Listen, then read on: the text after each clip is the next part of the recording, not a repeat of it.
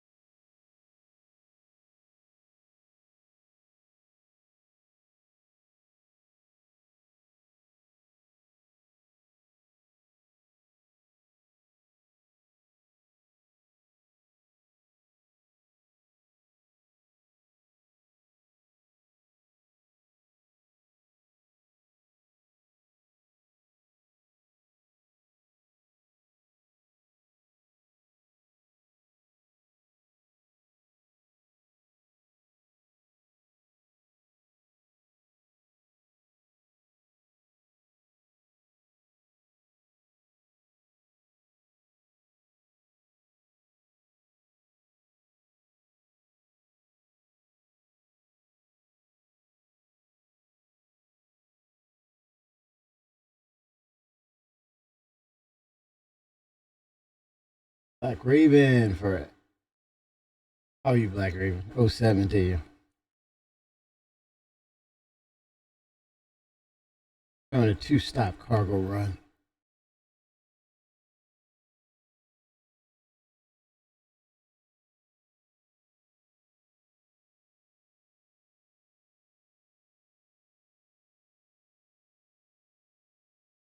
Making sure everything is nice, tight, and efficient.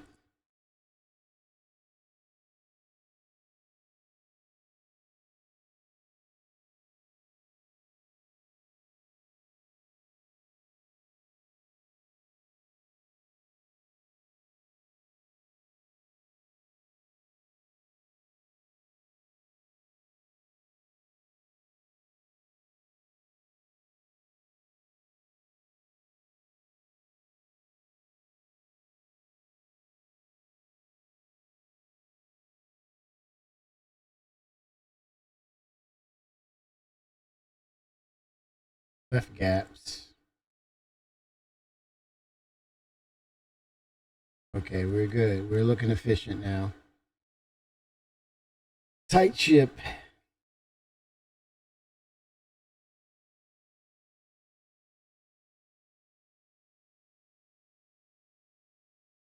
Oh, Seven Shimpasto, what is going on? Sunday fun day. Sunday fun day.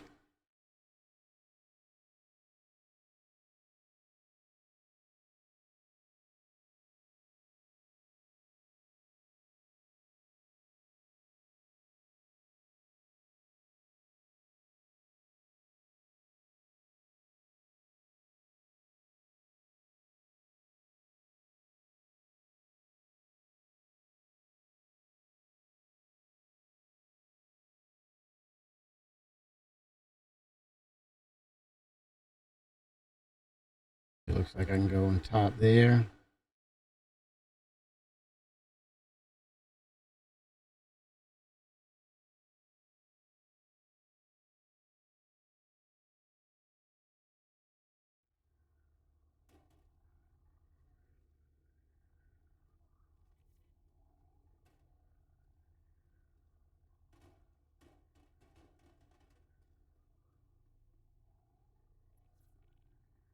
All right.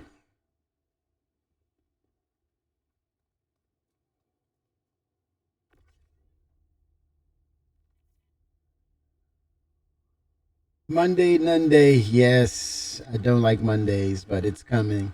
It's peering at us around the corner.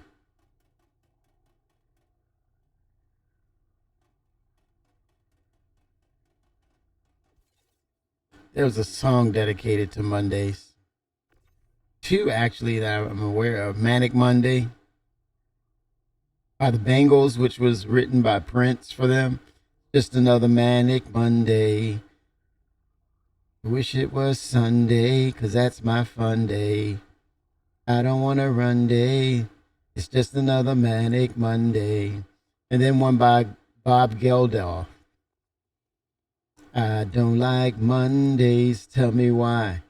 I don't like the Boomtown Rats. I don't like Mondays. From 1980, I believe.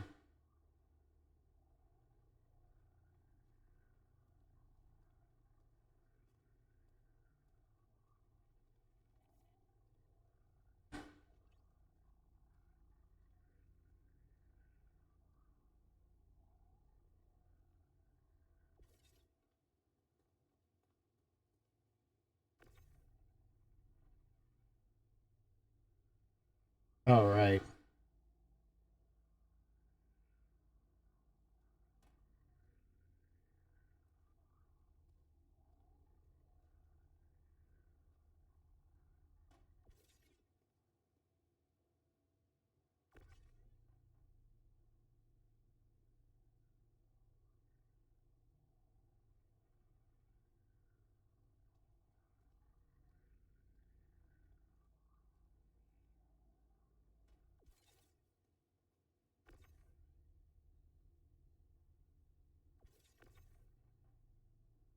Grinding away.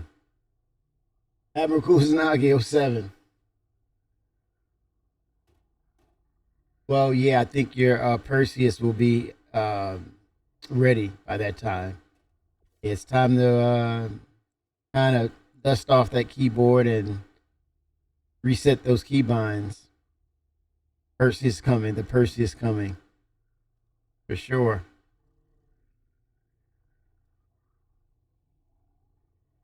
Can't say that I'm going to be really, really excited for it due to the fact that we're still waiting for the things to make it a actual capital ship function wise.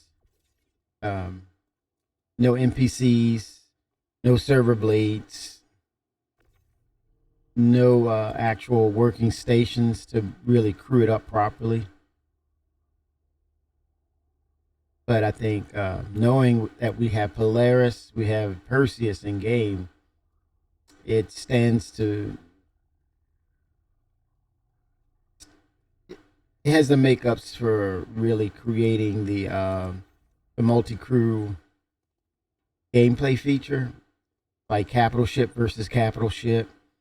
And I think those metrics would provide really good data for like the ships like the Idris and other ships that's coming online, the Kraken, Privateer, and future capital size ships.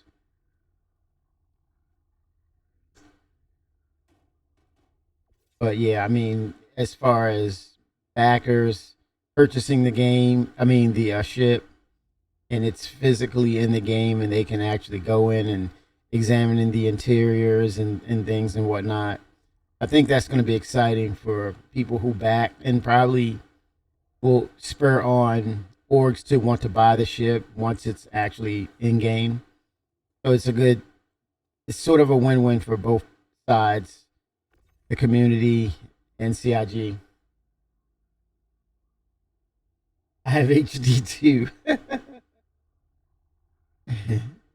You know that you know what I mean, the dust off that brain memory of the key bindings and what goes where and what controls what now. But yeah, I think it's for people who's been waiting for that ship. It's going to be a quite a relief for them knowing you're able to get into it, fly it, feel it out. But the same in the same sentence, yeah, it's a little disappointing knowing it doesn't have everything available to it as far as how you interact with the ship. But what an opportunity for CIG to kind of dial that in and introduce a versus type of deal in Arena Commander. It would probably summon on a all new resurgence and renaissance to the Arena Commander, knowing that you can crew up a Polaris and a Perseus and just go at it, or any other combination, Perseus versus said number of single piloted ships, or a Perseus and a Polaris taking on all comers. Uh, what a great opportunity for CIG, and I think it would serve. It would be great testing due to the fact that Arena Commander, it's not a lot of tech debt inside of Arena Commander when you compare it to what's in the verse. So you kind of get a good feel for how the ships would handle until they get a finalized version of that, of course. Yeah. But so it is. So it is. It's a thing. Yeah, I think it's on its way.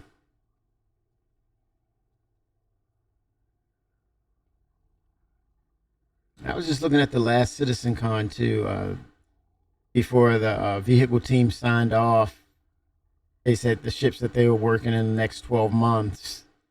And Perseus was there, the Ironclad was there, the Pioneer. That's another one too. What is that going to look like? And when? I mean, could they get it in the next CitizenCon? I don't know. It's another 2 months away, or 2 quarters. I'm sorry.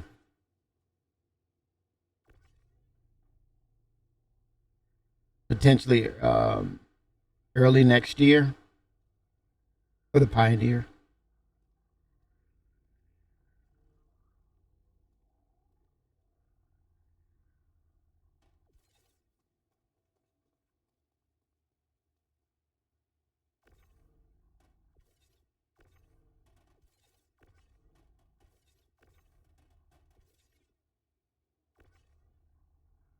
What if this goes 3 high? Holy crap, it does.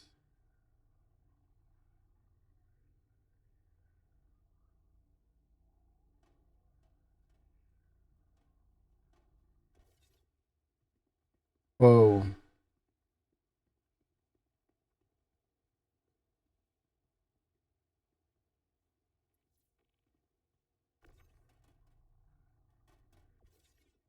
Hit 3 high.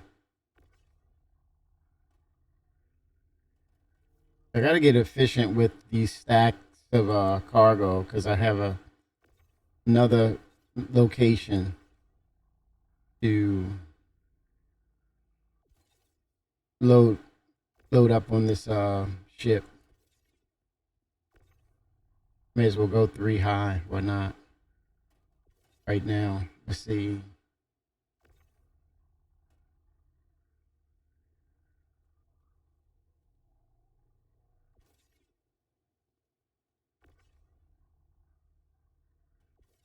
Is it 4 high now? Oh snap. Let's see. No, 3 is the max. Okay. Makes sense.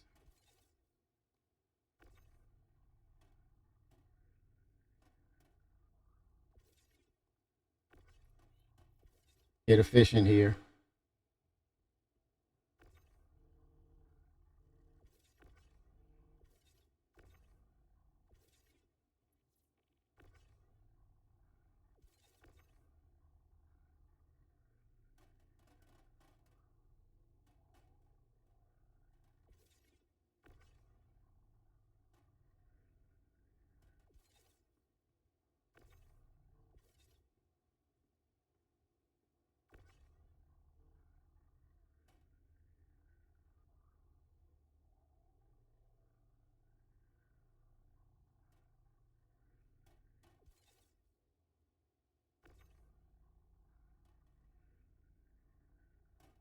All right, let's see.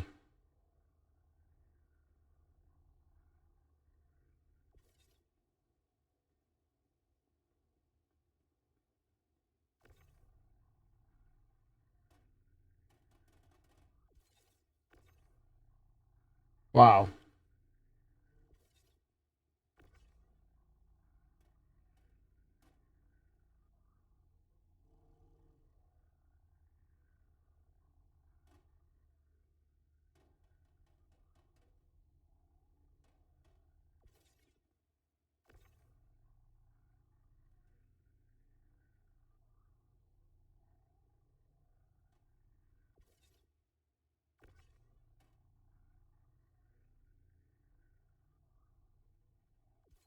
You gotta admit the cargo grid is a good thing for game. It's a great foundational piece. It's fun. It's virtual Legos, man. And I think this is a serious success for Star Citizen in regards to what we see with the cargo grid, how it works, and all they need to do is just, even though it's not really broken, just go in and just make sure it's super polished, because it truly works. Containers, yeah, exactly. I mean, yeah, we have a good foundation, Shimpasta, but definitely, whereas we can make improvements, proceed with that because it can only enhance the game and make it better. But this is a great foundational start. I would say this is what tier 0 should be looking like as a standard. This is your standard tier 0 right here.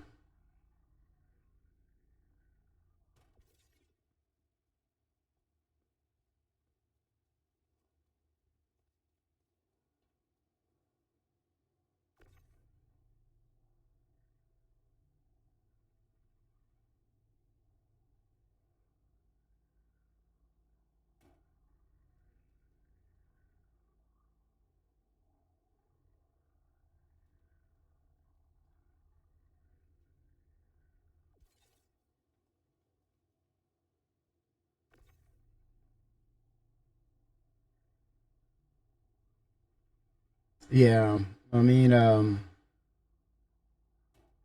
there's a piece I want to do with the flight model for sure. I want to add visuals to it to put it to make sure it's all together. So as I speak it, it makes sense. But for sure, I want to do a segment on that.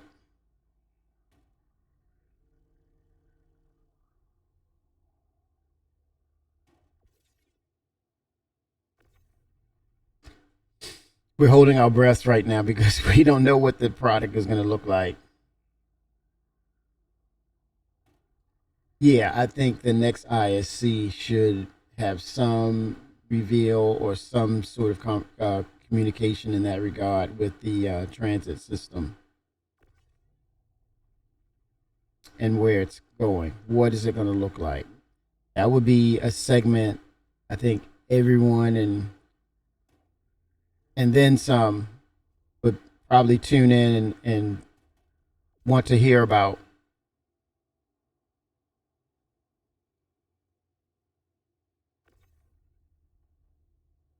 And I still think even with that system corrected, fixed, and whatnot, I think architecturally speaking, I want to see areas like don't require steps, don't require elevators, just doors to your maybe your hab or something like that, or to your hangar.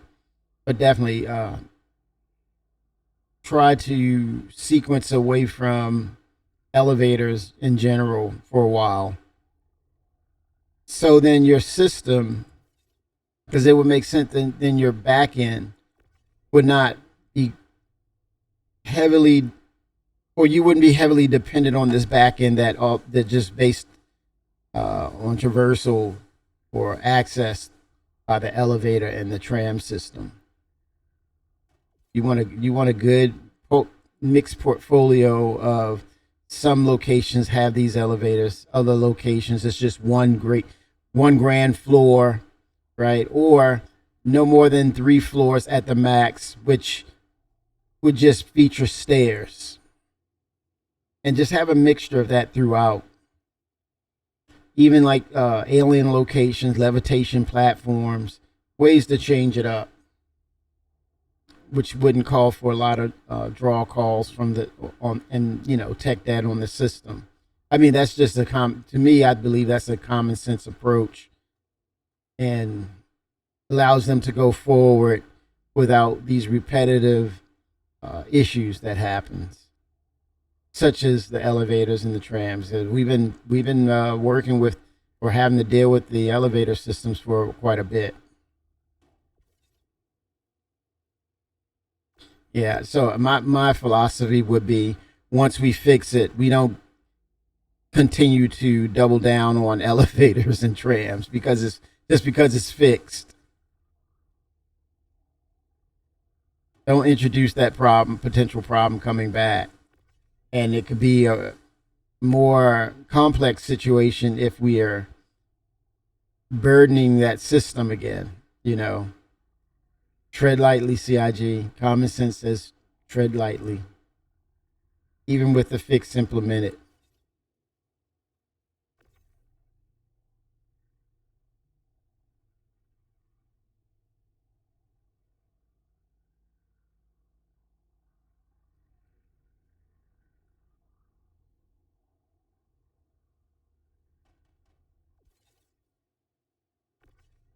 All right, like we're down to the last three, I believe,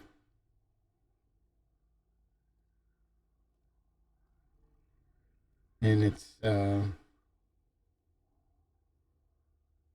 more stop, and then sell, sell, sell, sell.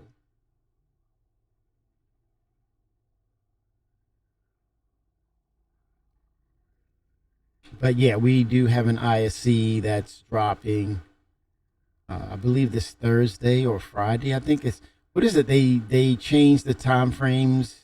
Or is it all Fridays now? I believe. I'm not sure.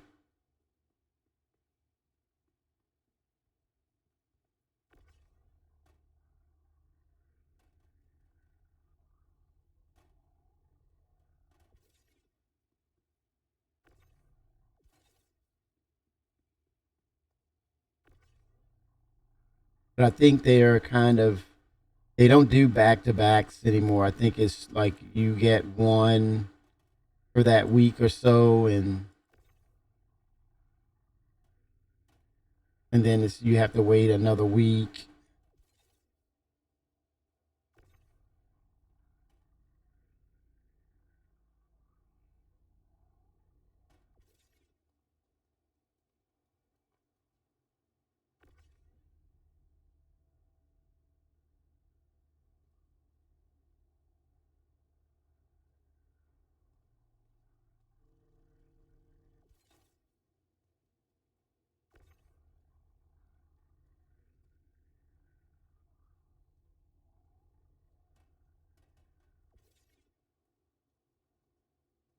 All right, into the cargo bay. Up it goes.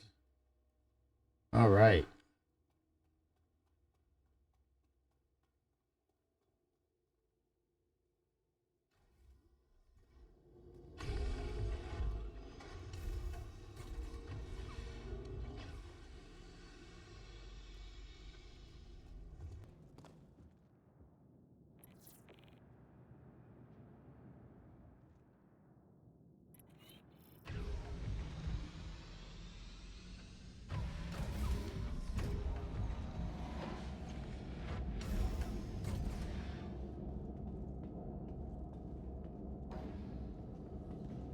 Nice.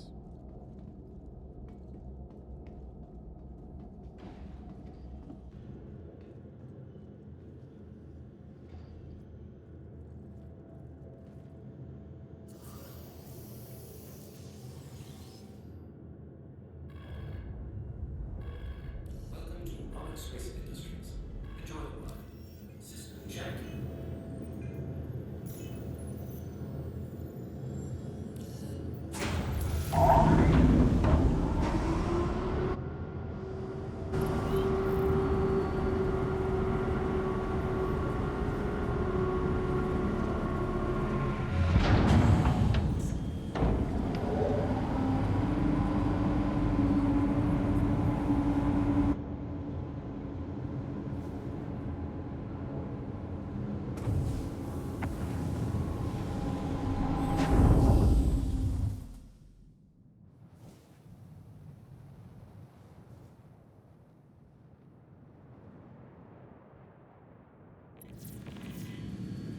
Shields on. All right. Take another stop here.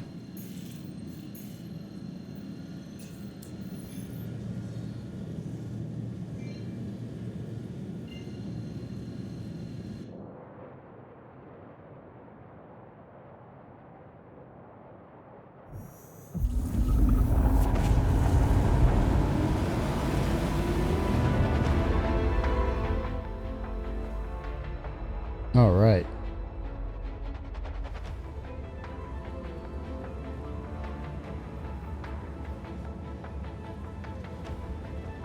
$62 gigameters out.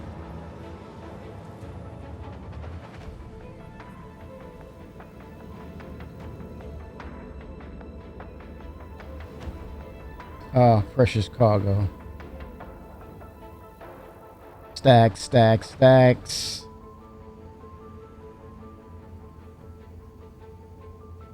Oh man, I may not be able. Let me see. I may be full. Let's see if I can get the rest of that in there. That one line there. So let's see.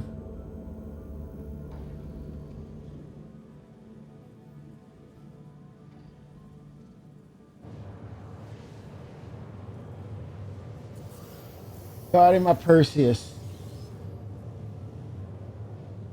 I think it would do pretty well. Oh 07 Vickers medium. I think it would do pretty well against the Polaris, as it seems to be heavily armored. The question comes down to how well are the AI turrets against those torps, which are standard. Plus, Leak says it has even more guns. Yeah, those are a lot of elements, a lot of moving parts. But I think that gives them an understanding with to work to better improve on torpedoes, missiles, turrets. This is a great opportunity for CIG to actually dial in things and probably place in line what these capital ships in general are capable of. So yeah, it's going to be a great learning curve, which I hope is going to be fun going forward. You know, in regards to adding the layers that's needed in order to make sure this works right, and that means having all the systems in, being able to crew these ships up properly.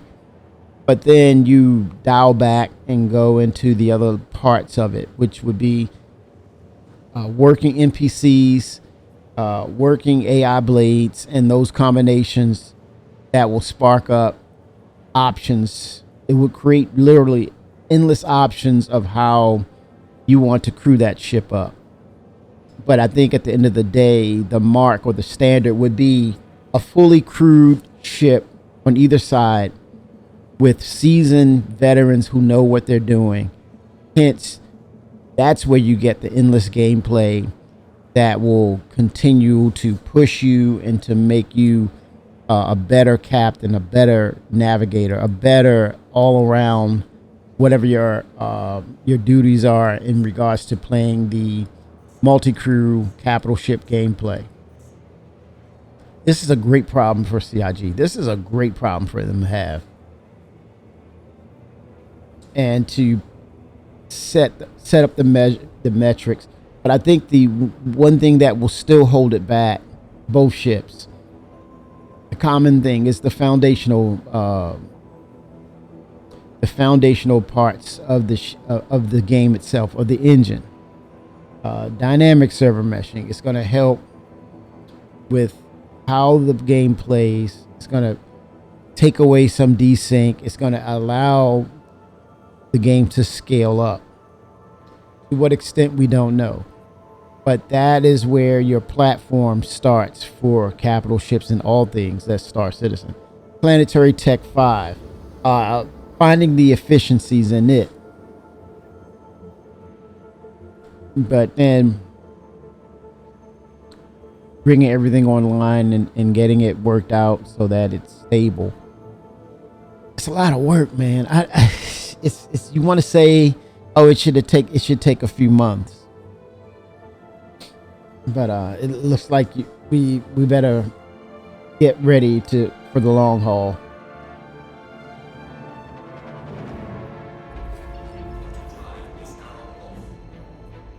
I think, we were talking about, the servers and paying for this, paying for that financials. I think they're fine financially.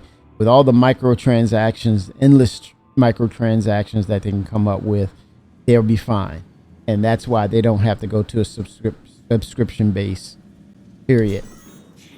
Like, for example, I want the Meridian paint of the Vulture. Who wouldn't? The Meridian versions of all ships. That's years of microtransactions right there. Yeah, they'll be fine. They don't have no worries in regards to financials. They closed the LA studio. They have government backing in the UK for gamers and gamers coming out of the university. They get discounts on that, subsidies on that. They're gonna be fine.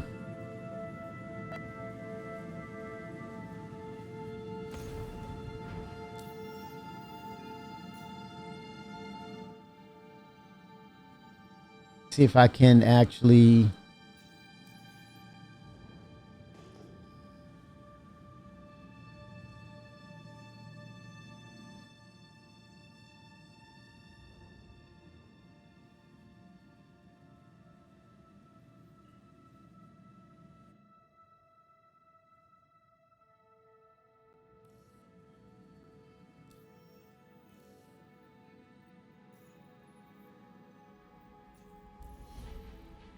okay, hangar request. Oh, it's over here. Yeah, ATC, the trams, having its own dedicated game servers. You know, this is another thing too. Calling air traffic control, getting landing privileges, takeoffs. What is that going to look like? How long is that going to take? What's the update? I don't know. How long has it been? 90 days? 3 months?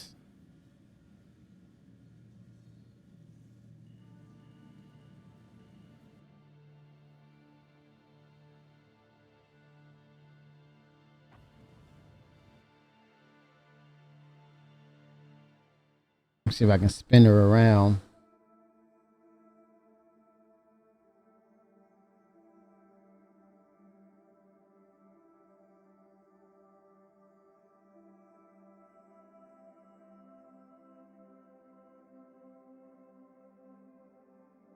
Freight elevator and freight elevator.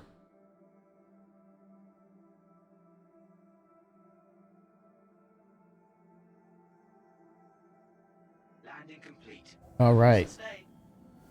Let's fuel up while we're here. 3.5 K in quantum.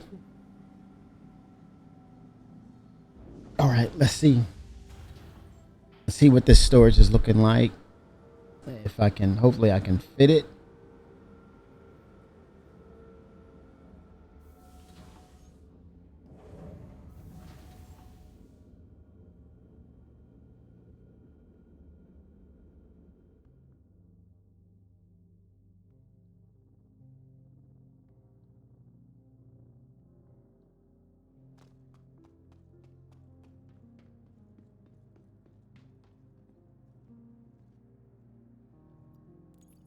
I'm sure I left some stash here.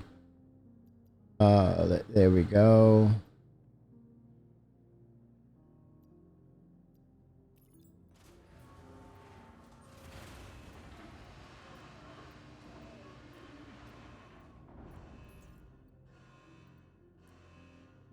All right. Ooh, we select all. Ain't no way in hell. I'll be able to move all of that. Let's see. Let's try. No way. Too much. We're talking about leaks here. No change to 2 times 210 S5 torpedoes. Damn. That's 20 S5 torpedoes, but 2 dual remotes go from 3 to 4. No obvious change to 2 dual S7 manned turrets. One of these will be similar to the Squadron 42 intro, so you can switch in between types. But leaks do show it getting a 4-time PDC, point of defense. Wow.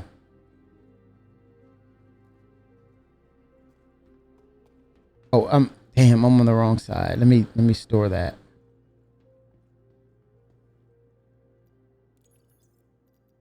Lower it.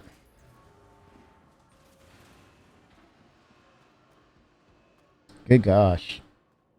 That's just blatantly nasty. Wow.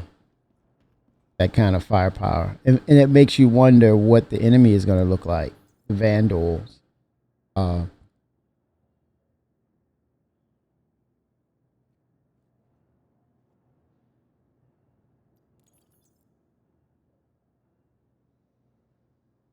A lot of mayhem with that, though. But I think this will make them think about Arena Commander for sure.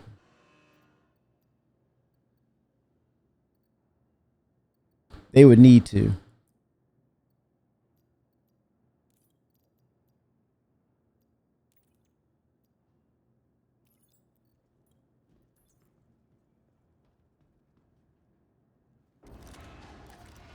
This is a great opportunity for CIG to really load up and actually have an all-time high of people playing an Arena Commander, and I think make it the staging point for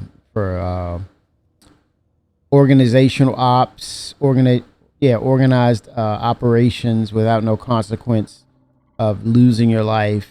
Eventually, it's going to have to mean something because of Death of the Spaceman will come, and I think a lot of backers will start to ask or request for some sort of simulator / practice zone in lieu of Death of the Spaceman being a thing.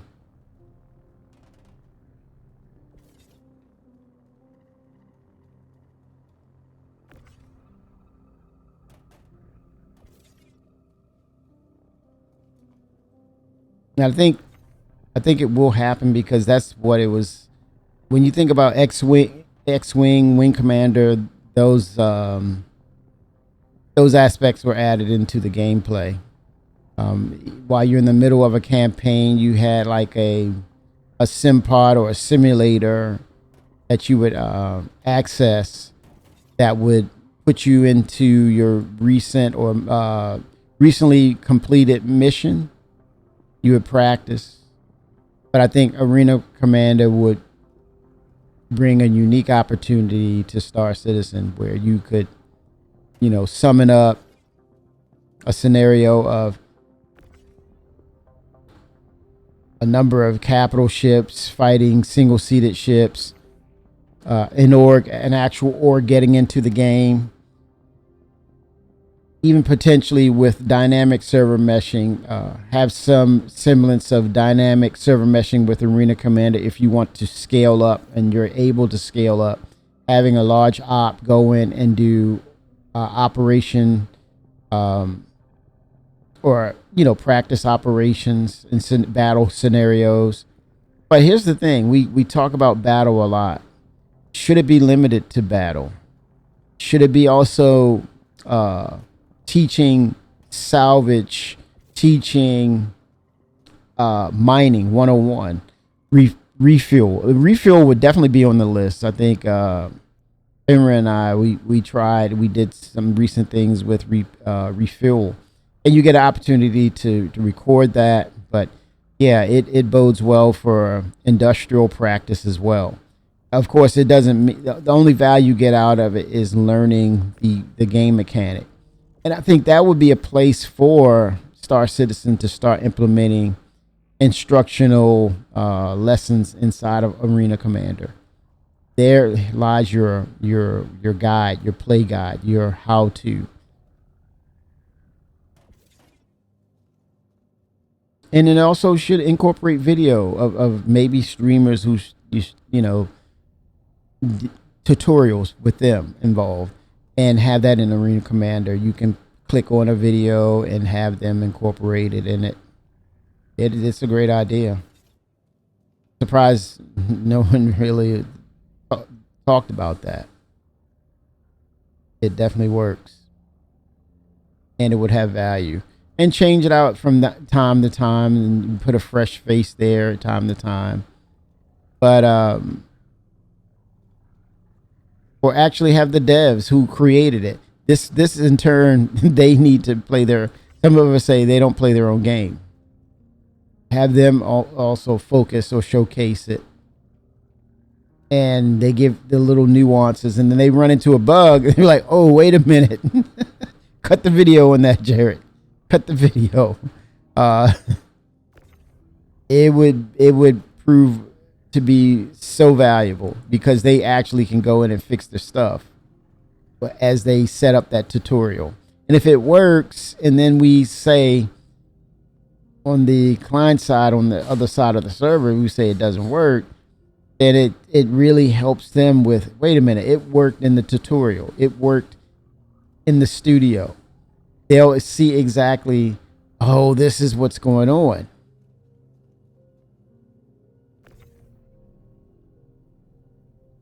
Even it meant like not particularly Jarrett, but the video team that does videos and make video content, it would be great for them. You can buy store alls to fill with the one. Ah, do you know you can buy store alls to fill with the one SCU? I did see that, but what's the cost? It's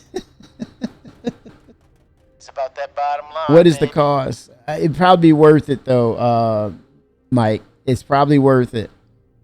But I think that's the part of it. I think when you talk about you're starting, you're a tier zero in that industrial loop. You know, this is what a starter ship does. So they would have to pay that extra cost. I agree with it, but I'll try it. Well, I'll try it on my next run and do that. A store tutorial. That funny, not funny, funny, but funny. Yes, they need that too. Cargo 101, a tutorial. Yep. But it just still shows you the granular aspect of this too. It's like, man, you're putting in a lot of work. Work smarter, not harder. Definitely, if it speaks to that, because I'm working hard, man. But I'll do that, Mike. I mean, well, hell, put it to you like this: just get a damn ironclad. But still, I see what you're saying. Even when you're like, let's say you're transferring from what was created from a starter ship via it being the like the Vulture or some other starter salvage ship, the Misfortune. Yeah, you should be able to go in and say, would you like to upsize, or maybe again, we're talking about improving the existing features again, as I said, an opportunity to revise and improve upon. There should be at the kiosk, hey, you have this set. Do you need to reduce number of, or let's say you have the SC units, and you should see those options on screen, and then the cost would be there, and you say, hey, let's do it. Let's make it happen, Captain. And that's it. It's us, each one teach one. We don't know all these things, and it's great that the community is a part of that process. But yeah, I think it shows that CIG can improve on existing systems, and that's a prime example right there. In the kiosk system, if you have said number, do you want to reduce them by a factor of, right, or options of replace with this SCU unit, this number, and you might say, I can't go with the big 32s. Let's go with the 8s because this is the ship I'm rolling with, or I got an ironclad. Let's go with the big 32s, but then that's metrics of, it needs to know what you're storing it, what ship you're doing the storage with.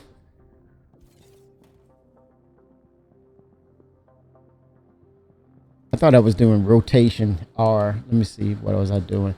Did it cancel out? Yep. It does not let me rotate. It cancels for some reason. The usage of the tractor beam.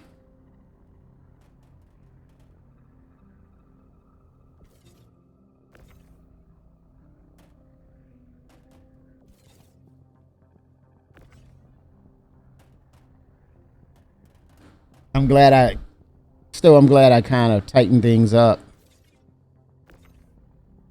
So I may have a chance of getting all of these on here.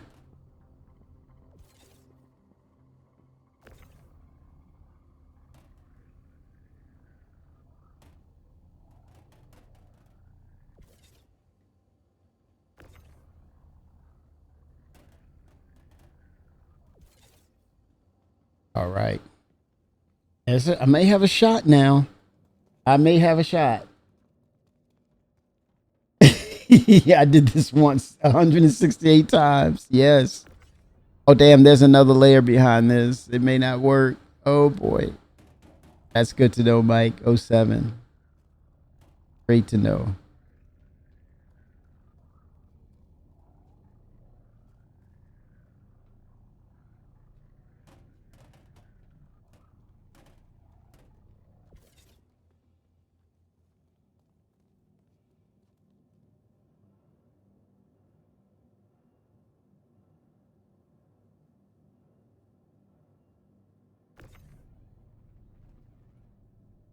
Oh, wow, looks like someone has been putting in some work. Yes, sir. It's about that bottom line, baby.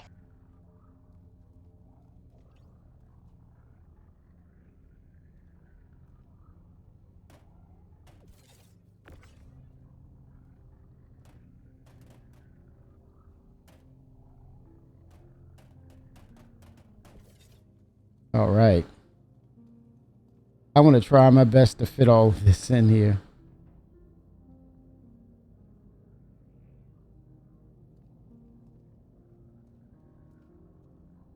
Fitting it in.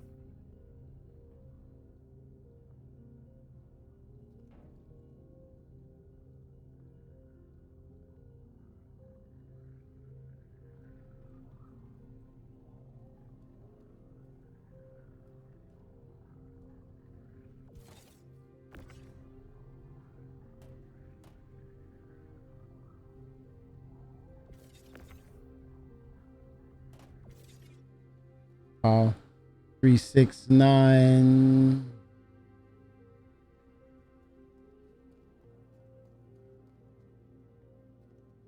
I think it will fit. Calling for 10. I think I have 10 in there.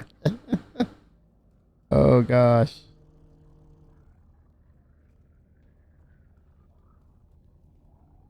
Race of Phoenix 07.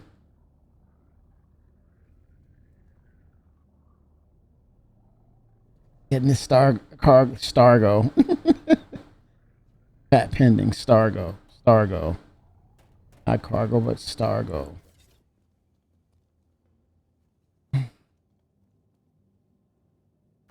Man, how cool would that be? It's a cargo running company. Stargo.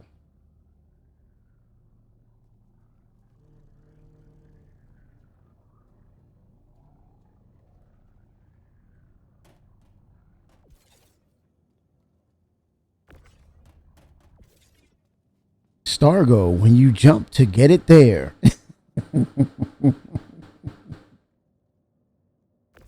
The only way to go for cargo. Stargo. We'll jump it in a minute. Why are these boxes so small? Can't you call them out bigger, or does the mission demand that size? Were you not reading chat, man?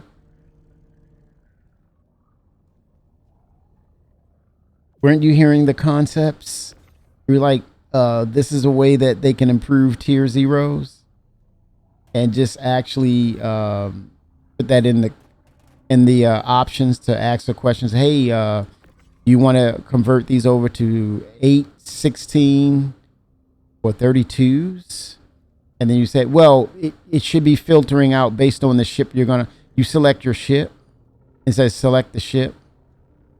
And then it will give you the filters of, okay, from 8, here's 8 and 16. You cannot fit 32s and maybe a Mercury Star Runner. Let's say you have a whole miss D, E, or C all day long. Make your options. I want to see that in tier 2 of the cargo kiosk. I think they'll be ready for that. I think that's another iteration that would make sense, especially for time management and things of that nature. I think CIG can do it, and they should. I'm making a second run, Phoenix.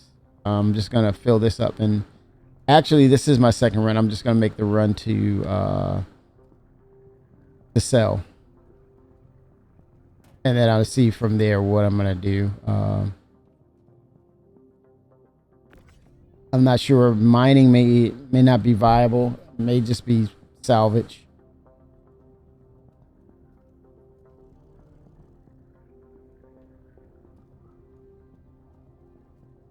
Okay, I'll try to rotate this a little bit. Okay, it allowed me to momentarily rotate.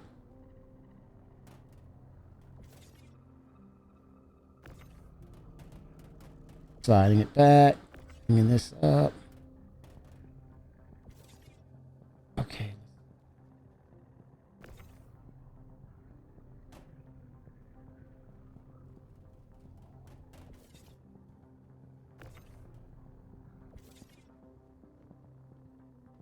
From here.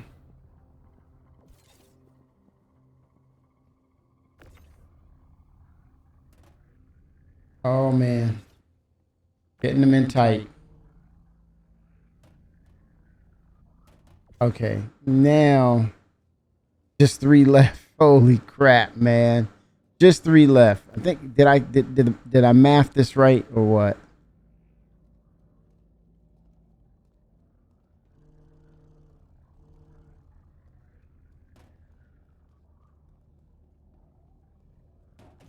Full constellation. Whoa.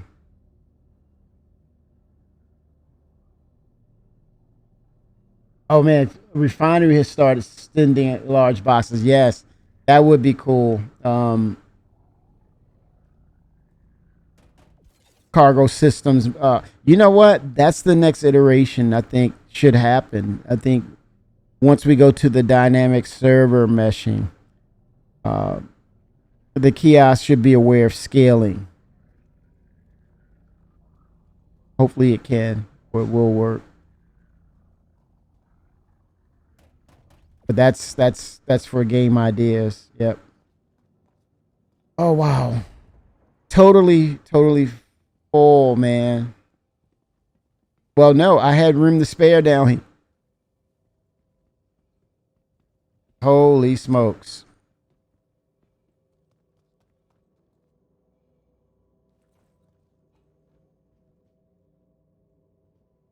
Oh man. Yeah, I think they're always going to work on improving what the existing systems are, as long as they're not broken or cause it to break, and make those marked improvements in game. I think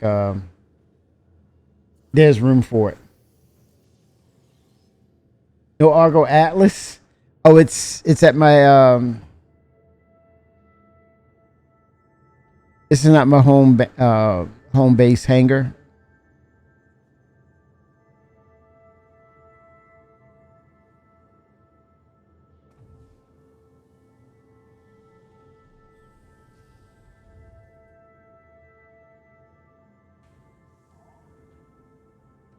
Okay, let's see here.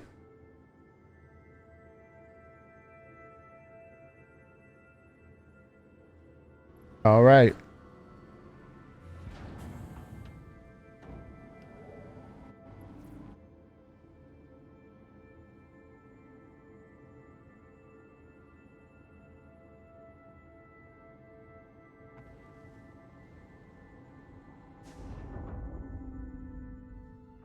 All right, let's see here.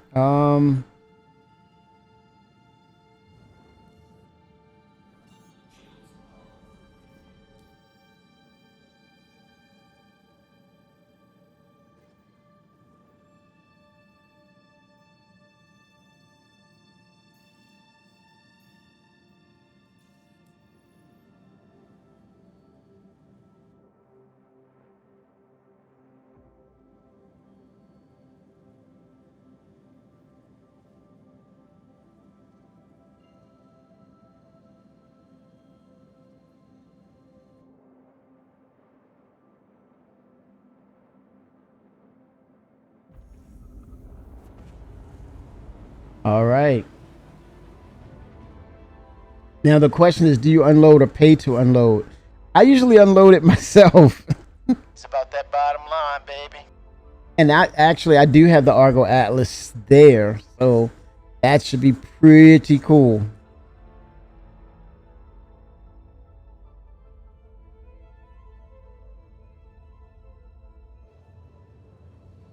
All right. No fuel bug. That's good to see. And then it looks like the MFD kind of cleaned up a little bit right here. It was once probably look. It was in a bad way, but it looks like it's okay for now. Oh, it's over here. It's at the top now. It's flashing on the top.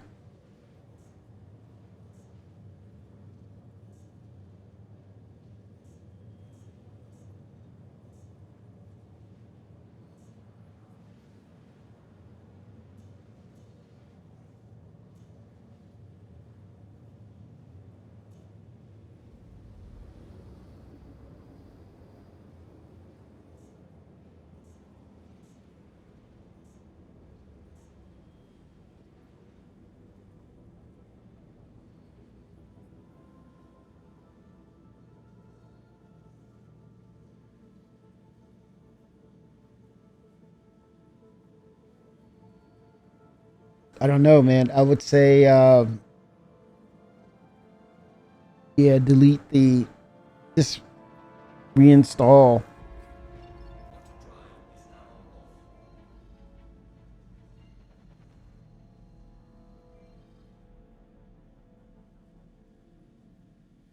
Okay, let's see. There we go. R Corp is there.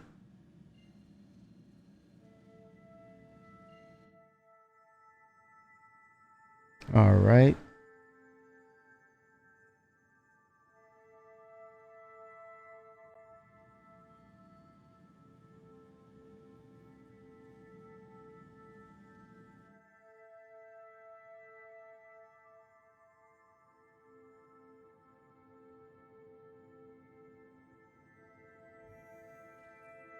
All right.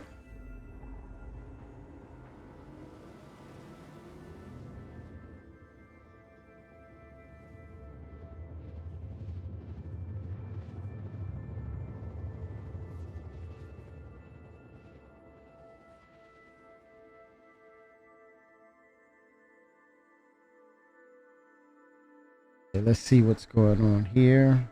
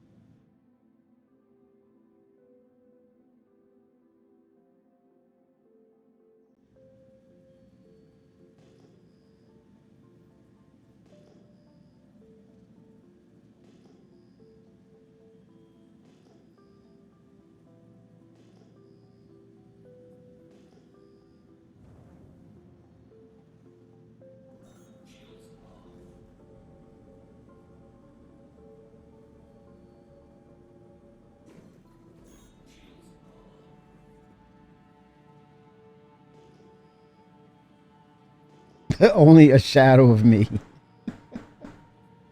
Uh, Coffee Gaming. Hello, '07, sir. How are you, Coffee?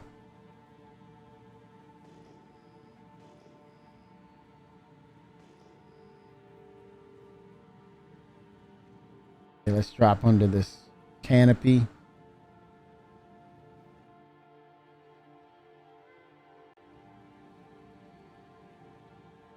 A lot of tech that in that cloud formation.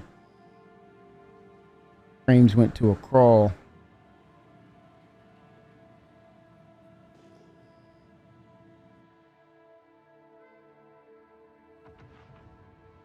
Okay. Yeah, frames have tanked in this cloud tech.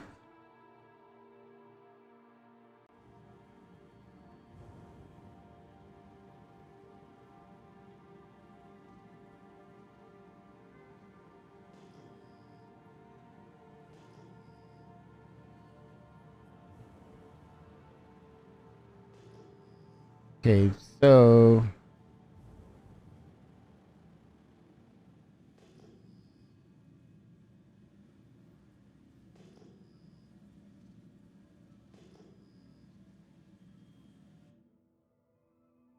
okay, now the cloud tech. I'm clear of the cloud tech. Frames are coming back.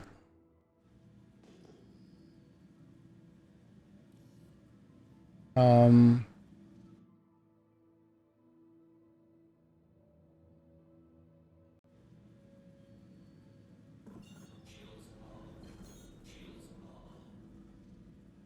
okay, let's call ATC.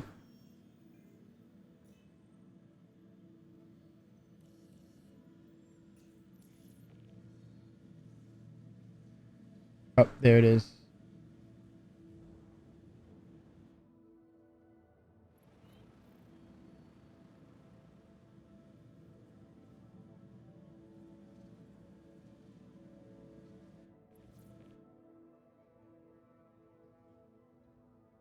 Okay, and stabilizing.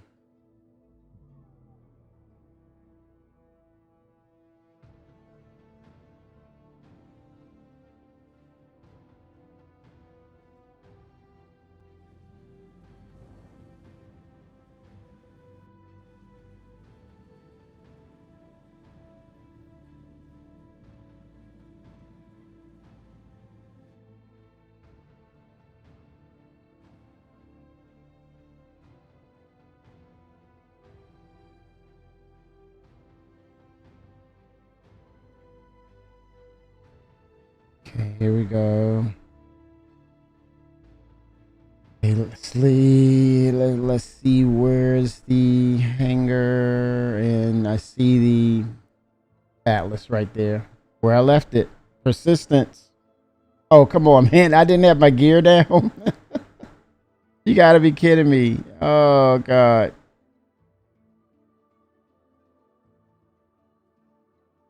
Oh boy. Let me angle it. Oh my gosh. Gotta buff that out. Oh gosh. Okay. No damage. Okay. Now let's see what the Atlas does. I have the Atlas to help speed up the process.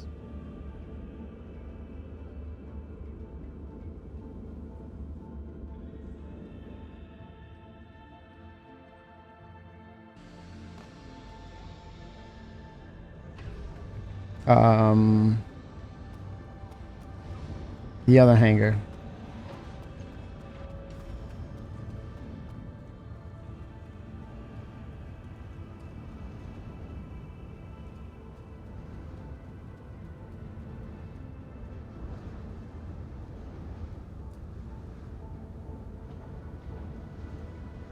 There we go. And going to grab the. Wait a minute. Is this the Atlas Geo? I don't think. Rots 07. How are you, sir? This is the Geo, I believe.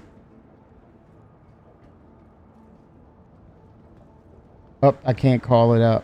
I think I left the Geo here. Let's see. Or is this the. No, this is the Geo, man. Ah. Yep. I left it. I left the wrong one out. But wait a minute. But wait, there's more. We also have another hangar, freight elevator, just for that alone. No, it's not on the freight elevator. It's, damn it, I can't call it up.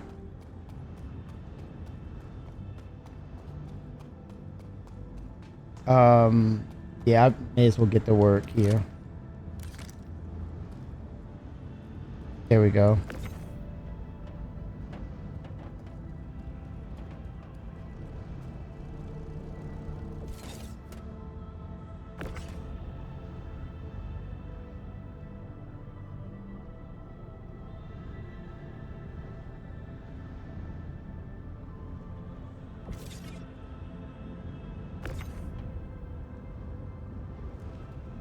All right, here we go.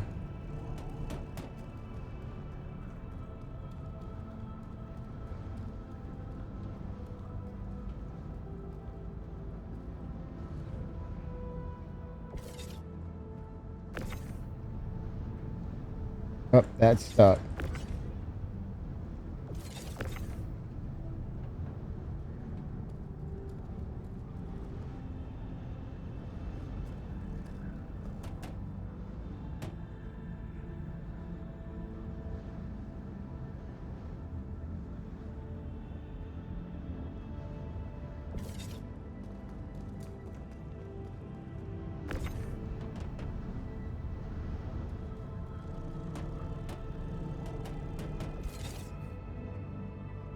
I guess the strategy is just get it on the floor quick.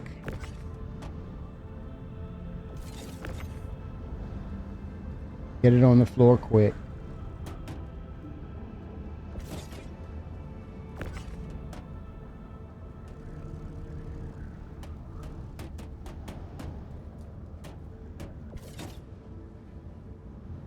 Why am I crouching? I don't know.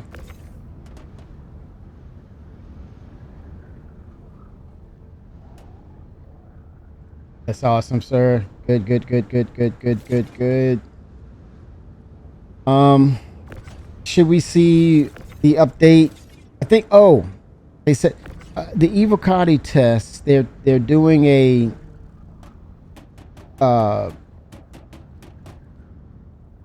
a school or a guide, like flight school, and it's more. It's not so much of you turn this on, you see this. If you do this, it will do that. It's more of they're sending bogeys at you. It's a mixed bag. You might get a Mustang come after you, and then it's a wave of like a Mustang, an Arrow, and then they'll ramp it up a little bit, like send 2 or 3 ships. The good thing is it persists because I used a Vandal, Warden, or some of that nature, or Harbinger, and it was all ballistics, and I ran out of everything, and literally I went quantum to a space station, came back, and it did not reset. It kept my place where I was in the mission. I think one of the visuals, the new visuals, I don't know if you've seen this or if this is new, or I believe it's the first time I've seen it. I was engaging a Terrapin. I actually destroyed the ship. It wasn't a soft death at first. What I noticed that was different for me was that it was on fire. Literally, the entire ship was burning up. It was a Kindle box. It was burning up, and it was for a few seconds, and then then the flames just exhausted themselves, and then it was just like a husk or a hull with the framework and everything. The skin was burnt off. It was just as if you were using salvage and you're hull scraping. There was no surface. Yeah, the forklifts, I think, where it can actually grab a stack. That would be cool to actually grab a stack based on the length and the width of the platform. It can grab all of it at once. Maybe 2 or 3 levels high, maybe 2 apart, 2 wide, 2 containers wide. That would be nice. But then would that kind of devalue the Atlas? But if you sold it as an actual piece like the Atlas, I think that's an opportunity for CIG. Again, the microtransactions keep everything going, allows them to not have a subscription, monthly subscription to the game. There's always going to be microtransactions. That's not going to go away. And it's not a thing of you have to purchase it. That's the beauty of it. But if you see something of value, whether it's a livery, paint job, or a small item that enhances your gameplay experience, such as what you mentioned, Rox, then yeah, it's a way to support the game. And of course, it'll be treated as LTI.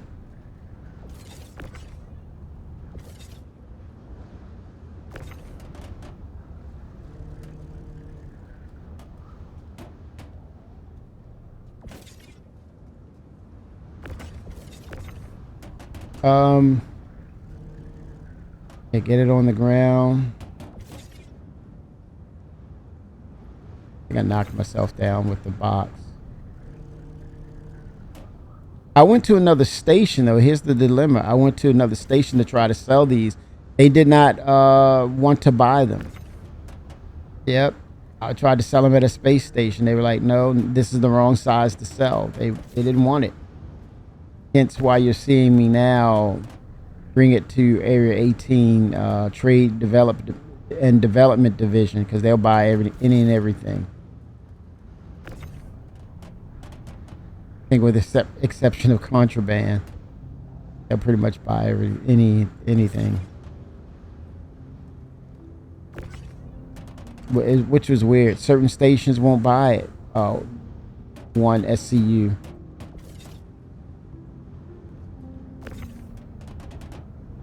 Now, if that kiosk or that user interface can tell you that, then they can factor and filter out, hey, do you want to upsize these containers or this number of containers based on this amount you have to a 8, 16, or 32, right? And what I think one of the criterias are, you have to actually do a pull down on your ship, so it will see that ship and they'll know how much space. Let's say you did buy. Well, no, you don't have to do that. Trial and error. If you know you shouldn't be putting 32 SCU in a Mercury Star Runner, then don't. And if you try it, and then maybe there's a thing on the screen where you can reverse or actually go to a smaller size with your S. It should always give you the options to upsize or downsize. Now that I'm thinking of it, that would future-proof it. It would also help in case someone does not know the size capacity or what they should have for a certain said ship, right? Because I tried that with a Mercury Star Runner, and I think I could only squeeze 1 or 2 in barely. And then it was like, nope, not the rest. You cannot do that.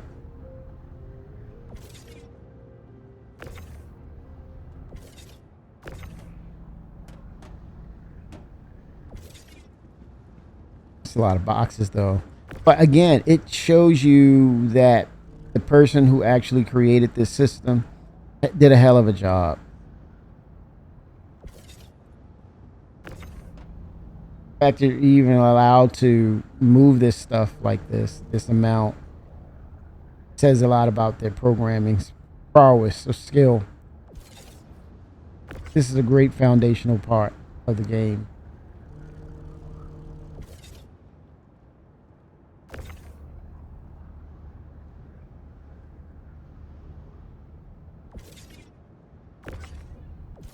But yeah, I would love to hear, well, we're going to get an ISC this Thursday. I would love to hear the updates on dynamic server meshing. Where is that exactly? I think we're going to hear a preview of some things to come in next couple of days regards to Inside Star Citizen. I'm fearful that it's not going to be a robust one where it's a feature-laden ISC. To me, I'm afraid it's going to be more of a, this is a current update. We're talking about events, the gameplay event stuff, not the structural changes or major things that are coming. I don't feel that, and I just hope I'm wrong, because I want to see some major updates on the way. Like, we talked about the elevators, the tram system, dynamic server meshing. Be nice if we did get an update on that stuff. But we're moving into second quarter, where that is another quarter of, okay, will we get a milestone feature talked about, or expectation of, hey, it's coming soon? Don't know. But it would be lovely. I think we're due, what's this, April?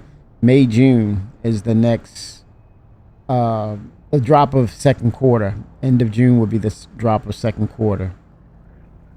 And then at some point, knowing we're going virtual, would start CitizenCon. June, July, August, September, October, November, December. It's just 2 quarters left, man. And we're sitting here months away from the next CitizenCon. Isn't that crazy? How things are moving faster and faster ahead. Man, it would be incredible if we did get Castra this year. Oh, why not? Now that we have server meshing, why not?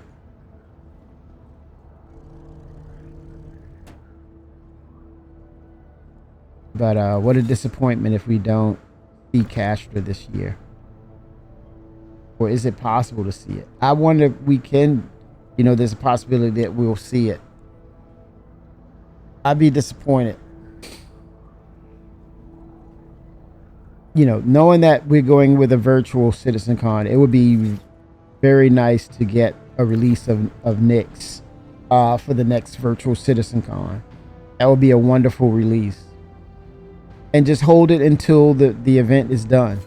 And it may be, I don't think it may be 1 or 2 days. I'm not sure. Does chat know? Will it go back to 2 days? I think it's shortened, so it will be a 1-day event. Or a shortened 2-day event. I don't know. But it's got to have some substance involved.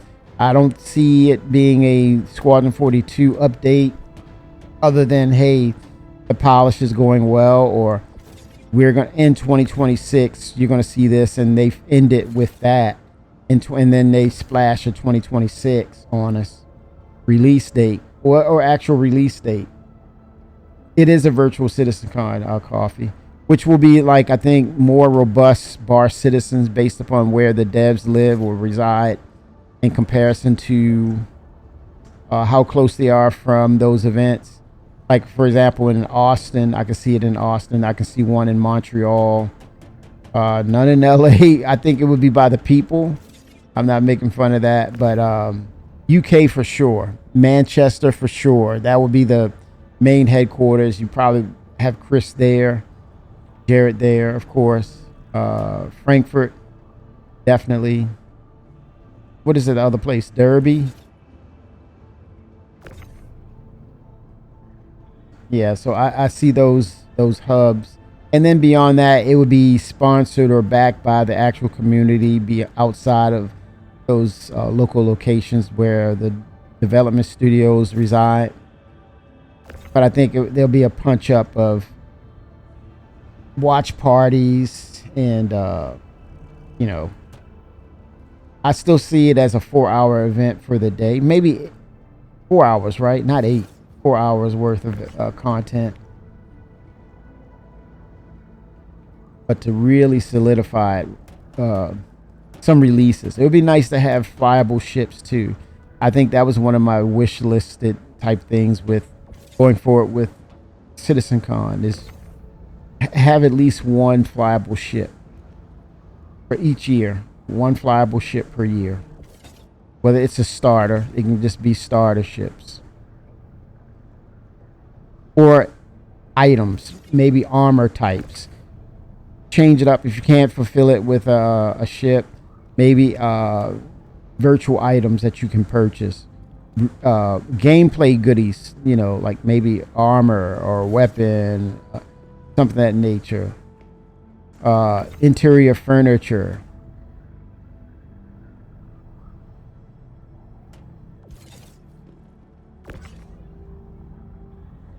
Something valuable that's going to enhance your gameplay.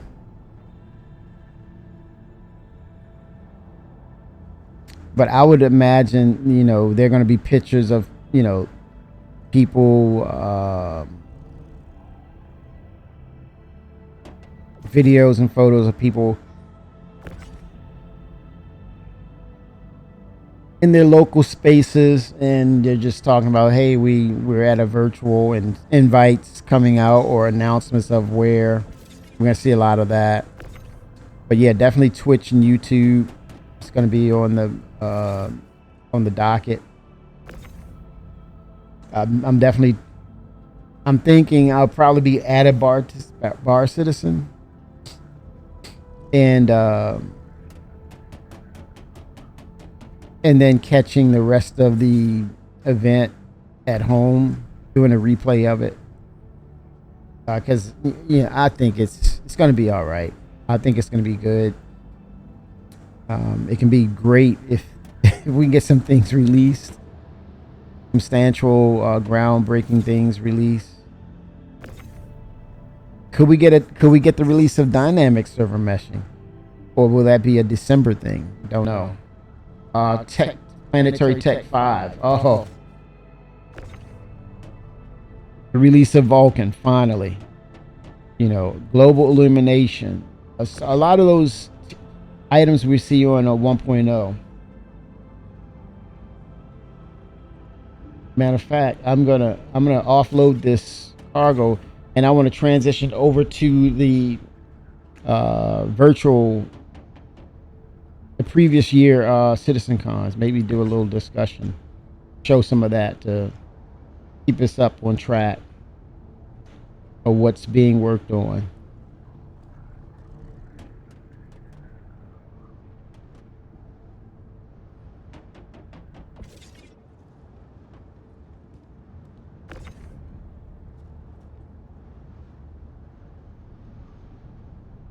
I know it's not rocks. You have to literally go to Pyro to mine. Yeah, it's they are aware of it. It's some issues with the streaming end of the minerals, rocks, minables. Um, so don't know if there's going to be a fix. I didn't see any notes. Well, let me see. Let me go back. I take that back.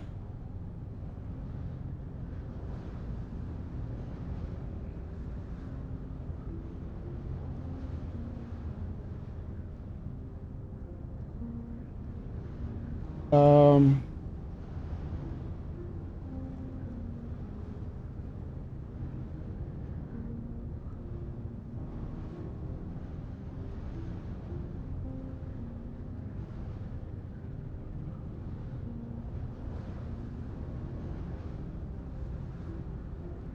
let's see.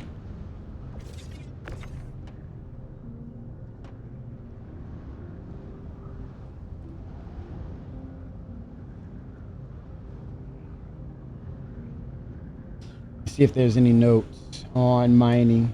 Late current notes.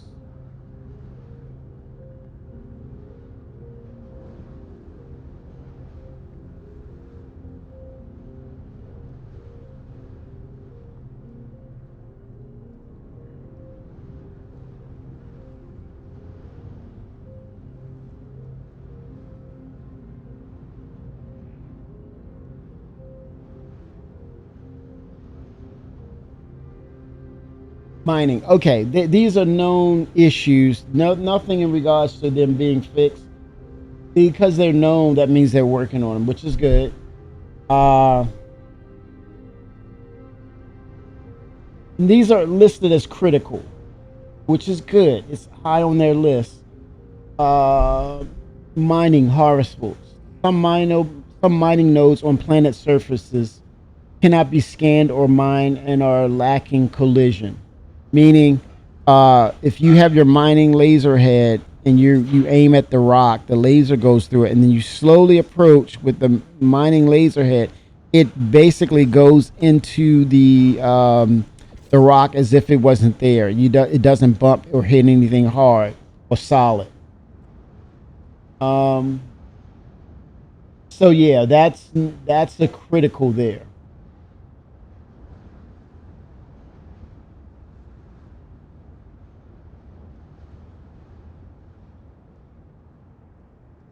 Yeah. Oh, say okay. So it's not pilot training. It's more of the combat pilot training. They're just getting you acclimated to. Okay, you're flying your ship. This is the enemy. How do you defeat them? Do it your way. No instructions on the mechanics or the physics or anything of that nature. Just get in there and fight. And I think it's more of seeing if they can make something fun for the beginners, and then it scales up to make it challenging for your seasoned vets.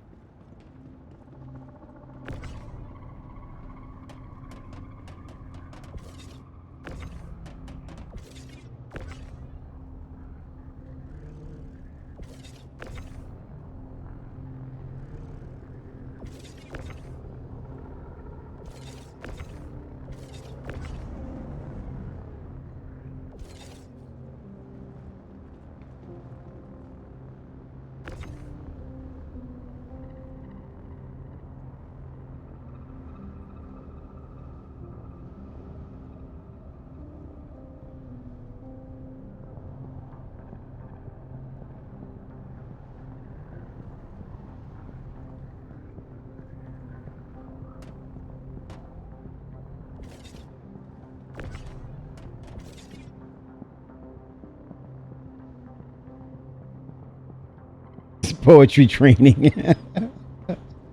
Yeah, I think I don't know what's in regard to that training, Shimpasa. It's kind of like it's nothing different from Arena Commander, except there's a narration. You have someone in your ear guiding you and telling you go to these waypoints and such. I can see down the line that they're using this and building upon it.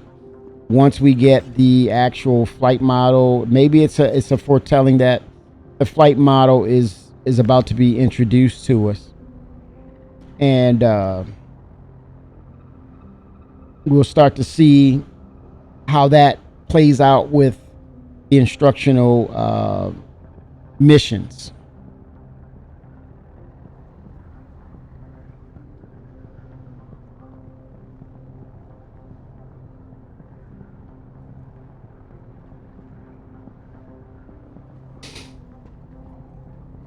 But yeah, one of the visuals, I think they're gonna fire is coming sooner than we think. Because I literally hit a terrapin, it exploded, and the aftermath was it was consumed in fire.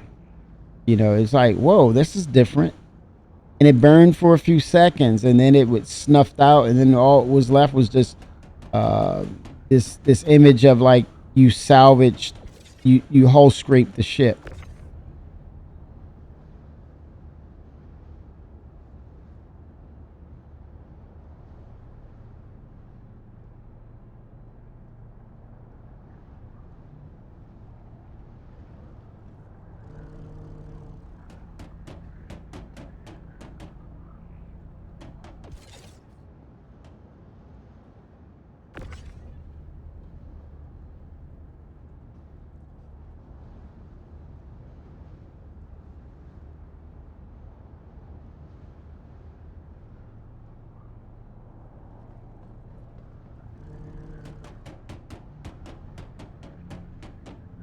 You're almost done.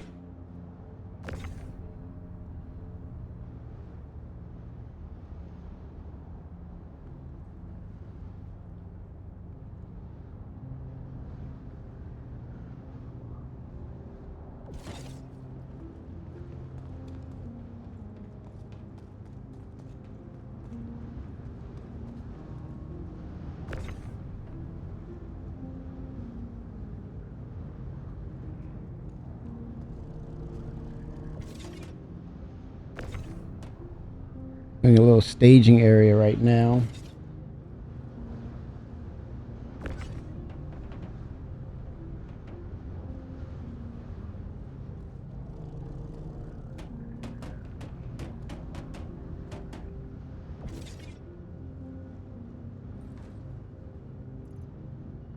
All right. When you're thirsty and you feel as though you need a lift, try Lux and you'll be fine in a spiff. Lux brought to you by Star Engine.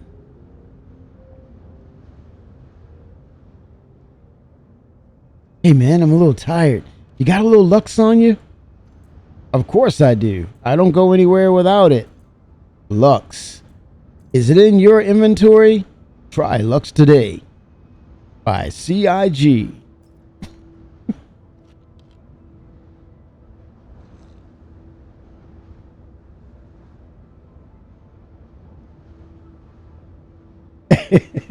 I burned them forever. I killed bounties in space with no oxygen. Said they were bodies, but I couldn't get them. Again, medical, CIG, please bring in organ harvesting. If you're gonna bring in a feature that is foundational, that is actually you're beginning to foretell that there will be death of the spacemen. Yeah, harvesting hearts, harvesting livers, kidneys, lungs, things of that nature.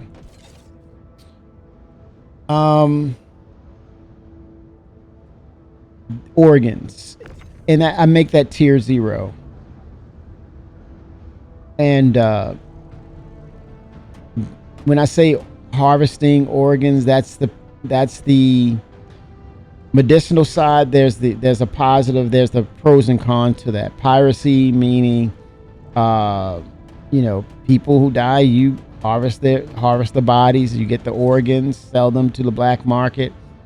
um Lawful citizens, um you're not the aggressor. There's casualties. You harvest those bodies, maybe put them into a synthesizer, and then it extracts. It literally culls the body, and it leaves just those vital organs, and you have maybe cold storage placed in them. And what you do is sell them to maybe an Area 18, or eventually, what is that ship that it's going to be the last ship that's ever made, the Endeavor? Sell them to the Endeavor. He does go dark right now. Medical is dark. Harvesting, putting things on a cold chill, or having that body has a timer automatically. If you're going to store it on your ship, it has a timer. And so you may have 20 minutes before it's not a viable candidate to be harvested. So you got to rush it out. Or maybe there's modules coming where you can kind of remove those organs and put them in a cold storage SC unit box. Have them ready on board. You know.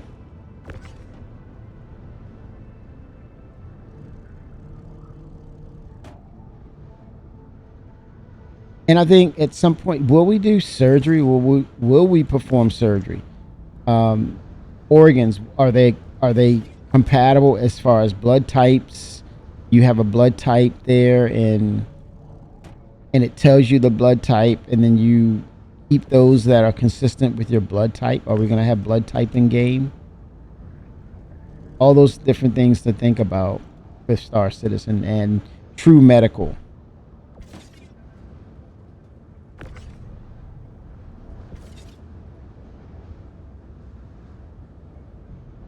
This way you can, they say, oh, what about the harvesting? Well, you're talking about the death of the spaceman. This is a way to mitigate death of the spaceman, right? Or so many times you can be quantum simulated. This is a way to mitigate it, right? Same thing with like insurance premiums and things of that nature.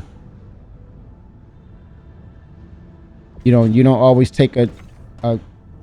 have problems with your ship, and you're always getting a payout by your premium is going to go higher, or whatever the case, or you're on standard insurance, it goes higher, penalties and things of that nature, or they end up dropping you for risky behavior. Same thing with medical organs, and harvesting the organs can help in that response.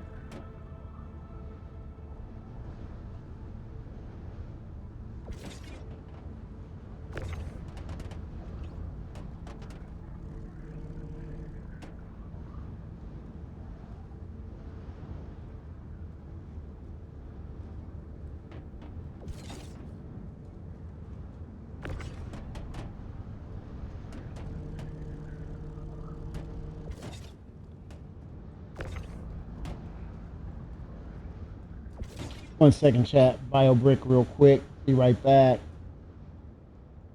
Finish out these boxes.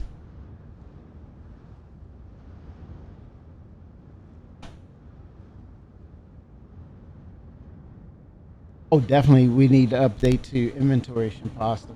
Sure. No doubt about that. It's got to be able to scale and filter.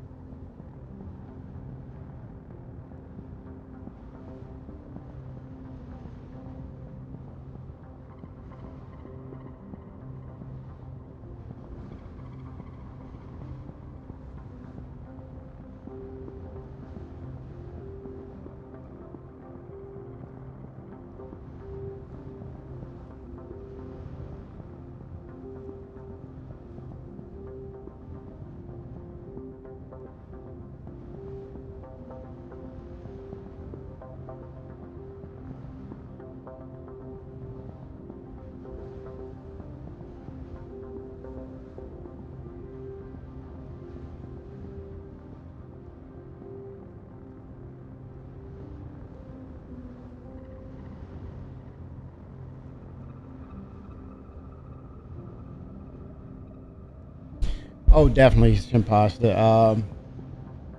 We have to. Well, when meaning the community as well as CIG, whenever we see an inkling of particular bug trying to make a comeback, it should be an immediate.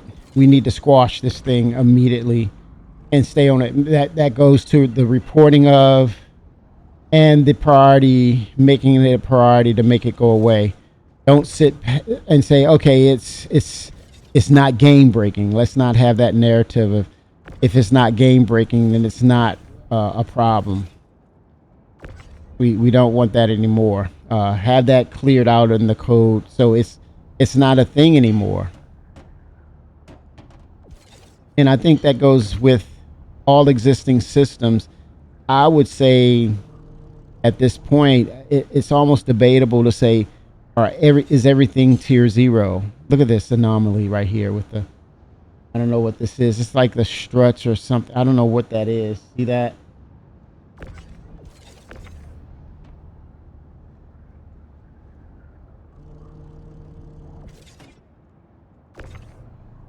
Again, you say, oh, it's not game breaking, but it needs to be looked at. It needs to be fixed.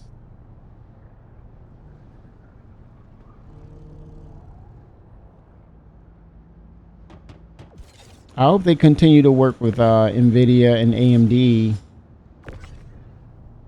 but Vulkan can't come soon enough. They've been working on it for quite a while, man. I'm like, what's the problem? It makes me want to say, what's the problem with it? It doesn't seem like normal process, right? It seems like they're trying to fix it. It's not there. They're trying to figure. It feels like they're trying more so. They're trying to figure it out as opposed to having a direction of where it needs to be. And I'll say at this point, if you are able to work more with NVIDIA and AMD to see if that gives you any leeway, so be it.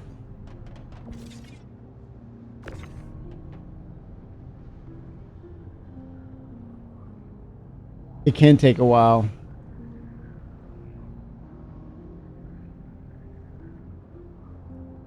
You seem that they're doing okay with it. Okay. Yeah, it's just, to me, it just seems like it's just been on our things to get at some point for quite a while. So, but the thing is, we don't hear any updates. I think that's what it is, Imposter. That's the main thing.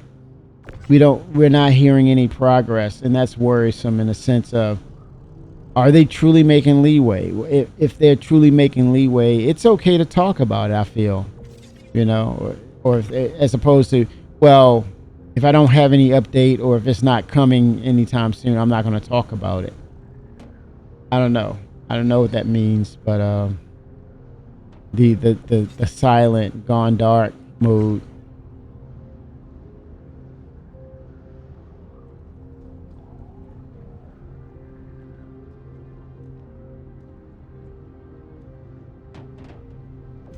As opposed to, well, I'm only going to talk about what's new that's coming down the pipeline. I don't want to talk about what I'm working on. It's because I'm not finished. I'm not going to say anything. I don't need to say anything. Well, it's a major feature.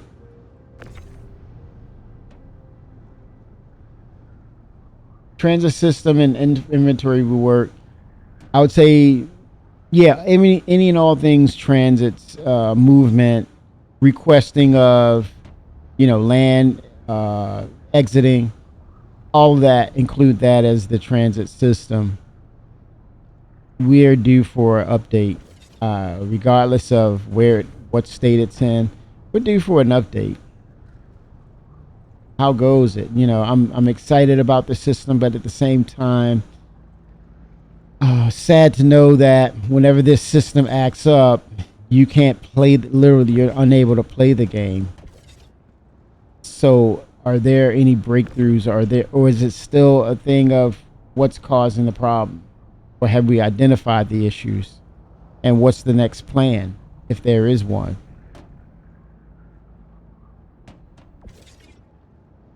We don't know. We don't know. We're not going to hear anything, or we're not hearing anything, and it's been a while. I think it's been a while. What's the average time should it be finished? I don't think there's a such thing, right? What if it takes 2 years to actually finish? Oh my gosh, that's brutal. I know, right? So that's like, get that out of your mind type deal. Don't even think about it. Don't even think like that, man. That's the thing. I think that's the thing we want to quell, or kind of get out of the way and say, hey, we're closer than we think, everyone. It's going to be here sooner. I could deal with that. It's going to be here sooner than later, but still there's more work to be done. But we've identified this. Well, the progress goes well. We're going to use this method. Keeping within NDA, we're going with a method. So in order to allow us to scale, we should be able to call up thousands, and with this you'll have some pathfinding that's set in place. So you're called to loiter around the station numerous times, or a number no more than 3 times, and then your docking access opens, and then you're able to land. Something of that nature. Like mechanics, what is that going to look like? I think I'm over I'm going to save it as a sweet surprise for you. I don't want to be surprised anymore. I just want progress to come, because I'm going to play it anyway. Some things you don't need surprises of. I want to be surprised with Squadron 42 only. To some extent, want to be surprised with new ships, but mechanics that's already existing don't surprise me of what should have been working, and now you want to turn it into a surprise. No, give me progress updates, because it's an existing system, and it's essential, and it's to say, yeah, I'd rather you go to locations that have no more than 3 floors, and at best you're going to be using stairs. Change it up. Change the architectural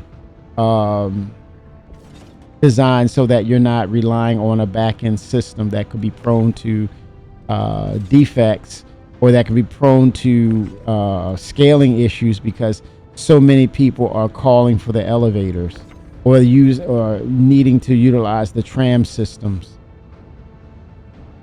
Chab07, surprise, new ship for only 250 cash only. Uh-oh. Right? Well, yeah, they do that. Yeah. Or LTI tokens, which is the same equivalent. Or, you know, melting. The melt game. That's always going to be a thing. That's the meta game within the game. The mini game, I call it. Not the meta, but the mini game. Melt LTI tokens. Melt LTI tokens. What ship has not been performing well for you today in your inventory? Let me see that. Reliant. Oh, yeah, I can get rid of that on Reliant. Exactly, Coffee. Where? Take my money now. Was it, wait a minute, let me ask you, what does it do? Yep. I think people are going to be on top of that BLD, man. That build, Starflight, what is it? Series, Starlancer series. Oh my God, people are going to be all over top of that. Shy Shooter 9000. Yeah, the BLD, man. I think that's sooner than we think. But Tier 0, man, how cool would it be we introduce that, or CIG introduces that this CitizenCon, just the survey apparatus that you push around, it floats. Base building. Yeah, correct. Yeah, so Coffee saying no, we're not going to get that because we don't have base building. But what if we go with the small bases? Is that possible this year with the small survey, with the single drone that can make the small bases? That would be a tall task. I'm asking for a lot for this year, but it would be nice though if we could just get that as a Tier 0.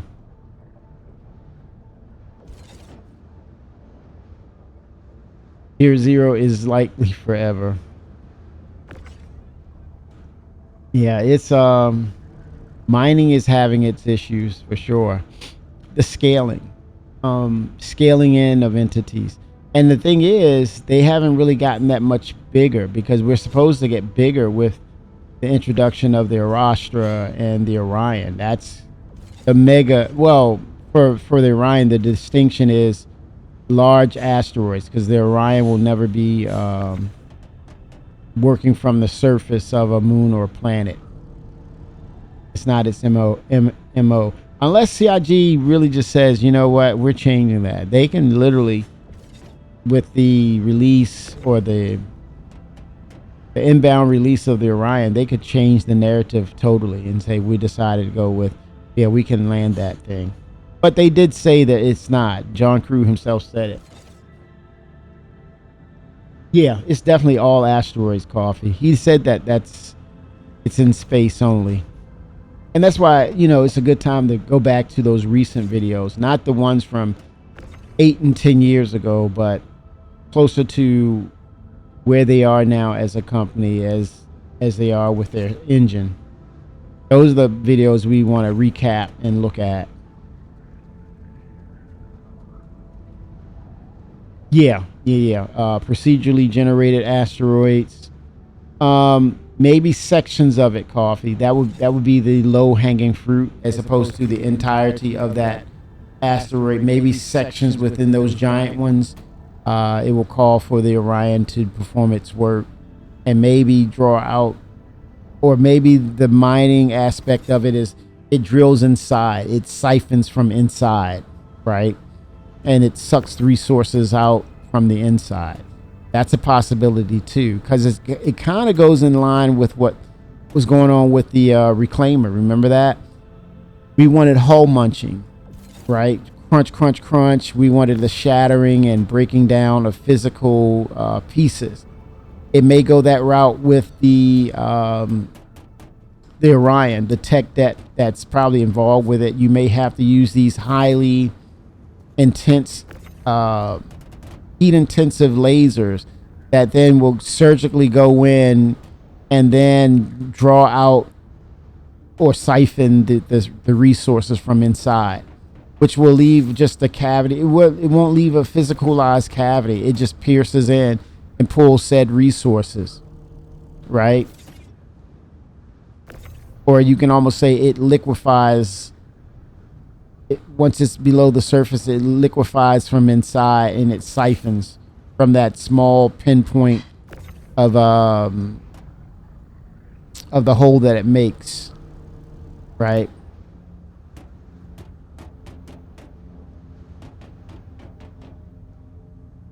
But then it would undermine the tick, the mining tick, and the use of explosives. Now, if you can break out like portions that we kind of see with the actual current mining, there's fracturing of pieces within that asteroid. That will help with the tech debt.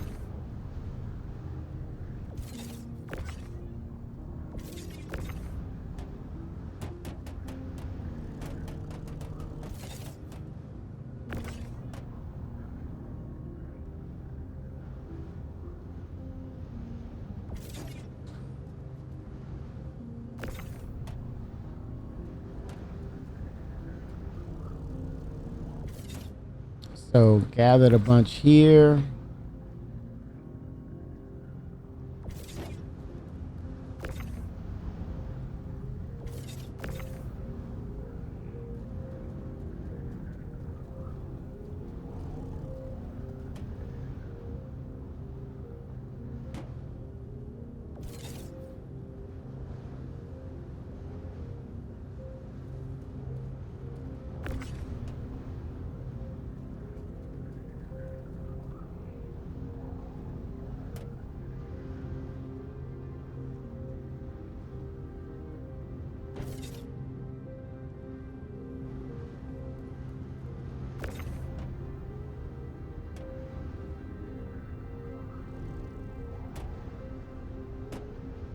All right.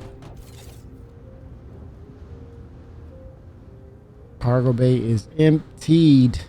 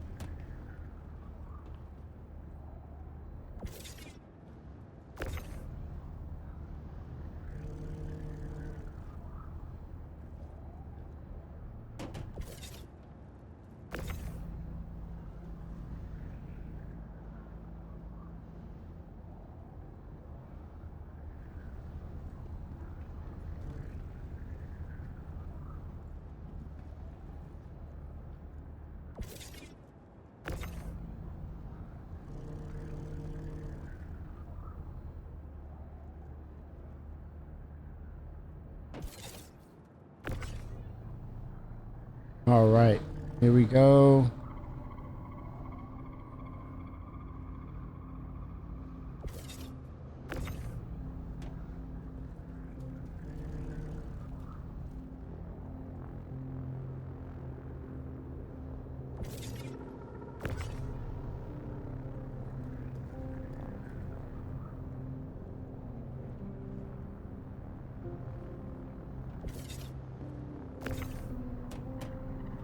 This is the original. It's the OG Connie. It is the Constellation. A lot of boxes, Shab. A lot of boxes. Mike was saying that you can go and purchase larger boxes and store upgrade your storage capacity to a 8 to a 8, 16, or 32, depending on your size of ship. Definitely going to look to do that next time. But yeah, it's like I said, it speaks volumes for the developer, for the dev who actually worked on this. or devs, let's say it, devs who may have worked on this.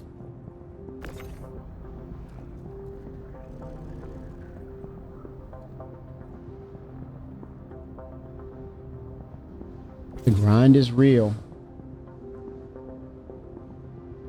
Yes, yes, we were saying that this is definitely, we want to see this as tier 0, but the user interface, it needs an upgrade as well for scaling. When we're talking about thousands of people and potentially orgs, literally orgs going in as a single unit, moving said cargo, you want those kiosks to kind of say, you have this ship, you have this capacity. What sizes do you want to upgrade to for your cargo numbers, right?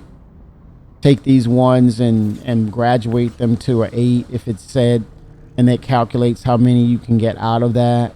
I think there's a lot of programming behind the scenes with that. But yeah, definitely to upgrade this system to more of a dynamic one, especially with dynamic server meshing supposedly to be happening and being a real thing. Scaling is going to be real. So we need to see that on all aspects of the game, especially this one. But nobody got time for all this.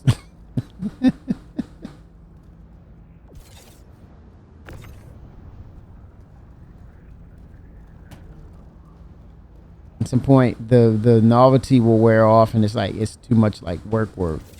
You're like, no, I need this to scale up for fun. Yeah, you're manually going to move stuff anyway, or you can pay someone, or have that cycle and have that timer on it. But then you have to have people and orgs that will operate, and you probably see multiple atlases going to work.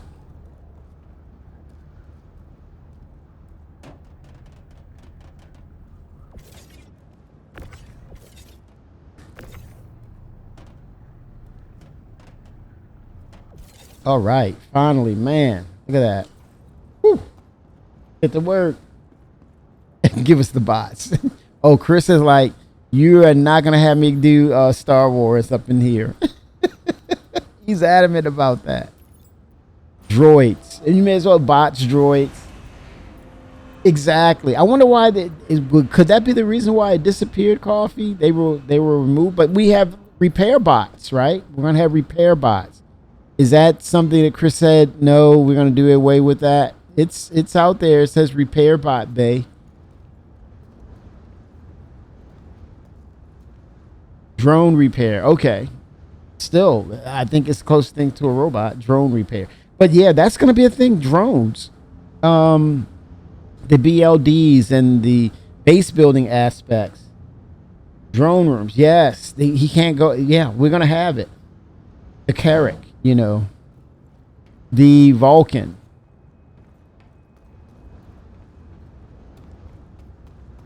Yep, the Carrack, the Vulcan, potentially the Apollo or to some extent. Oh yeah, the Tars is definitely the king of cargo for sure.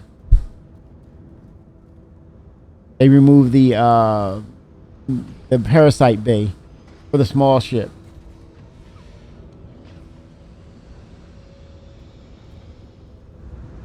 I wonder what those drones are going to be for, Coffee, for the Reclaimer. Repair, or will they help with moving cargo? That would be interesting.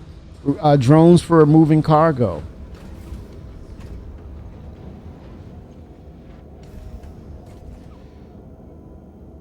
It would be nice to be able to repack.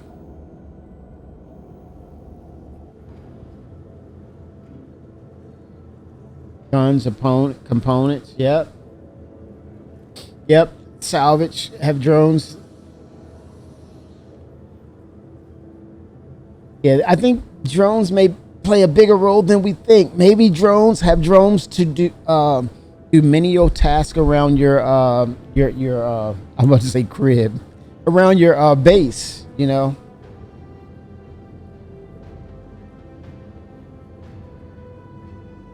in a freaking wrong heat. I knew something was off.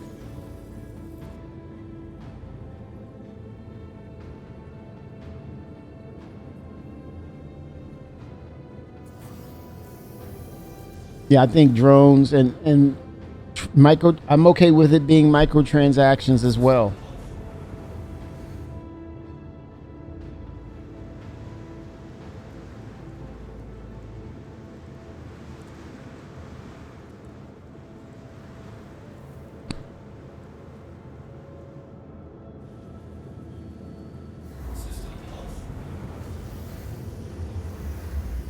I'm loving that the advanced HUD system is working with this new patch. I'm happy for that.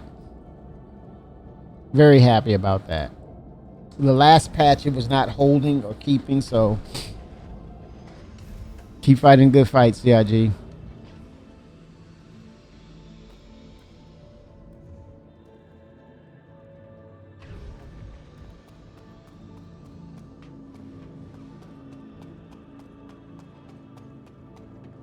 Subfighter.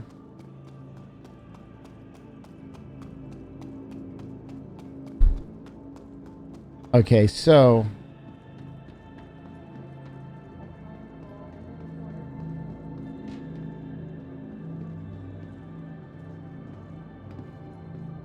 let's see what the TND Trade Development Division say about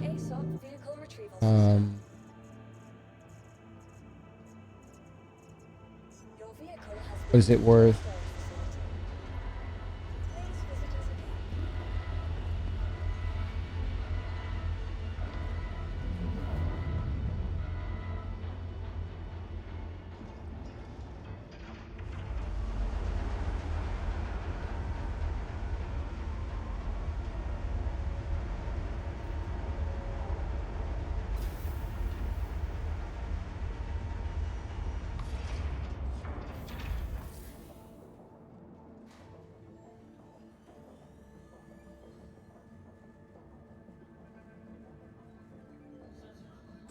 If I don't see any more elevators in this development, I am not gonna complain.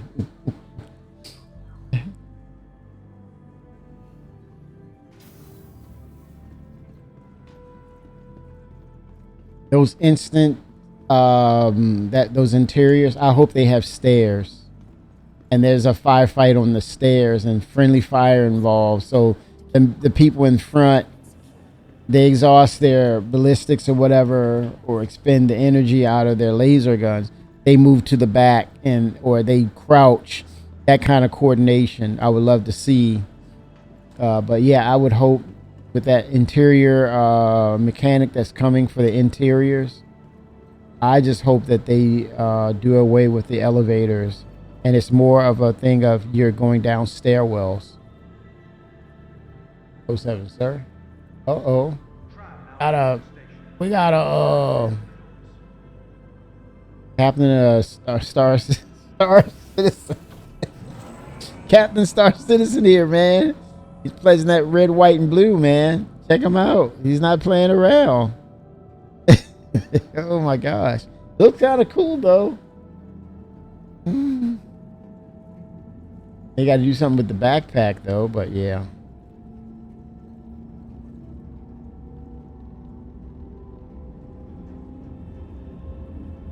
Or have a gold one. Yeah, or have a gold backpack. Yep. He found out how to use it. 07, sir.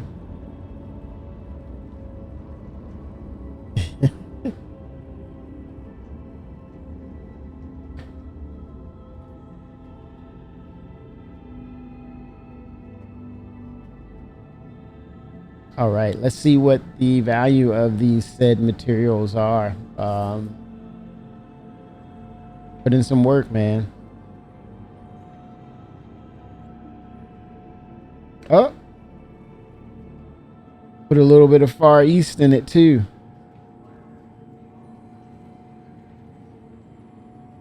Okay. Now arriving.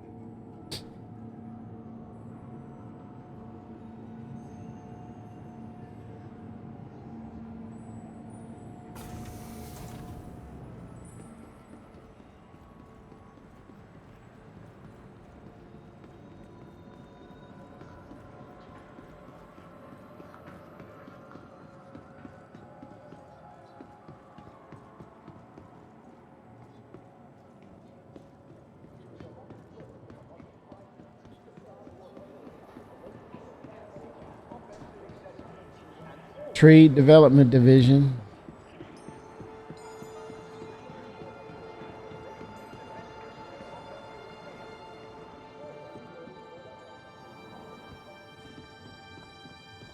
Here we go.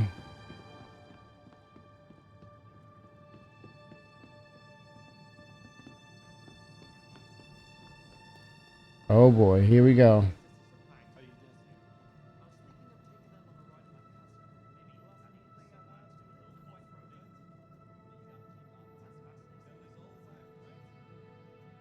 Boy, I'm almost afraid to look, man.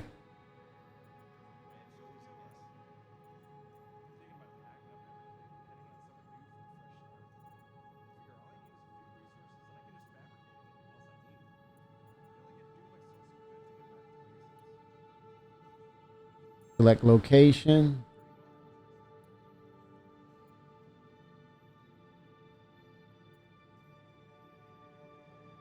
Too many ships. Never enough. Never enough. Never enough. Too little. Not enough. More ships, please.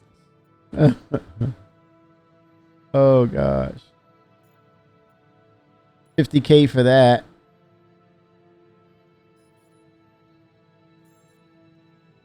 Okay.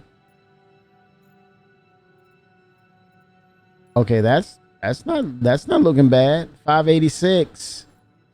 Okay. Not bad. I don't think I can sell these. It says cannot sell.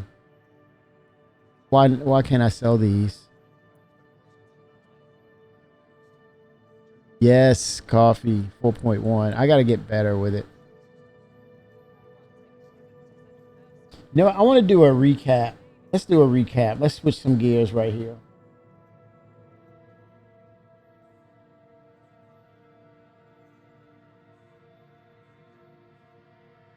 Let's do a recap. I've been wanting to do this for a bit.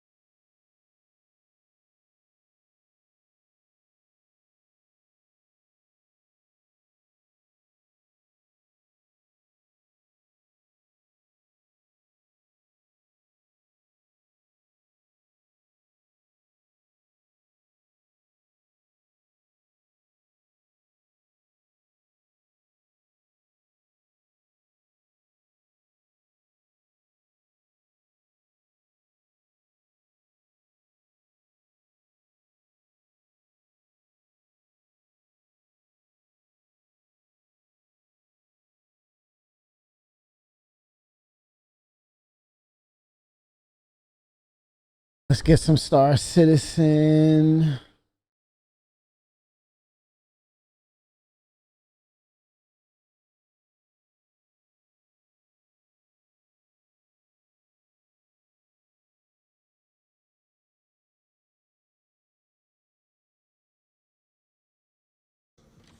I'm gonna need you to cook up a fire.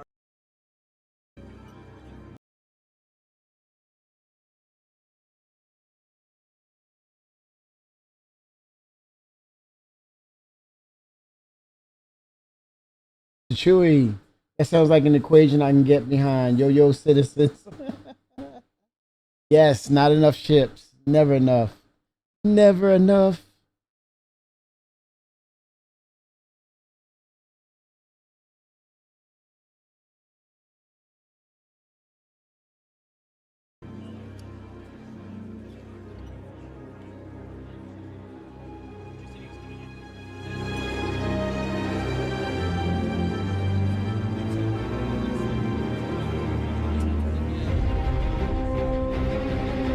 It's like the Idris.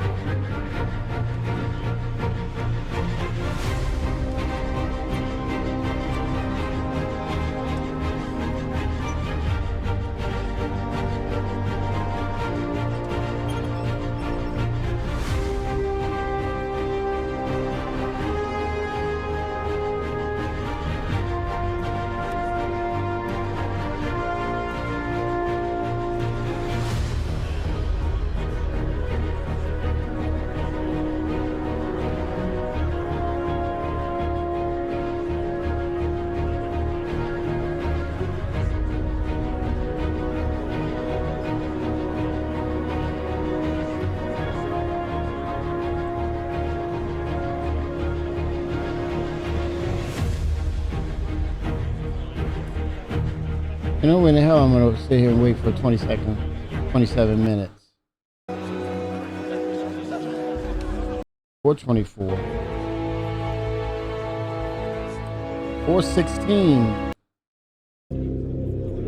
Nor 10.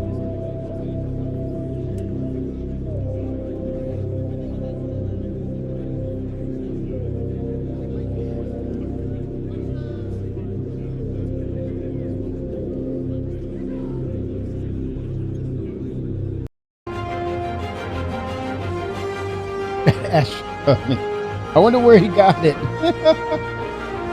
Oh God.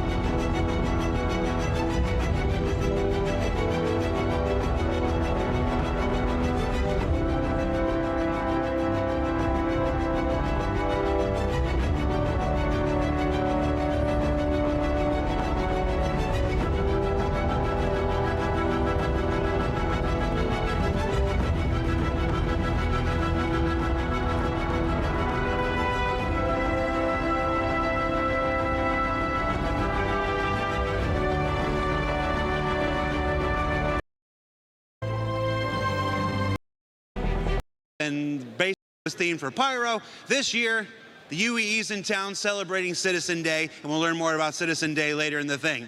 So what's on the agenda for this year? Well, CitizenCon, like it was last year, is now a two-day event. So we have a whole host of presentations today, and then a whole host of presentations tomorrow. We're gonna run them down now and let you know a little bit about what you can expect. So in about 15, 20, 25 minutes, I can't be specifically at this point. Chris Roberts is going to take the stage and kick off CitizenCon proper. We're just the pre-show here where we like to have fun. After Chris Roberts takes the stage, we are starting with Brave New Worlds. Now that is our Core Technology and Star Engine Group's presentation. You might remember that they kicked off last year's presentation with that amazing Star Engine trailer that was like 25 minutes long or something.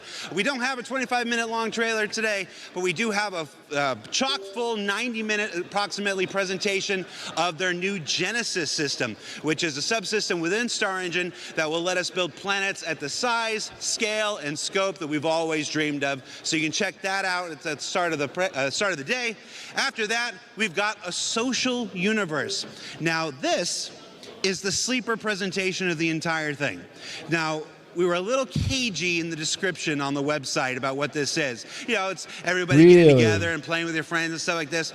But I'll just say it's the sequel to a presentation we did approximately 10 years ago at CitizenCon. And if you want to look back at what we did back then, you can probably guess what it's about.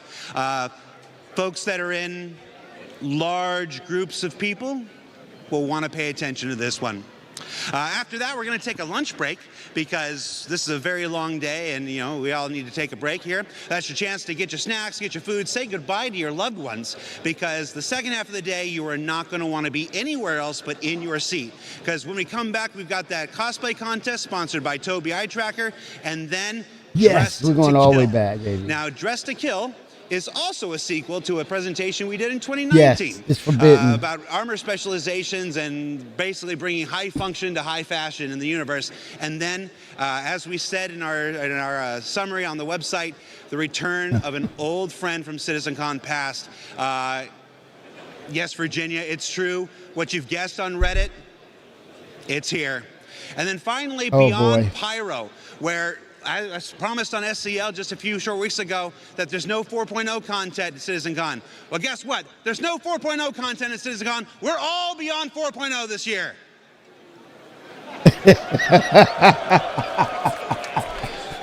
All right, I need you to do better with your cues there. I just want 4.0. That's all. That's what that was. To what comes next. And then we're going to take a short 15-minute break after that, let everybody recharge, and then there's something on the schedule that is currently redacted. I'm not allowed to tell you what that is, but I'm going to tell you guys watching at home the same thing I told everybody out front when they were waiting to get in. Do not let any force on this earth stop you from being in your seat when whatever that is happens at the end The of the day. hype man. And then on day 2, we come back tomorrow with a look at crafting your home. That's a look at base building, which we first introduced at last year's CitizenCon, and the new 2 crafting years, system. man. The Wow. crafting system that aims to dynamically change the face of all life in Star Citizen. There's a reason it's kicking off day 2. You're not going to want to miss that. Then Captains of Ministry, that's replacing our general Ship Talk 2054. Is that what year it is? 940? Yeah. George is saying yes. Replaces our generic Ship Talk segment with a presentation dedicated to the ships and vehicles that will make. I'm gonna skip Chris Roberts.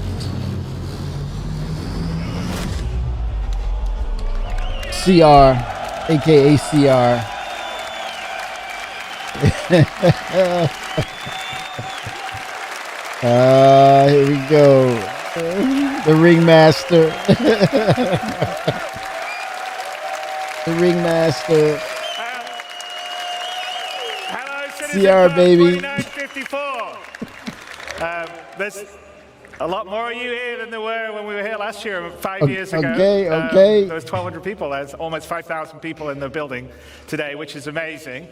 I'm so grateful. I know a whole bunch of you around that have come from around the world to visit the lovely sunny Manchester. But inside here, there's going to be a lot of very cool stuff, although in this up-and-coming presentation, you may see a few things inspired by the Manchester weather. Anyway, so like the first title of our first presentation, Brave New Worlds, we're on the cusp of a new era for Star Citizen because server meshing is finally a reality. People are making their first jumps to Pyro in Evocati testing right now, which is pretty awesome. We're going to have it out at the end of this year. Yeah, you do. So you see angels too. It's going to be a great new phase for Star Citizen. And over these next 2 days, we'll talk about the new tech and tools in Star Engine that will help us craft those worlds that you're going to be flying around to. And you'll hear about our plans beyond 4.0 and how we get towards Star Citizen 1.0, which is out of alpha and for everybody to play. And a little later this evening, Can't wait to I've get got a special Pyro. surprise for you, so you definitely want to stick around for the 5:30 show. Anyway, the team has worked really hard on the lead up to CitizenCon and this year to work on, first of all, what you've been playing in live, what you're going to be playing, what you're going to see man. here. Go ahead and do it, Chris. So I'd like to thank them all for working It's okay. extra hard and putting all their love and care, just like you guys love and care what we're building, into what we're doing. So thank them and you guys. And It's the Hollywood thing, man. I think he made CIG's CTO, Benoit Bézager. Did I say it right, Benoit? No. Yeah, okay, good. I'm always bad Bézager. with French surnames. To Hey, the stage to start it's our Bo. journey into the future. So let's have a great show. Bézager. It's Bo. I think he's going to embrace the gray. I think now he's out of LA.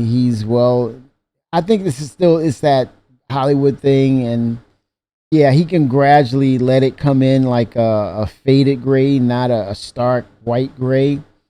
And I think, it will, soften everything. I think it'll look good on him, I think. But yeah, here we go. Benoit Bézager.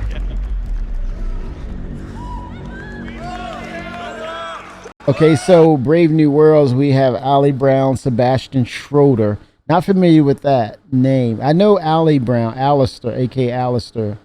Benoit Bézager, Ian Delforet, Will Hain, sounds familiar. Ben Perry, familiar. Graham Phillipson, no. Francesco Roccucci, yes. Yes, he's known. Bonjour. Hello. Bonjour. Guten Tag, CitizenCon. Oh, German. Guten Tag. Hola, CitizenCon. Hola. Ni hao, CitizenCon. Oh, Chinese. Ni hao ma. Hello, Manchester. Hello, I'm not going Manchester. to need this anymore. Cool. I am It's Benoit a Ni Hao. Beauséjour, or as some of you know me, Oh, I am Bolt. Bolt on Spectrum. There it is. Bolt. Today, we will talk about Brave New Worlds. This is Pyro 2, Monox. It's a barren planet, not really happy. Yeah. Now, since the advance of our planet tech, we've always allowed players to circumnavigate planets and Yeah. move from orbit to ground seamlessly. which is still a pain in the ass because you have to calibrate up to it, and it's like if the calibration is not right or the system denies you that navigation because it's obstructed. Sometimes you don't see that it's obstructed. Explore complex areas and intricate detail. Now, with server meshing, we're going to need a lot more locations for missions and destinations for more life. But there's a major question Okay, that has missions. always followed this project since the beginning of Alpha 3.0. So is this Benoit saying what I think he is basically, and what's happening now? We're getting a lot of these missions. 07 Fimber. We're getting a lot of these missions now in game, more so than we have been in the past on a higher frequency. And he just said we want to get more missions. So this is probably his narrative to get the missions in place. How are we going to make a large number of planets and systems? How are we going to meet the fidelity benchmark we've established? In this technology update, we bring life to lifelessness, even to Monox. We take the physical representation of the terrain, the geology, the atmosphere, the climate, and the environment to create accurate biomes that spring naturally from the collision of all these environments. Coherent, denser biomes that follow the laws of nature that we encode into data. Data that we then leverage to place flora and fauna, yes, but also settlements, buildings, alien and human life in a planetary context. Now that we have who is it, the Banu that we're seeing in game now? Alien and human life. So more to come. This creates worlds that are scientifically plausible, richer in gameplay opportunities. We want you to find adventure just by going around the planets without a quantum point. Yes, We want you get to rid find of it. actions along your path. Randomly. For this, we are changing how we made the game. We are scaling how we made the game in all areas. This is not just a Planet Tech update. This is a collection of systems that we call Genesis. Live long and prosper. Genesis. Spock's rebirth. Genesis. And in the Now, beginning, to help me explain all this Chris said, nice "Let there be work and this light." nice technology, let us kick us off.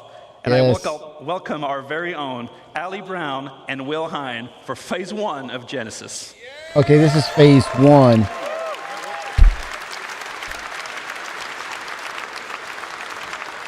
Okay, this is Will Hines. Okay. Not River Kid. Captain Stogie 07. Hello, Star He's not Citizen. River Guy. Yes, hello. Okay, Citizen Will Cole. Hines. Yeah. Okay. So let's start with some introductions. This guy over here is Will Hain, aka Water Guy or River Guy. Oh no. And this lovely gentleman Water is Ali Will. Brown, pusher of Pixels Will wave. extraordinaire. Wave Will. And we're here to tell you about phase 1 of Genesis, which we're entitling The Laws of Nature. And this revolves River around Guy. the fundamental approach we use to build our planet and is the literal foundation for everything else we're going to talk about in this talk today. Now, it centers on data-driven, physically based rules that we aim to realistically emulate nature and its incredible diversity. Before we dive in a bit deeper, let's just recap on some of the things we already have on our planets. So here you can see our lovely atmosphere and our cloud rendering, which can provide some spectacular views. We have our on-the-fly terrain generation, which is no loading screens in our game, which we're very proud of. And then we have our scattering system that can populate these planets with many different diverse biomes. And we've been setting quality benchmarks for each of these biomes as we come across them one by one. But what we have isn't perfect. This scene on Microtech, it looks great, but it's not getting the same density that you'd expect from a real pine forest. That's one of the things we want to solve. The other, if I take you to the other side of Microtech, you'd be excused if you thought we'd just turned around and looked at a different part of the forest. Okay. Why is that?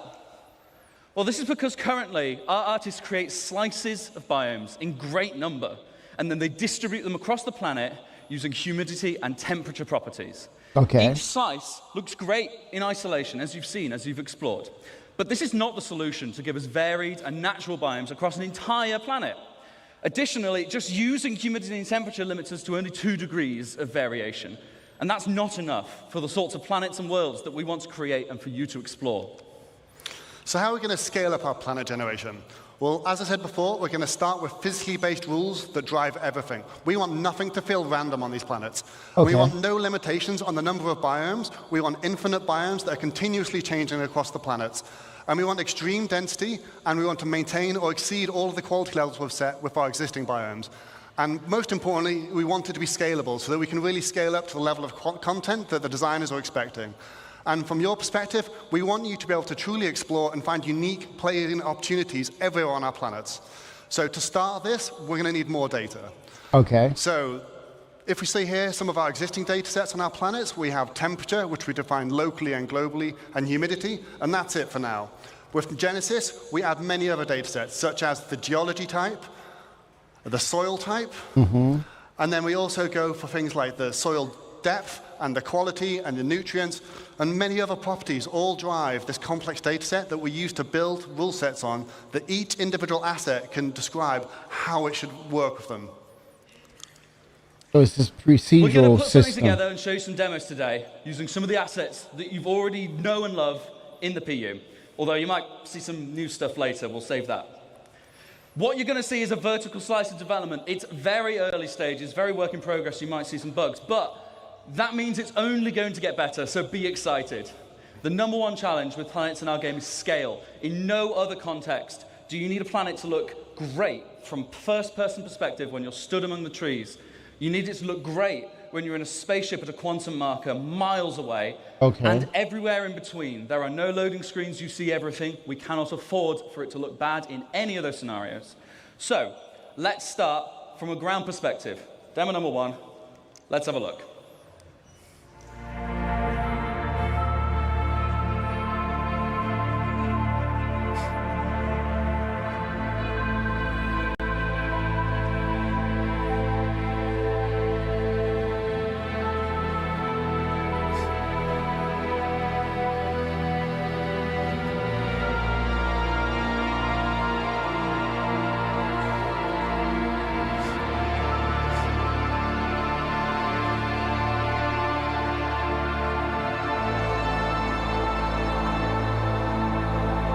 Much denser. Now this, a firefight takes place here. It's dangerous.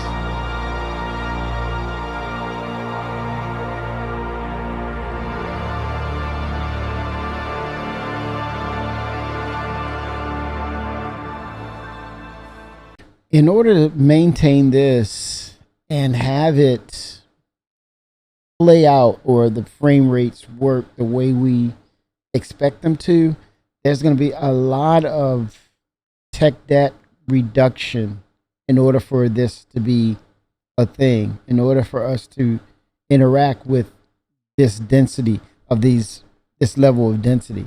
We would have to.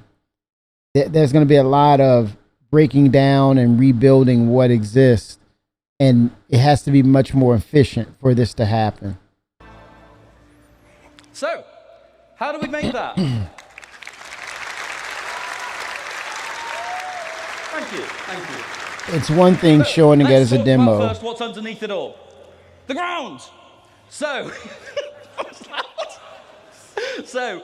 in our previous terrain shader, we just switched between different ground textures depending on climate and didn't really consider the unique properties of each type.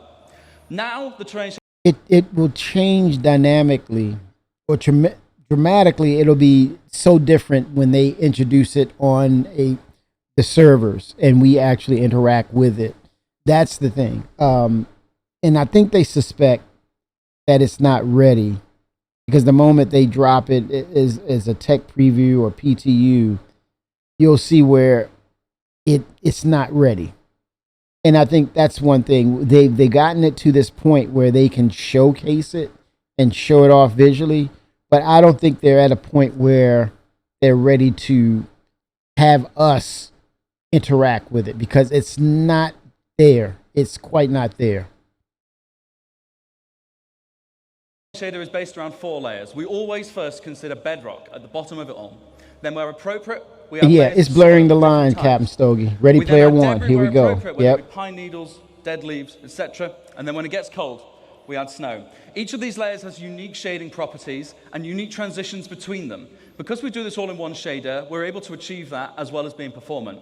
We can also use things like water saturation to darken and tint the soil and other properties to make it look more realistic. But that's not what filled most of the screen in that demo. That's the vegetation.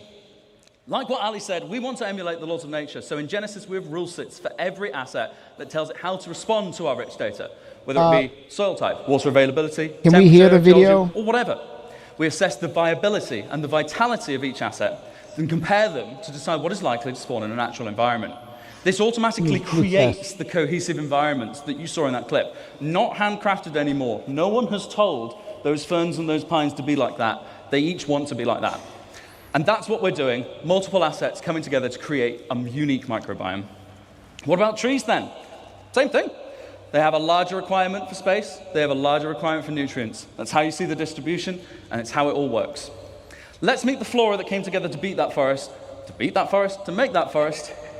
and have a look at some of their properties. Now, just to note, they are all going to look quite similar because we've already seen them in the same place, so they must be similar.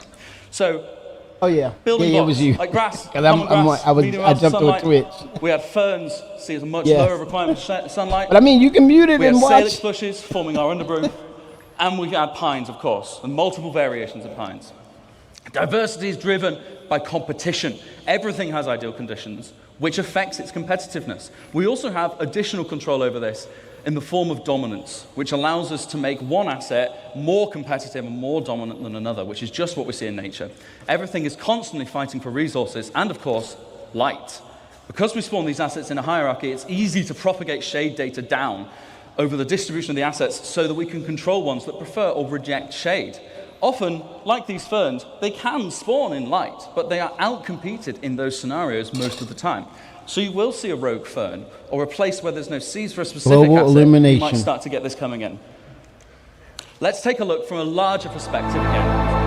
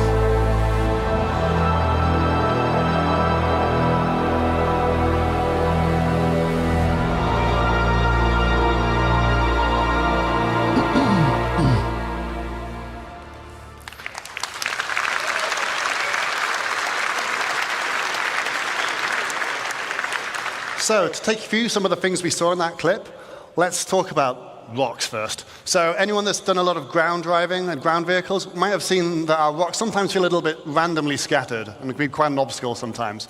So in this clip, you saw that the rocks are no longer randomly scattered and they're now placed based on physically based rule sets. And this Does this help them with the tech debt by reducing the number of rocks, physically placed rocks, reducing that? Does that give them a balance to better optimize the engine or the terrains or the planets or the surface that we interact with? Possibly, yes. Yep. There you go, Bender. Yep. This That's the logical strategy. grouping is achieved via erosion simulations, which we run offline to build localized data maps. And they describe the size of the aggregate and rocks and the density Balance. and where they should naturally form. And that means we get things like these natural clusters of boulders at the forest edge underneath the cliffside. And on that note, you might have noticed that the cliffs have been dramatically improved in how they shade. We also see things like the natural clumping of vegetation caused by seed dispersal. This is controlled per species, so we can get better emulation of their unique growth patterns and create a much more realistic environment. And we also calculate the slope aspect, which is the exposure to vegetation to solar radiation and other environmental factors. And this allows us different species to flourish in different conditions, as we can see on different sides of this valley. Then over larger scale, we calculate the age and vitality of each tree individually to drive exactly how high they should be, but also the color of their leaves. Now, this isn't the only thing that will drive the color of the leaves. We're going to introduce the concept of seasons to the game. And this will mean our planets will evolve through the year, and we'll be able to shed leaves from trees and have the grass wither in winter.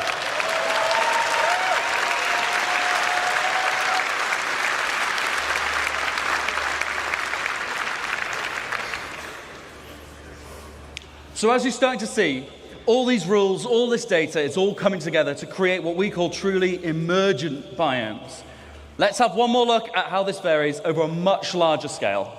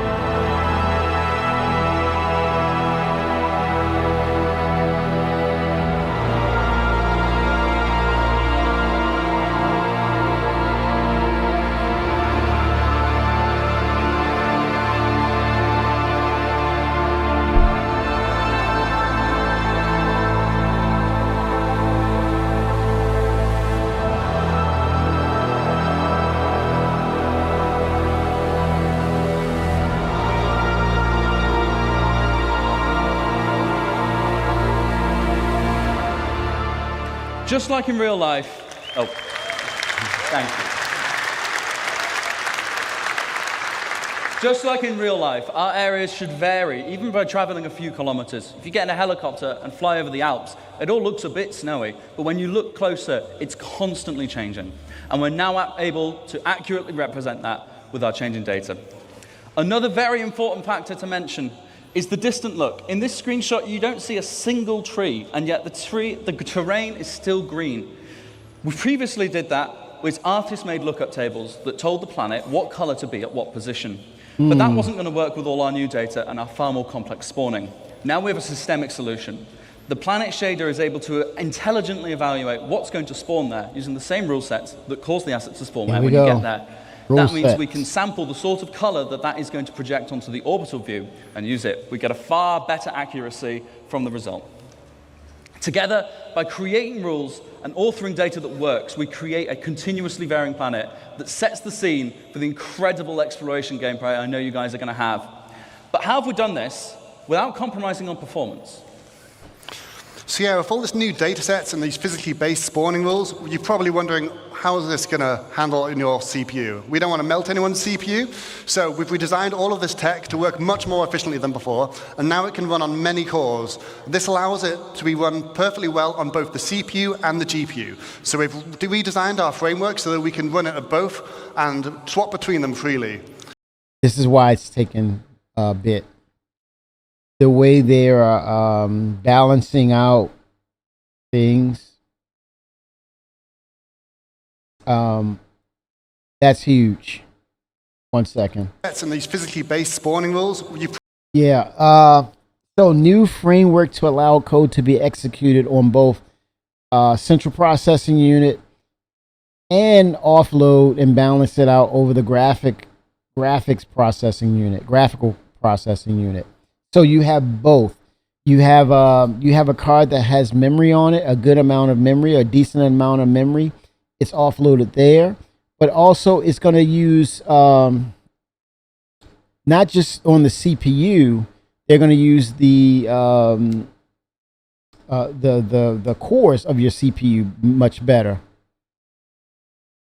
So this is going to be a big deal when it's all said and done. But it's just them getting all this ironed out so that it runs efficiently on the, not just through the engine, but how the engine communicates over to your side, which is the client side, and utilizing not just GPU, CPUs, but also your memory that's in game, your physicalized memory too. Probably wondering, how is this going to handle in your CPU? We don't want to melt anyone's CPU, so we've redesigned all of this tech to work much more efficiently than before, and now it can run on many cores. This allows it to be run perfectly well on both the CPU and the GPU. So we've redesigned our framework so that we can run it at both and swap between them freely. Now, the benefit of this is we can do things like, first off, move the terrain system to the GPU, and we've now done that to get some incredible performance improvements, but we then also cache the results in something we call a virtual terrain texture. I'll give you a quick demo of this now. This is now vastly faster than the previous system, but it also allows us to generate the terrain in much higher resolution, which means all the popping you can see on the mountains as we're approaching, all of that should be completely eliminated on the. A lot of talk was about Star Citizen needs to go to the Unreal Engine. And one of the key elements that was with the Unreal Engine 5.2 was the popping, the no popping. It was this way of scaling levels of detail as you were further out. They did not pop in with amounts of detail where they literally would ping, they're at another visual detail ping, they're another. This is a smoother transition. This is huge. This is huge. So when you go back and say, okay, they need to do this and they need to go to Unreal Engine, this completely tells us they're on the right track. On the right hand side of the screen.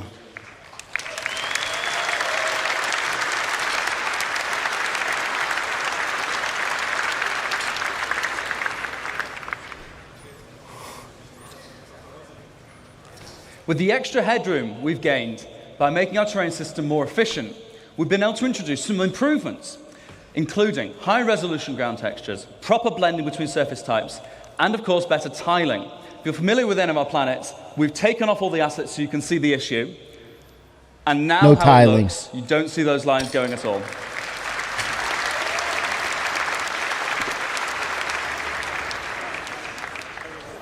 Amazing.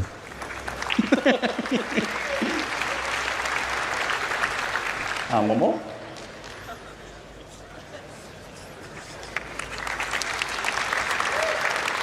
Translation. This is where the time is being put in by CIG to know. We're kind of saying, okay, what's going on? What's the update? We see this looks like this looks great and all, but what's the work behind the scenes that require or to get this up to this standard? And what's the volume? And what are the existing or what are the new issues that pop up that we don't see? Yeah. With the terrain data cached on the GPU, like Ali said, we can perform the scattering there too, which is significantly faster. All those algorithms that we've used to generate those first bits can run there without being more expensive on your CPU. And it also means the results are directly there on the GPU. We can render straight from them. That allows us to have dramatically more density in our new system. We can render objects directly without having to go via the CPU every frame. But here's the other thing, not just density, which is still density, but how do you make that seem different? I would tell you the perfect example would be Castra. If you ever look at Castra, for the very first time, we see mountainous regions. Literally, the height of those mountains are literally in the cloud canopies. That is the result of what you're seeing with Planetary Tech 5. We also cull at different levels of granularity, with bigger groups in the distance and individual assets up close. Just as a demonstration, this is the sort of density you can expect on Microtech today. And in a second, we'll flip over to what you can expect from the new upcoming tech.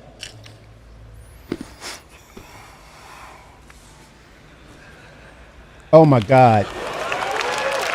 Are you freaking kidding me here? And why would you need to do that? I mean, this is extreme right here. It's just to say, if we had to go to that extremity, or let's say we want to relate this to why the Cry engine in the beginning was really great. Crysis did a great rendition of jungle Amazon-like environments, like Dagobah from Star Wars 2, right? Return of the Jet, Revenge of the Sith. No, the Empire Strikes Back. That dense jungle-like environment. They would never need to do this, but it's just to say, if they ever came to this, they could create something like this because they have the ability now. But that is a stark and dramatic difference. And I was saying the Tech 4 version was not bad, right? Continuously vary across our planets to get infinite possibilities. And we've achieved this with much greater density than before, but that and was much huge. faster rendering. And we also achieved seamless transitions from ground to space with zero popping. It's worth rewinding this one. Now that we've got all this tech, it's time to talk about how art might make use of this. So for that, I'll hand you to the next phase towards Sebastian Schroeder. Right allows here. us to have dramatically more density in our new system. We can render objects directly without having to go via the CPU every frame. I might slow it down, we also but cull at different let's levels see. of granularity, with bigger groups in the distance and individual assets up close. Just as a demonstration, this is the sort of density you can expect on Microtech today. And in a second, we'll flip over to what you can expect from the new upcoming tech. That's pretty good, though. This is pretty good. That's ridiculous. That's ridiculous. In a second, we're going to turn on the culling group, Steve, so you can see. These are the groups that we create of those trees and of the terrain. And as we get closer, we shrink them so we're more intelligently rendering what we need without having to assess each tree individually, all the way down to the ground. In other words, no need for Unreal Engine to be a part of this equation or conversation anymore, because they pretty much solved the issue when you compare the newest rendition of Unreal Engine 5.2 to Planetary Tech 4. Planetary Tech 5 solves it.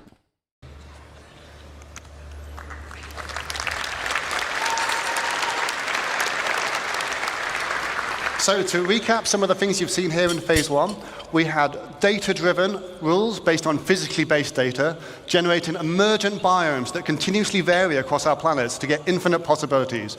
And we've achieved this with much greater density than before and much faster rendering. And we also achieved seamless transitions from ground to space with zero popping. So now that we've got all this tech, it's time to talk about how art might make use of this. Zero pop. So for that, I'll hand you to the next phase towards Sebastian Schroeder. Excellent, Alistair. Thank you, guys. Thank you. Will. No physical. Thank you. Great job on that. Wow. Thank God there's only 20 of you, otherwise I'd be nervous. Right. Thanks for having me. I'm here on behalf of the Planet Content team, and we're very excited to finally show you some of the things we've been working on. As you've just seen from Will and Ali, the system keeps growing in both complexity and capability, so our libraries have to grow alongside it. Wait, should I click? You should click. No. Please, click. No, I should click. Yes. Click, please. Yeah, click. Oh, there we go. So, our goal with the content is to provide the content that the system needs to populate every corner of every planet with realistic environments. Library. And this content is what this phase of Genesis is all about, emergent biomes. For our first example of today, it's almost a shame Will left because it's about moisture, but let's look at very high moisture and medium to high temperature. Condensation. That's Dagobah, man. That is Dagobah. I mean, Louisiana / Dagobah. Come on. Empire Strikes Back all day long. And to have a maybe a boat to get to your hab or something. This is awesome.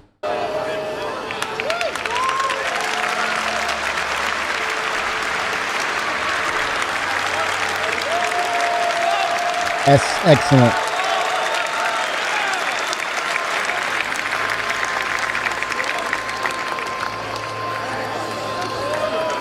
Wow. That's some crazy stuff right there, man.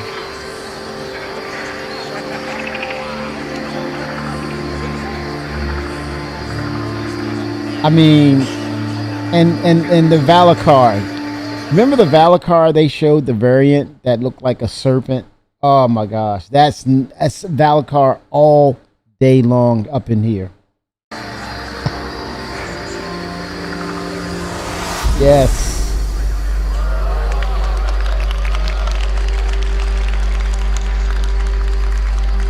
Yeah, no doubt about that. That right here, it's worth the wait. People would just be, okay, I know where my hab is. Oh, this is Dagobah all day long.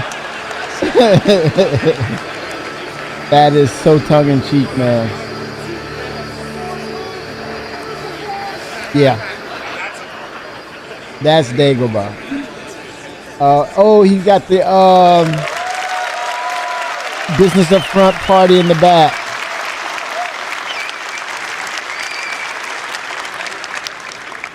That came from Jarrett. Really that came from Jarrett. For swarms, we obviously made vegetation that feels at home in or near water. But before we dive in, allow me to give you a quick primer on our approach to authoring plants. Most species can survive in a fairly wide range of climate conditions, but will only thrive if the conditions are ideal. To support this concept, we author our vegetation assets to describe the full growth cycle of a species. If the conditions aren't ideal, they may not grow to full maturity or look their best, but the species can still exist. So let's have a closer look. For the water's edge, we made plants like this Alternatera and the iris. We also need the aquatic ones to float on the water surface, like the water lily or the pickerelweed. This willow and the one after, a Chinese tallow tree, while comfortable near water, we can also use to replace some of the more aged assets used to seeing elsewhere in the game. The last one, it's taking a bit longer now, but the last one, I'm gonna wait. The last one you may not see used much in other biomes, but it's a very iconic one for the swamp, the bald cypress.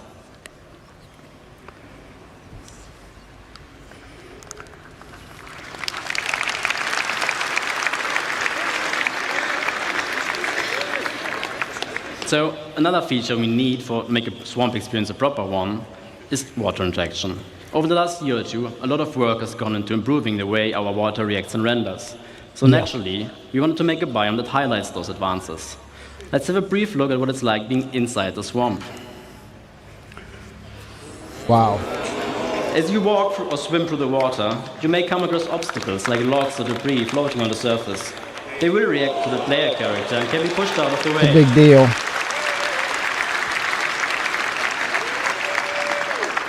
It slows down. Pleasantly surprised when we first. This is a great tactical location when you're talking about. Do you live in a location like this, in an environment like this, or when you're looking at it from, like I said, tactical, strategical, defensive.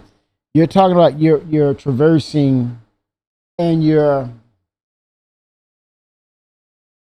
talking about interacting or doing FPS. This dramatically slows it down. Exponentially, it slows things down. And no one's gonna bum rush you through this. You cannot. You have to adhere to the physics in this case. And I would say, man, a lot of people will utilize this as part of their defensive strategy for where they want to live and things like that, especially if you're a pirate and you're being chased after, or you're on the wanted list or whatever the case. Saw how the water simulation systemically affects assets floating on the water surface, making for some really immersive moments.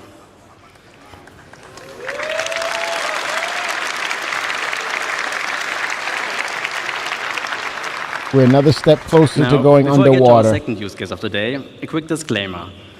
Obviously, all the things you're seeing here today we're still actively working on, but this one in particular, it's a bit early in the process. So let's have a look at extreme object density next. With the data saying we should have high rainfall and sunlight year-round, it's the perfect condition for our next biome to appear. Look at that.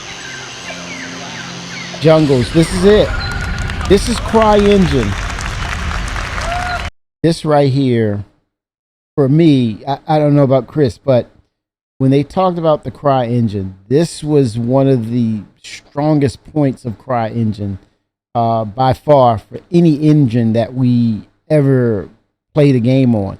CryEngine, Crysis, the game Crysis was just, when you wanted to look at a jungle done right, as far as a video game was concerned, CryEngine did it. Crysis, the game, represented it perfectly. And now you're seeing the pinnacle of the CryEngine, which is now the star, which was Lumberyard, and it transformed into Star Engine. You're seeing now another point as to why it was the right way to go.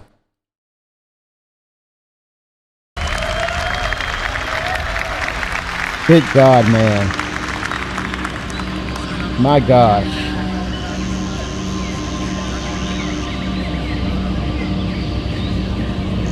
And I have to say, this will not be the same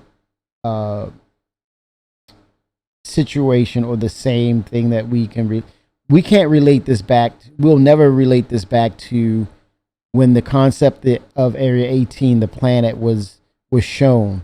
The video of Glenn, he went to the space station in an Aurora, and he looked down at the station after leaving Area 18.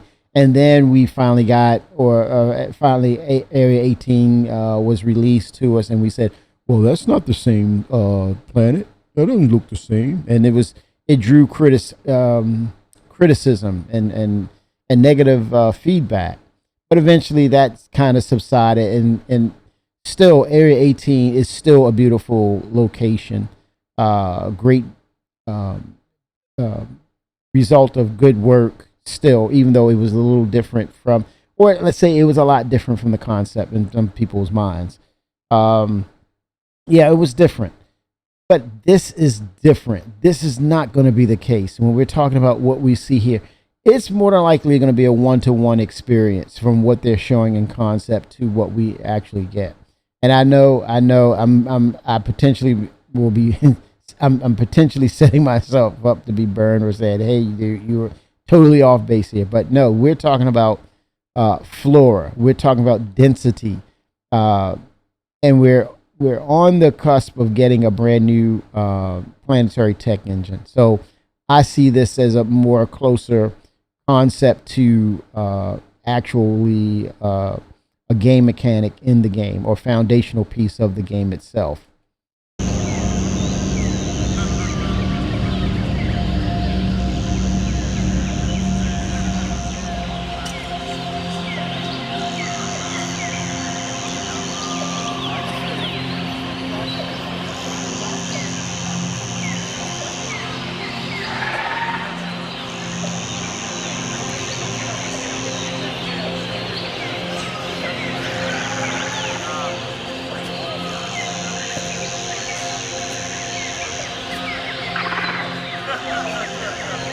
Also, let me clarify some things too.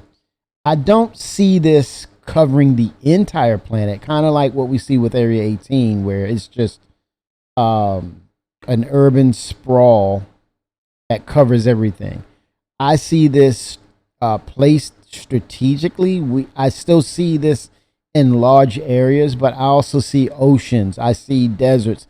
I see a mixed bag of different foundational parts that will make up a planet.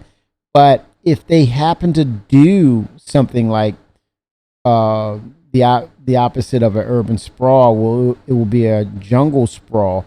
I don't think that everything will be interactive. I think it would be more visual in those locations that are relevant. We'll probably go there only. And that's, again, that's only if they decide, oh, we're gonna make one urban sprawl. I mean, one sprawl of just we're gonna cover the entire planet with flora. I don't see them doing that, but we'll stay tuned. But the densities definitely, I can bank on this. This is gonna happen.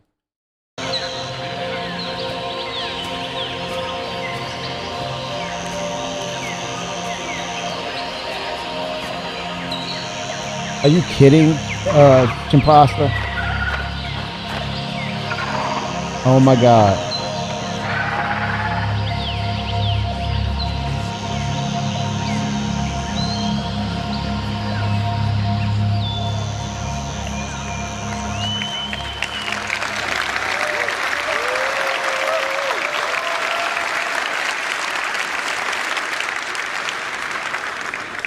Considering everything you've just seen is still very much work in progress, the Gameplay Capture team really did a great job showing our work in the best possible light.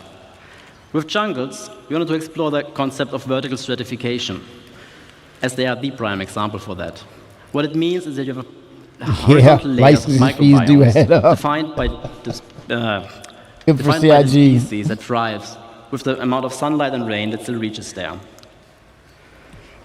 The floor, herb and brush layer, we could almost do before, obviously missing the density. Light.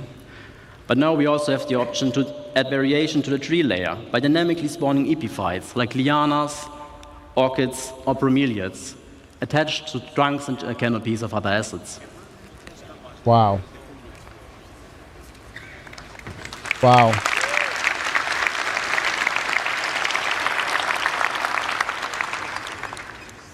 With this and improved density is what will finally allow us to make convincing jungles.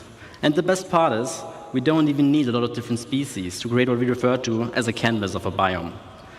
The idea being that we can vary what kind of forest you're in by adding or replacing the plants that visually stand out the most. Yes, I agree. Now, to get us started on our certification, great we choice. made epiphytes like the Epiprenum and the bromeliad, including a potted version for your hab. Then obviously you need jungles for lianas for a jungle.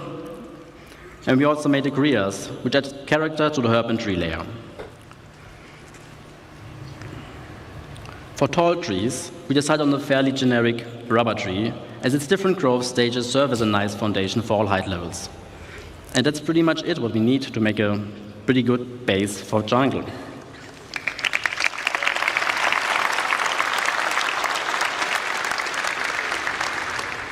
Now, for our third and last use case, let's pretend the data indicates regular rainfall and moderate temperatures.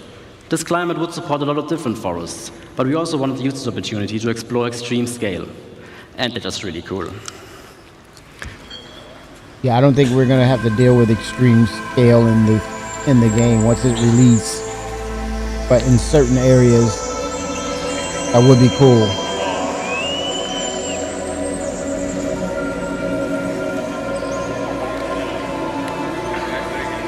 Excellent, Chimpasta, excellent. Wow.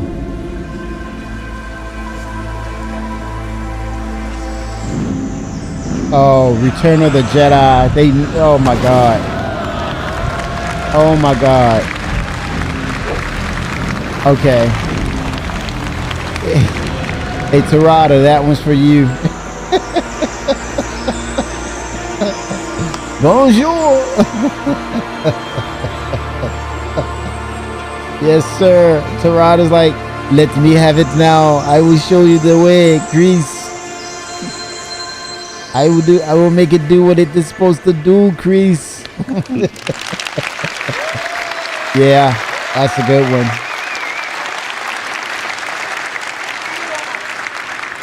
Another level of gameplay. We first looked at the different redwood biomes on Earth and tried to analyze what the most defining species of them are. With this understanding, we then decided on the following plants to allow for a fairly universal redwood forest that will easily support variation across continents and planets. A fairly common family of species for the ground levels of all redwoods are ferns. In our case, a sword fern.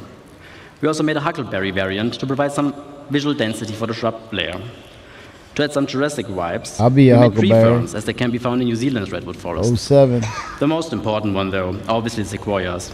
and they ended up being one of our most complex sets yet. As it turns out, they can grow to be fairly ridiculous in size. Oh, It yeah. keeps going. Oh, boy.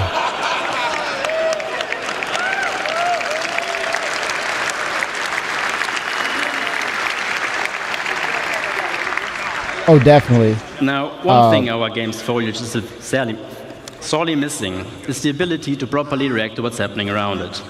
The goal here is to unify all forces from all sorry for the horrible rhyme, all forces from all sources, wind, characters and creatures, ships, explosions, and whatever else, and have the vegetation behave accordingly.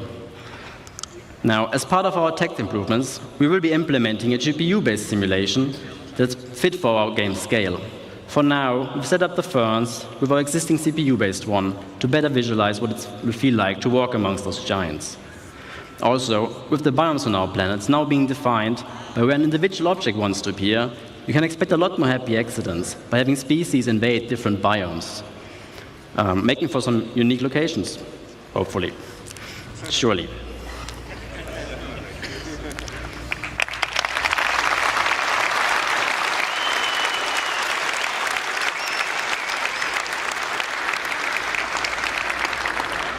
Now, before I get to disappear off stage, I just want to say a big thank you to everybody involved, especially my team in Frankfurt for doing such amazing work and being all around great people. And also to all of you guys. I really hope you have a fantastic CitizenCon. This concludes this phase of Genesis, so please welcome Ian to the stage so he can tell you all about the next one.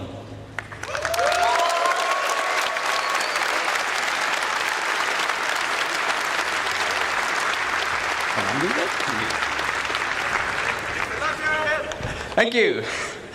Hello, CitizenCon. All right. Those new planets and biomes were pretty, right? But it's time for Phase 3 Civilization to give you some stuff to do. So, let's talk about location density. We've emulated nature as well as we can to make sure our planets are physically based and realistic, and our biomes are emergent. But it's time to start populating the verse, because where there's people, there are their lives and the structures they build. So it makes sense that whenever you go and explore these planets, that you find their lives. And what's even more important is that when we make these structures, that they use and they follow the same rules as our biomes, such as the jungles and the swamps. But before we continue, let's first take stock as to where we are now. At the moment in the verse, we have these custom, beautifully made locations, such as Ghost Hollow, we've got our distribution centers, or even just some outposts. And these have all been handcrafted by our designers and artists to hit that benchmark. And they've been working directly on the planet. However, going forward, this doesn't really scale with how we want to go forward with the game. Server meshing is about to arrive, and we're going to have a way higher player count. So those 73 bunkers across Stanton just won't cut it. But in general, it's also pretty barren. There's not much for you to explore and find stuff out there. So there's no exploration gameplay. You haven't really put your character to use for the way that you should. So this means we need to go bigger, which means we need to change our workflow. And with any workflow means we need to first establish a new benchmark. So, with our new benchmark, we are ensuring quality and improve on our previous work and make it even better.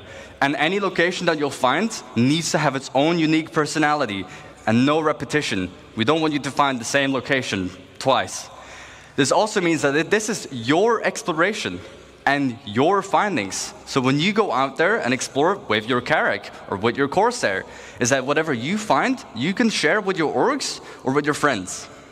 As for that density, if you fly down to the planet, we want you to find something, let's say, every 100 clicks. But also improve the mission experience. So when you stay more on the planet, you're more immersed and you go from location to location. Just keep going. So going forward, we are modularizing all our existing locations and assets. And we're basically making a library of buildings and layouts that we'll be using to no longer work directly on the planet.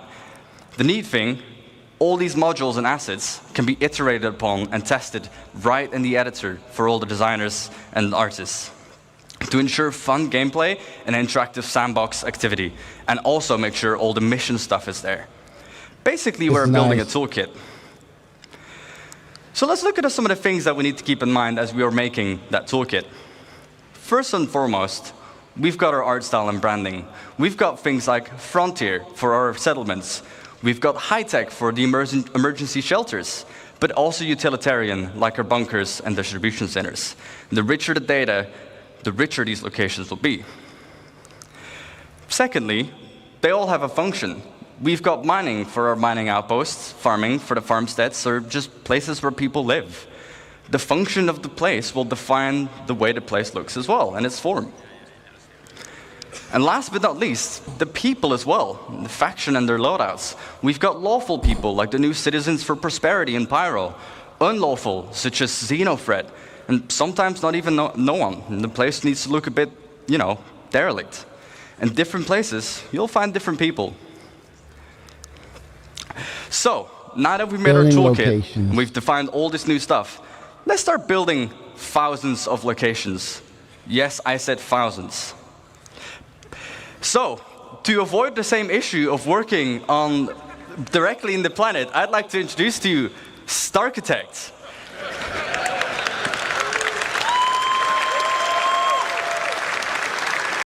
This is the way to, again, I think this is, these modules and locations, I think it's based upon also a library that they can pull from. And I think this could serve well like the modular system of ships, if that will be a thing with certain amount of ships. Have this built into the kiosk, and in turn you're able to change out modules for these modular based ships, such as, for example, the Galaxy is one of the highlighted ones that's going to feature modular gameplay. So with the kiosk, or wherever you are in your hangar, you pull it up, and then you have that extra pull down that will say, okay, are you going to outfit the ship with a refinery bay, a medical bay, or a cargo bay?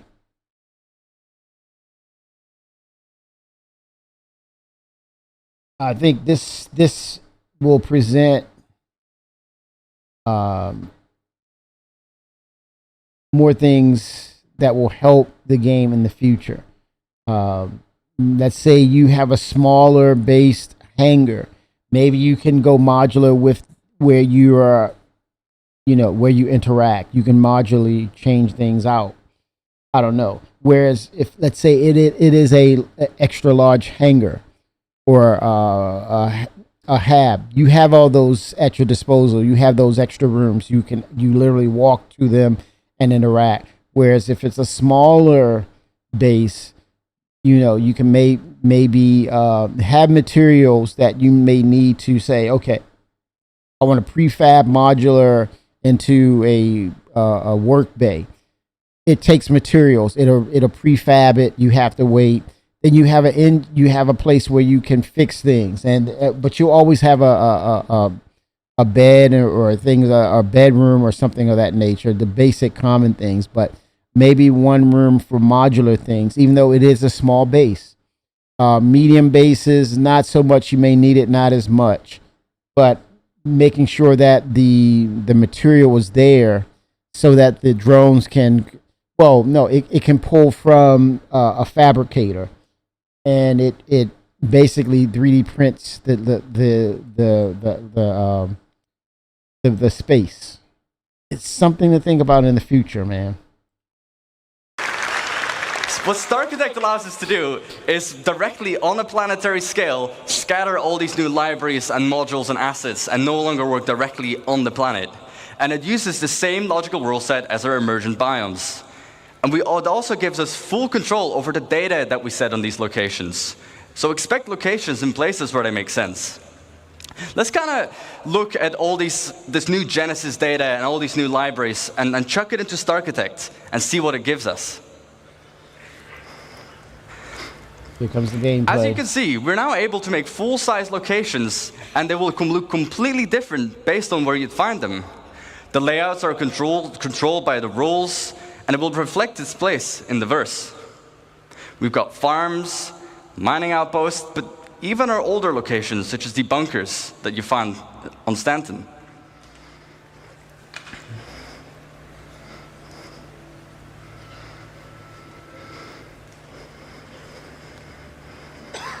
I think farming is going to be a little more involved than we think, depending on if it's something edible, readily edible that you grow. Because you're talking about if it's something that has to be, you consider it something that has to be prepared in a kitchen, and once it's prepared, then you're able to store it. Or do you break it literally, like kind of like health food people? Like say it's a alien type of green or herb or vegetable or green vegetable. Can you break it? Do you take it? Do you pull it? You put it into a fabricator and it creates a version of Lux. That way we're talking about the future. Now you're talking about you're drinking your nutrients, as opposed to if it's something edible like a fruit, you store it. So you're going to have storage utilities for it. But then you need a fabricator to, like a glorified Vitamix or a blender, that you put it into the juicer or futuristic juicer. You harvest it, take the material, put it in a modular SC unit, right? A specialized SC unit that fits your fabricator. It goes into the fabricator, close the door, and then you have a supply of liquids in a modular system that's like connected to your kitchen. So you have glasses or a cup you put down, you press the button, and then it dispenses that nutritious vegetable drink or what say. I would love to see that. I would love to see that as a part of the farming aspect, right? That for me works, and it's not too hands-on, but it's a balance of, it's a good balance of you interact, but then you're able to utilize it quickly. I think it is fun, Venra, when you're talking about creating your own resources or selling them, right, on the market, where you make, let's say your farm is such, it's in good soil, or it's a certain size or volume that you're producing this.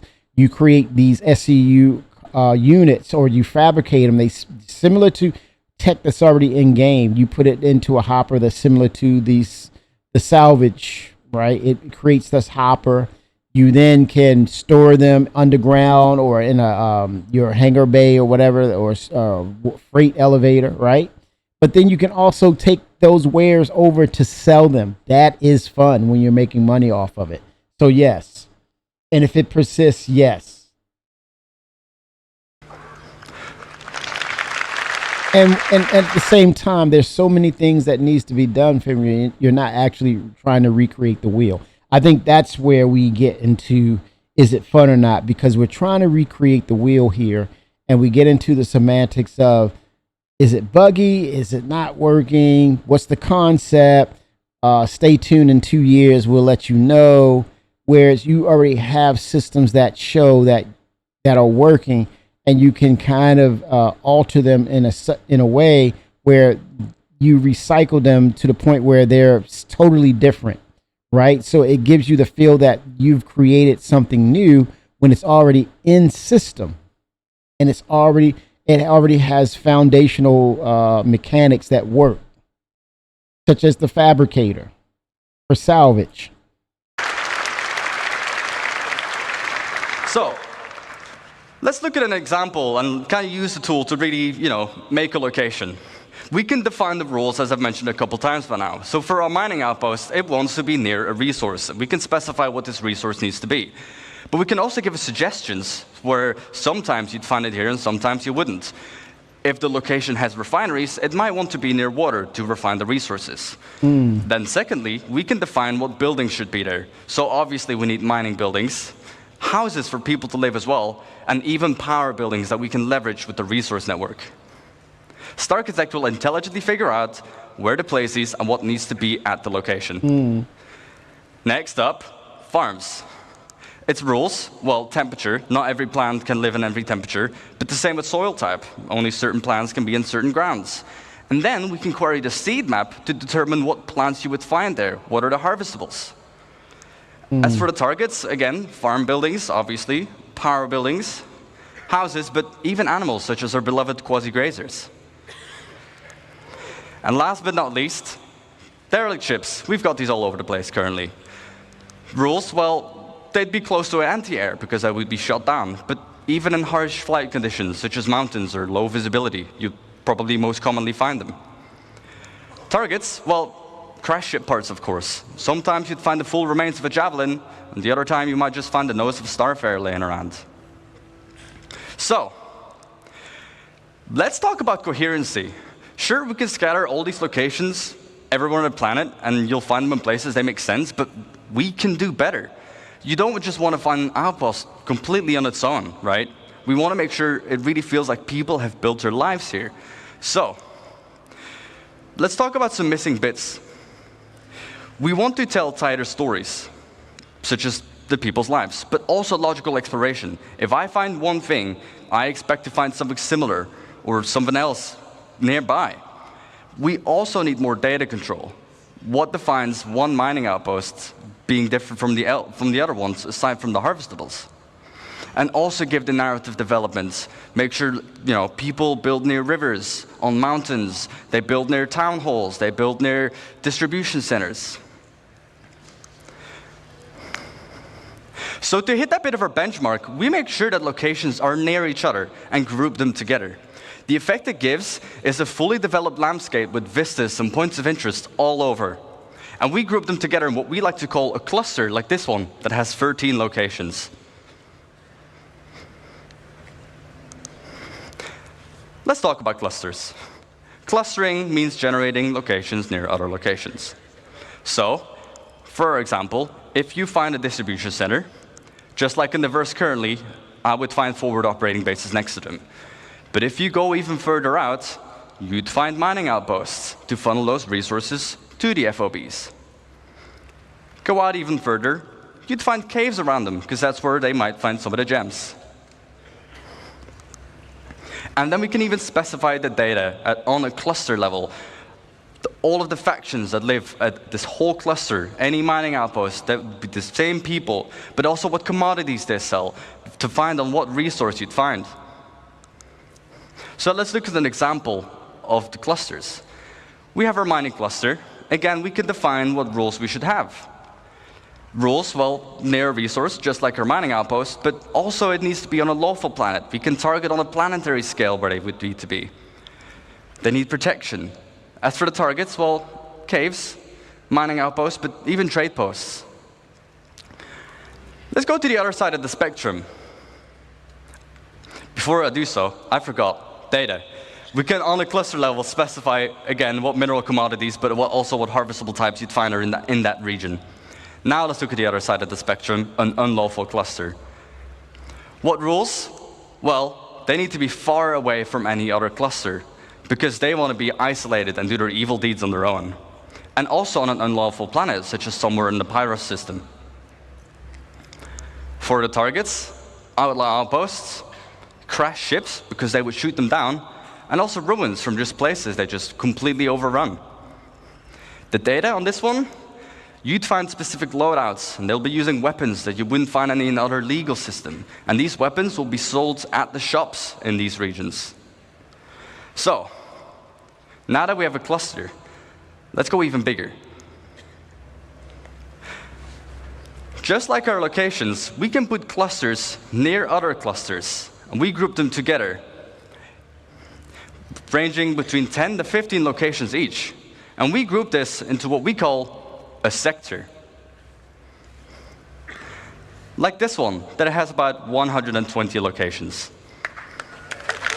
However, on a planetary scale, we can define how many sectors we should have, with each their own data and persona. And every single one of these locations is now ready for the mission system to hook up and give you gameplay, and for you to find a bunch of places on your own. And just on this side of the planet, can you guess the number? We've got about 3,042 locations. Oh, wow. And again, this means as architects, we're just able to, on a planetary scale, just define how many locations we need.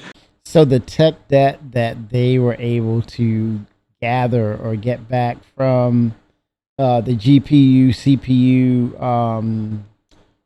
locations from the terrains, it's been taken from this. This is taking it. That tech that. So we're back at ground zero. What you find there, and it just gives that full identity.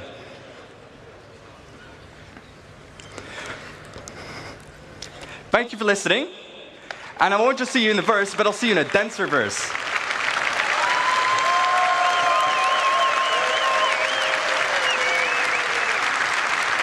However, this was only the first phase of civilization. Let me introduce you to the stage, the person who will introduce life at these locations, Francesco Racucci.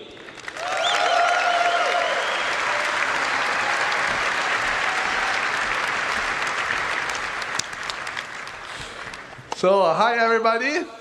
Benvenuti a CitizenCon. So, Francisco. Lost a lot where of are weight. we today? So, my name is Francesco Racucci, and I'm the director in CIG. Welcome to the next step of phase 3.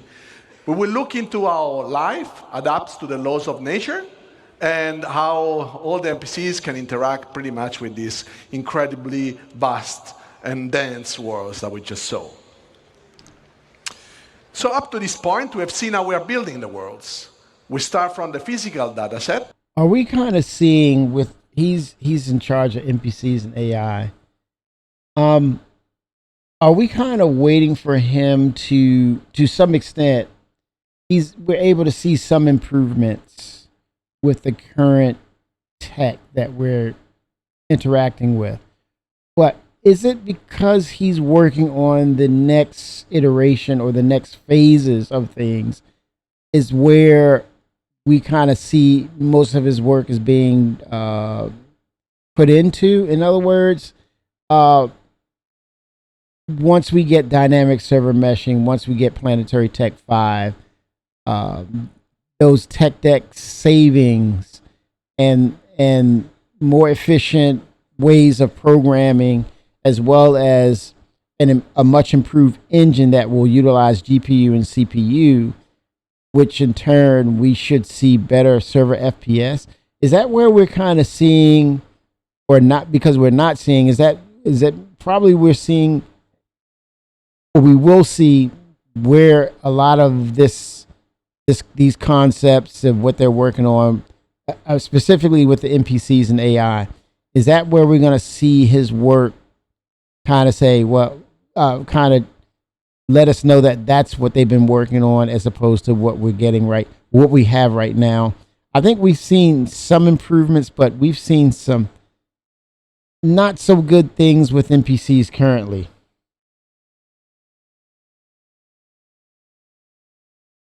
Okay, it sounds like this auto generation and these updates will allow them to rip out the old code and then layer in this newer code.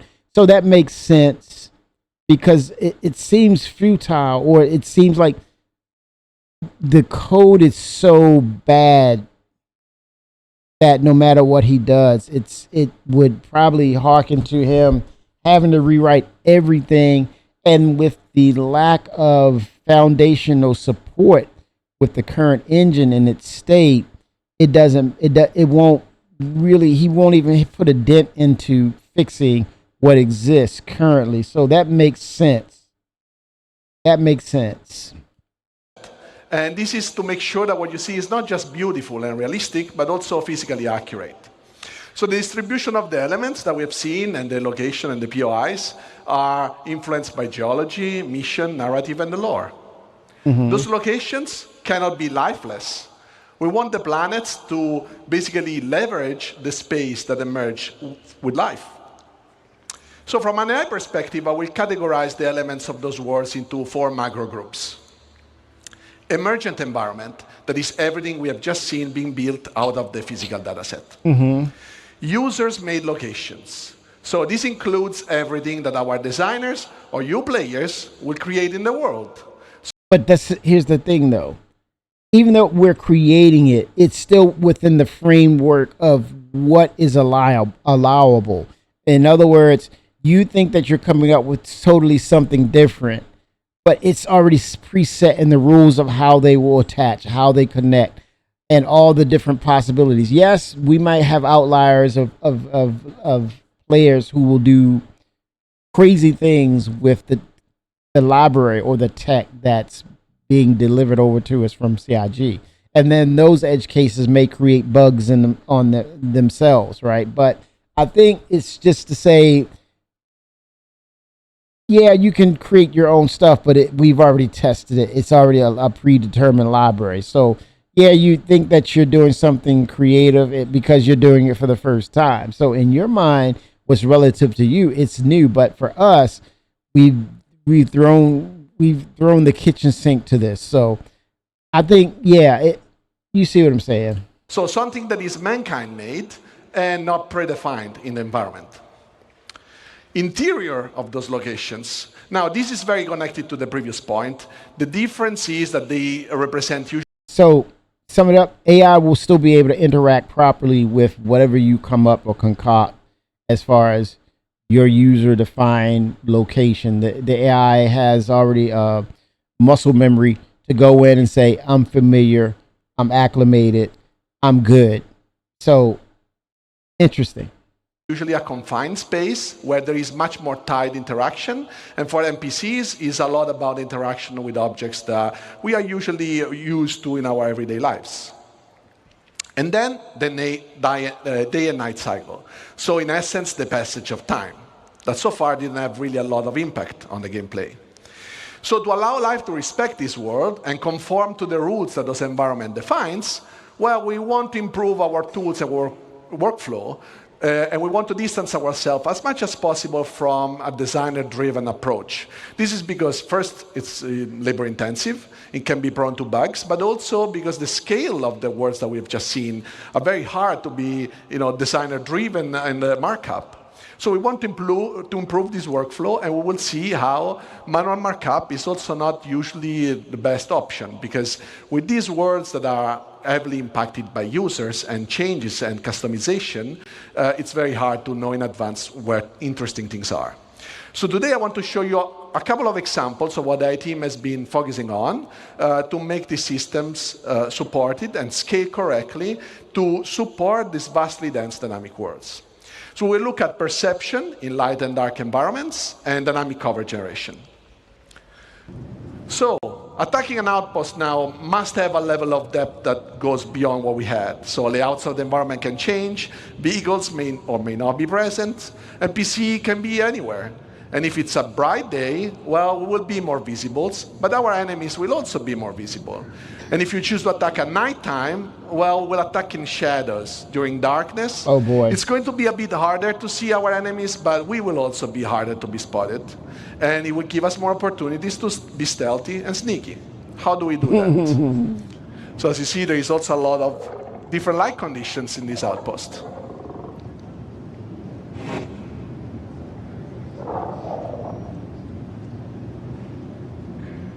Copians. So in this scenario, we will start look at how perception is impacted by the day and night cycle. You see the crowd, they're like, and? Wait a minute, you see the audience, they're like, well, what is this, man? I've seen this.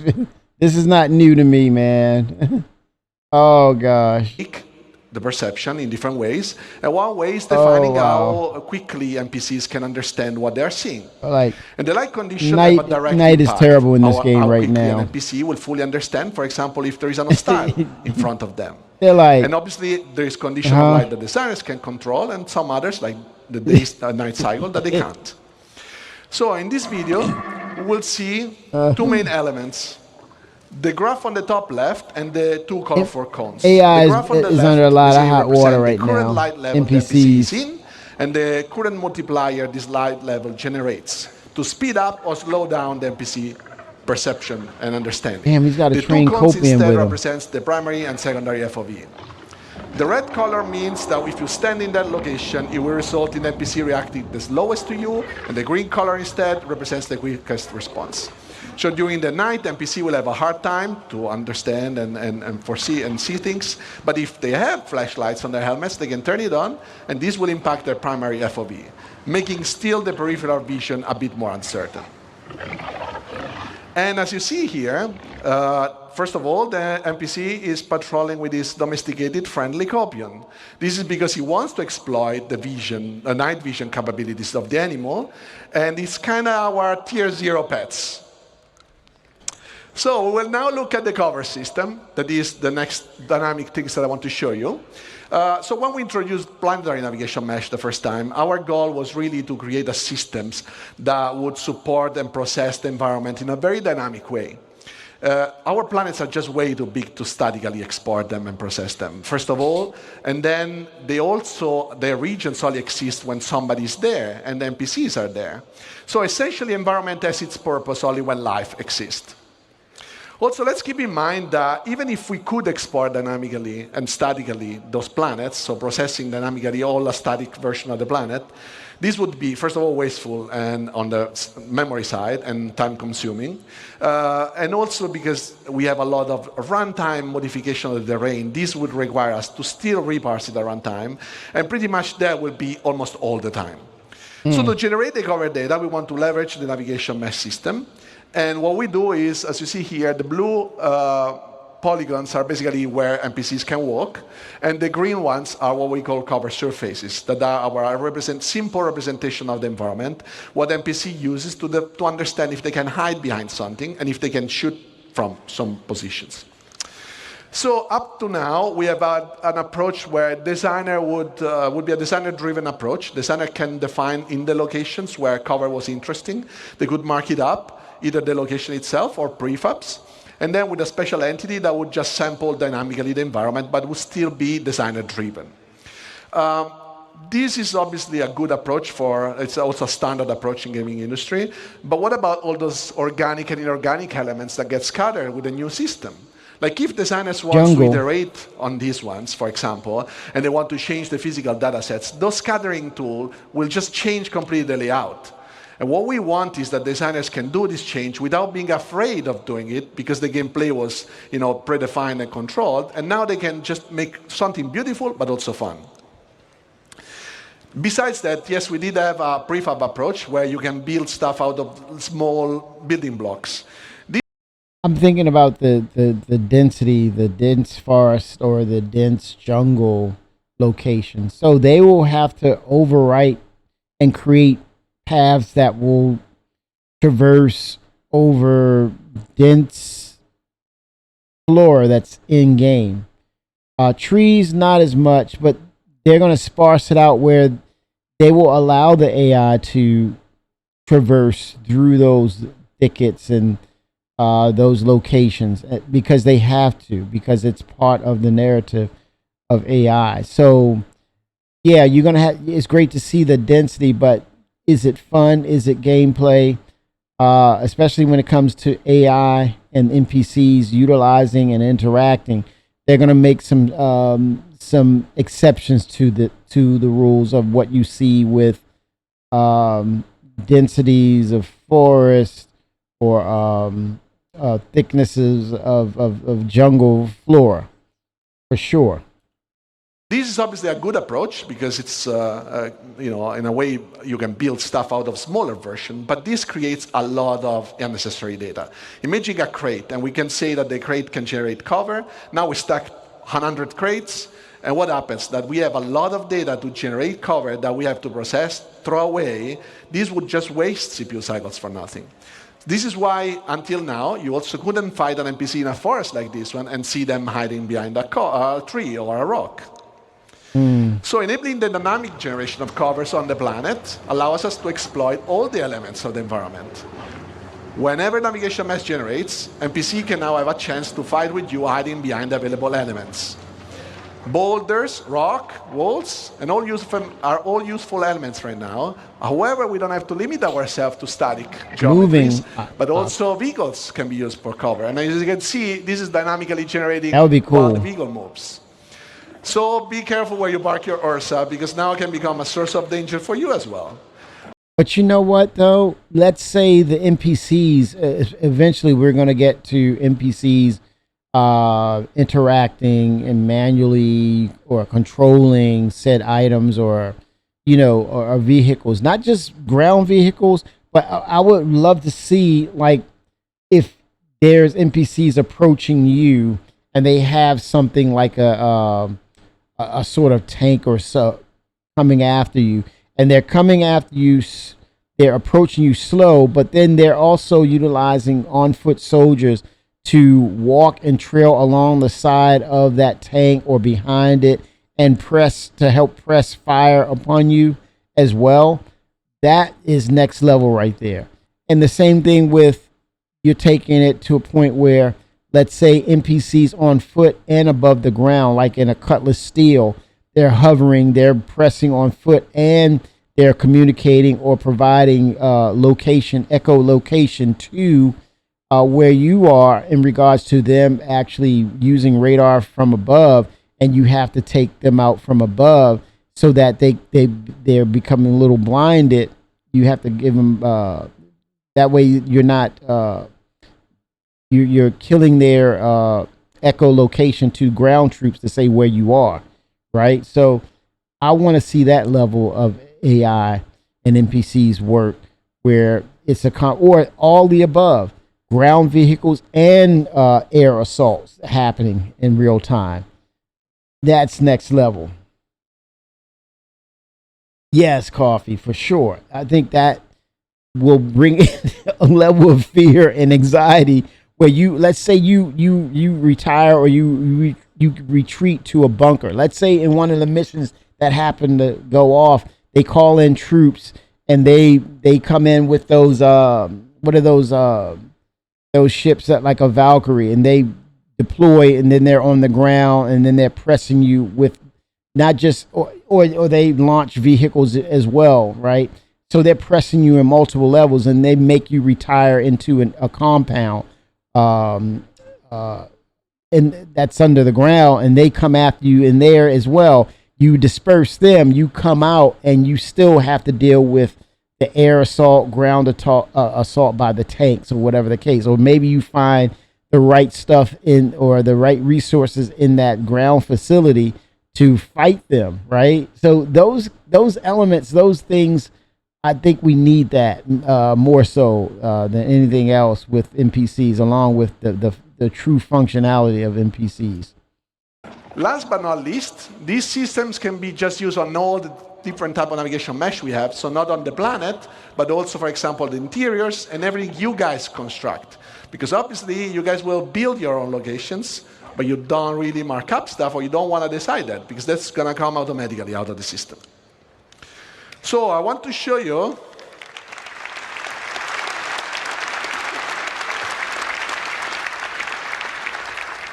So what I want to show you now is just like a little bit of insight of what goes behind the scene when we generate cover and navigation mesh. These are some of the steps that our system does. So we always start from the environment voxelization. What that means is we process the geometry, the physical representation of the geometries, that is a little bit simpler than usually the render mesh, and we construct it in a voxelized approach. This is also using different types of agent definition. Why so? Because obviously where a human can move is not the same as where a vehicle can move. So we can define different type of precisions and then speeding up the process where we have to, and be more precise where we cannot be to. And we can also create overrides based on different things. For example, if you crouch, you can enter into smaller locations than where you stand. This process is basically common between navigation mesh and cover. After that is generated, then we can evaluate the voxel in different ways. For example, defining where we can walk. So can we make the step with our foot over a specific voxel? Or is there something in front of that hole in the non-mesh so that we can actually cover behind? And then we can basically decide where to generate cover surfaces. And after the cover surfaces are generated, we can process where the cover locations are. Cover locations are a good spot for NPC to be behind the cover. So what we see here is that with the introduction of Maelstrom last year, obviously we knew this would revolutionize how you guys are playing. And we did have to find a solution to handle all the destruction you can create. We're destroying so much stuff in this world that we had to find a solution, Maelstrom. right? So this is why we approach the coverage generation navigation mesh as it is, because Here we go. there is I was just gonna bring no way that for us up. to predict anything that you're doing, and we want just Maelstrom to be another trigger for word evaluation. Yes. So as you see, this is all dynamically generating. And destroying anything just makes the word be reevaluated. So, as you see here, we can have also lots of rules. So you can see that a bit here. But when things break, first they invalidate, and then when they rest, for example, we can decide when is a good moment to regenerate, so that we also don't waste too much CPU cycles. The color that you see is mostly cover quality. So you see the light green is high cover, the dark green is low cover, and then we have the red that we introduced some time ago that is basically not really good cover, but if there is nothing better, well, it's better to be behind something than being, in open space. So let's just recap. What we want to do is finding a plan and having a good plan to approach life in this vast universe. What we want is the life to be able to systemically evaluate all the dynamic environments that is generated. We want to improve our workflow, not only to support designers and being faster, but also support all your guys' creations. So we want the life to adapt, and this is all for making the game fun for you, so that everything comes together. So thank you all. This was phase 3. And now, let's welcome Ben Parry, that will introduce you guys to phase 4 of Genesis. Francisco has a lot of work that he has to do. And he has a lot of dependencies that will require him to be successful for what he's doing. He's fighting with one arm behind his back.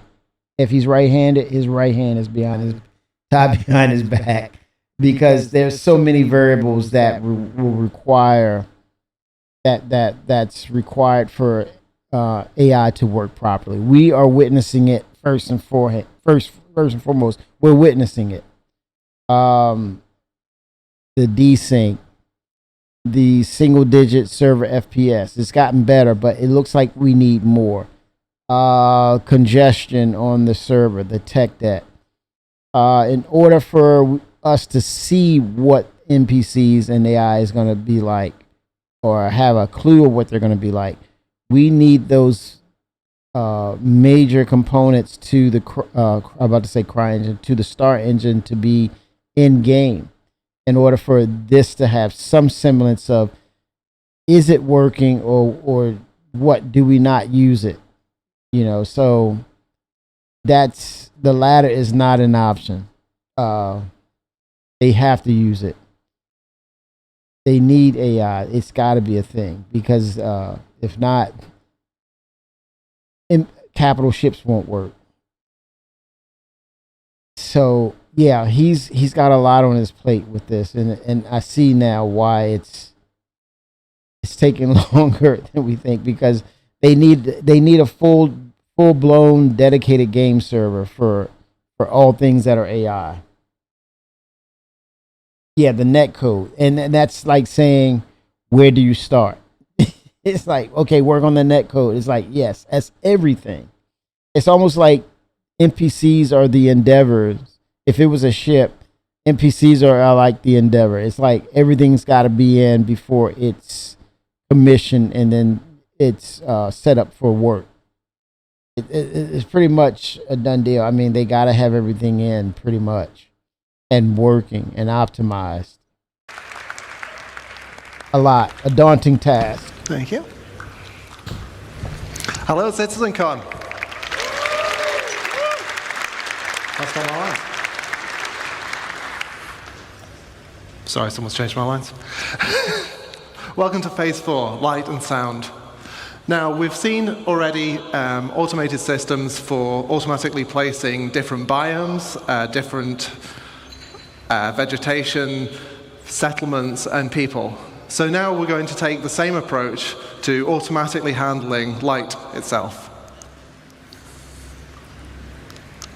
First of all, why is this important? Well, it's not always obvious, especially when they do their jobs as well as they do. But there's an incredible amount of attention from the lighting artists that goes into all of the locations that we have in the game. Besides just marking up the reflection probe areas, they also manage the visuals really carefully, adding fill lights, approximating bounce lights off ground and up into ceilings and dark corners where there aren't any direct lights pointing, really. And the problem is, not only does this take a lot of time and really constrain the style that they're using, it's simply not possible. If you've got a planet full of forests and, 3,000 and something placed locations, you're going to be exploring places that no artist has ever visited. No, they've not looked at, and they're certainly not going to be able to have tweaked it for you. So we need something that works completely hands-off. And natural outdoor scenes are especially problematic for us. Indoors, you can put a lot of little lights around pointing from different directions, and you can probably justify it. Outdoors, you've got the sun, and you've got the sky. And if you're behind a tree, you've got the sky. You know, for your HAB, that's coming, you don't really per se need the global illumination, only through windows, if you have those, and from light emitting devices, right? And then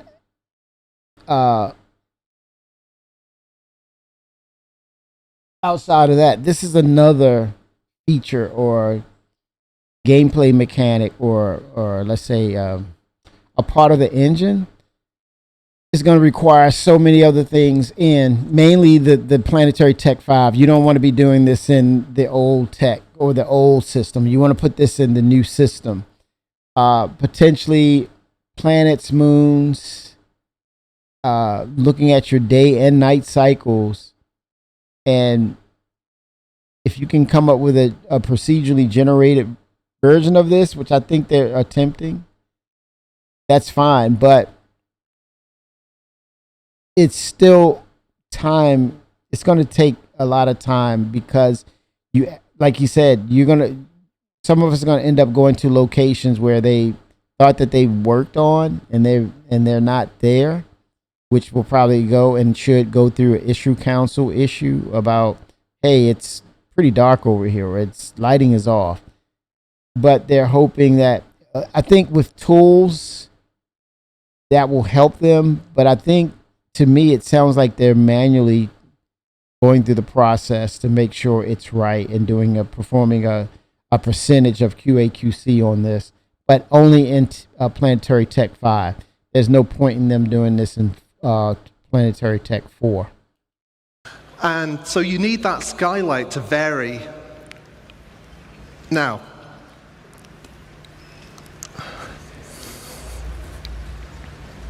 so this is the forest as you'd see it without the GI system. As you can see, all the shadows are receiving lighting from the same environment probe, so it's basically just a flat color across. We replace that with around 40,000 mini ray trace probes. Each of them has their own view of the sky, and so that gives you way more contrast and variation as you move in and out of the canopy. Ray tracing, oh boy. What does that do to the GPU? Now, there are a couple of other pieces of the puzzle that we've been working over the last year. Now, the first is, well, all the stuff that you can't stick 40,000 mini probes onto. Anything that doesn't have an opaque surface, we can't really know where it is on the screen and track it from frame to frame. This is dangerous right here. Transparency, it's a no-no when it comes to clients, servers. It will bottleneck the hell out of processes. I've seen it. I've seen transparency choke a system to where it was something where it had a high percentage of transparency. I would say 80, 90 percentile plus of transparency applied to it. One entity. And when that thing was processing out, say for example, printing an image of it with transparency on, it took like 27-30 minutes to process it. Once transparency was back to zero, it literally printed in seconds. I'm like, are you serious? transparency is a dirty word when it comes to tech and processing things in, you know, whether it's the game or software. Transparency is a dirty, dirty word. It's very difficult to work with. But if we don't do anything, it's going to stick out like a sore thumb. We've got fog, we've got particles, we've got the other little things, I don't know what they are. And so we need something to do with those. So to address this, we've added a kind of stable grid of medium-y kind of probes that are generated around the player as you move around. So that gives us approximately matching lighting that we can apply to all of those things. Now, this is a little bit difficult to illustrate in normal scenes, so for once I've been making my own levels. As you can see, Pico's in trouble again, but because the lighting team hasn't helped, you can't see anything in most of the scene. If you add the transparency GI system, suddenly the whole scene comes alive. And this is something that we could never have done until we added this tech. They got to be careful with this. Did you notice it was more like a scene as opposed to an environment? They know they have to be careful with transparency. If they're not aware of it, they better be careful. They're going to find out real fast how it can bog down a system. The tech debt is enormous when you're talking about in regards to transparency. Now, the other piece of the puzzle is glossy reflections. Now, we've got a fair few shiny objects in the game, you may have noticed. And we've got the same problem that if we fix the lighting on one thing and then the reflections don't match, it's going to look terrible. Also, ray tracing reflections is really cool, and we wanted to do it. And the challenge here, though, is that the ray traced reflections you're going to do, they're not just mirrors. Like, we've got a whole range of objects in the game, from like a scuffed hull panel all the way up to chrome polished pipes. And we want the same system to apply globally across that. So I'm going to do an uncomfortably short breakdown on what this tech looks like and how that comes together. So here's what we need to beat. Now, obviously it reads as shiny, but there's this kind of fakeness to it. It kind of looks a bit like it's flying. So let's see what the ray tracing looks like. Yeah, it's really noisy and horrible. We need to clean it up. So what we do is we let pixels share their data in space, and then also in time to clear up the final image. And then we let the game's normal anti-aliasing just kind of clean up the last stuff and carry us over the finish line. And that's how you make a chrome penguin.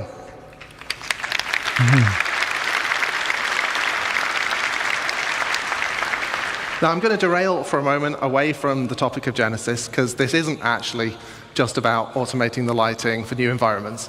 This is also about pushing quality in areas that have already had all of that work done by the lighting team. We're freeing the artists up to light more naturally, allowing the time of day shifts to be embraced rather than fighting against them. And as I'm about to show, players and NPCs are going to reap the same benefits as well. The night cycles is the one thing that's been the main issue. So here we start adding natural areas of light and shade and warm and cool colors.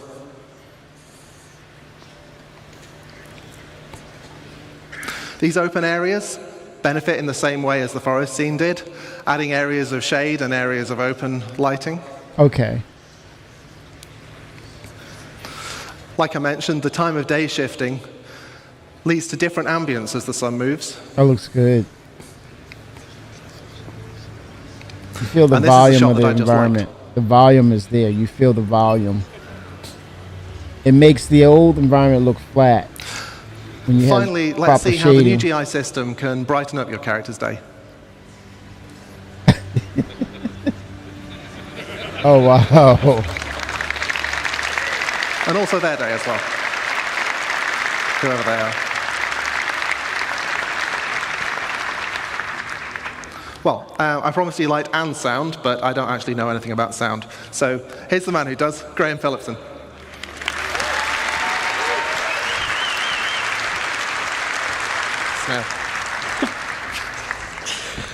Good afternoon, CitizenCon. I've been at CIGE nearly 10 years, and this is the first time I've done this. Very exciting for me. 10 years, so, wow. Do you want to make some noise? No, you're supposed to be making the noise, man. So, sound isn't as fast as light, so it takes me a bit to catch up. Oh, God. Jared wrote that joke for me, so you can blame him. Says it right here, blame him. Womp, womp, womp. So now we have a huge amount of visual and interactable content. Locations, biomes, populations, planets, and systems. And now they're all beautifully lit too, thanks, Ben. But how do we paint this world with sounds?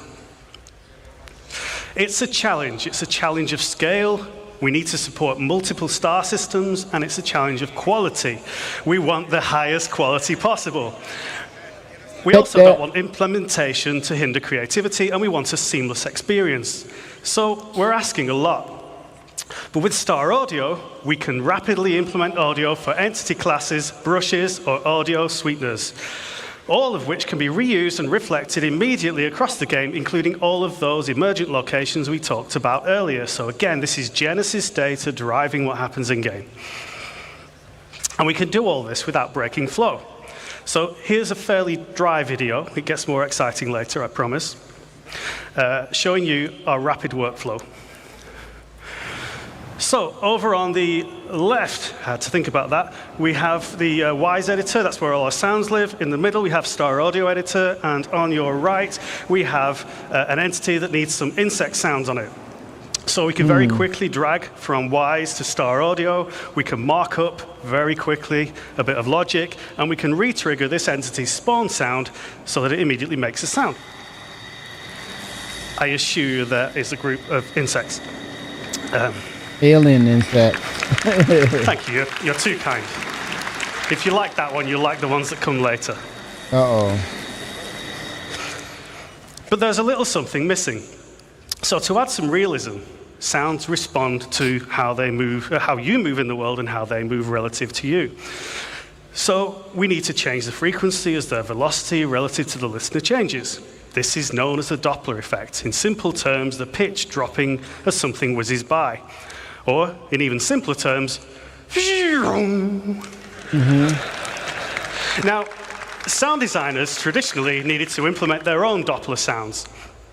But given how fast we can travel through these rich, dense locations, and the sheer number of them, we can't afford to be doing that any longer. So we created a systemic Doppler solution. And I'm going to show you that now, the only way I know how, by putting a big Benny Noodle machine on top of a mountain.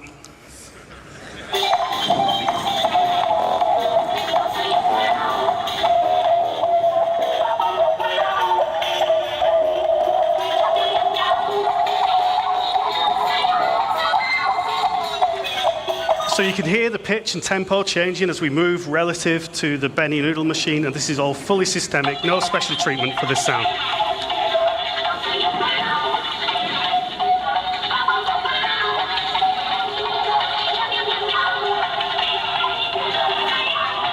Holy smoke.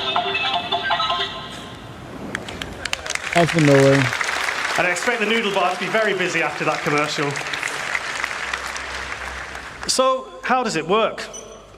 Well, the listener is surrounded by variable time delay buffering, not the horrible kind of buffering you get on the internet. This is a really nice kind that helps the game sound good. Each buffer represents a section of the sphere around the audio listener, and the audio is mixed into these buffers at a position that is appropriate to the object's position in the world. Changes in the position are applied to the delay buffer by interpolating the audio data.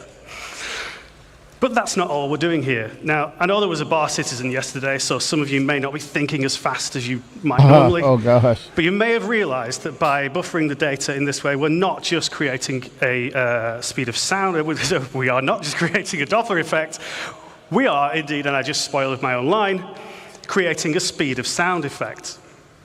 So, introducing systemic speed of sound to the game, I now have a couple of minutes of video, and we go through rapid fire, to ships looking a at lot. some fantastic examples of what this brings to the Much game. more for ships. Starting with a spaceship pass by that is supported tonally by the systemic speed of sound.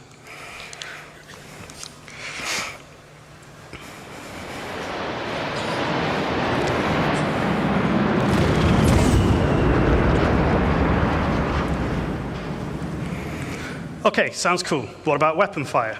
So let's bring in a sniper and, unfortunately for the sensitive of heart, a Pico. We're going to hear this first from the perspective of both with no speed of sound effects.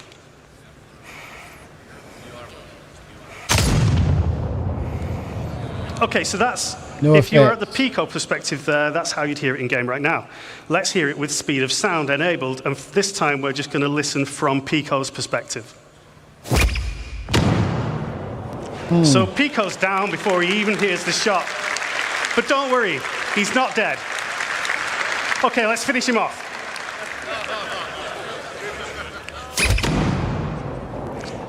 Now he's dead. And as the voice of Pip's Power Up, I need to get some proper placement in. So there's one more example for you. Now finally, oh, not finally, we have ship weapons, so listen to the fire rate as the ship approaches the camera here, giving you a bit of a sense of threat. Yeah, audio, it's not too easy to tell unsung what's hero. going on there, but you get an increase in fire rate. Unsung hero for sure. Finally, the really cool stuff, explosions. So we can put a cinematic element, a shockwave element, and a delayed speed of sound effects. Nice.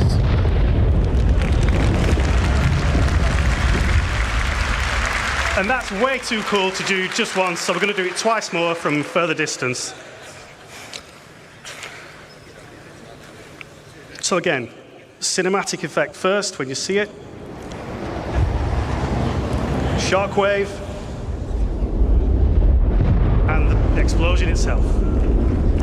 Very nice. This is all completely driven by parameters in the game, so we can do this for real. Whenever you drop a Moab. One more. Mother of all bombs.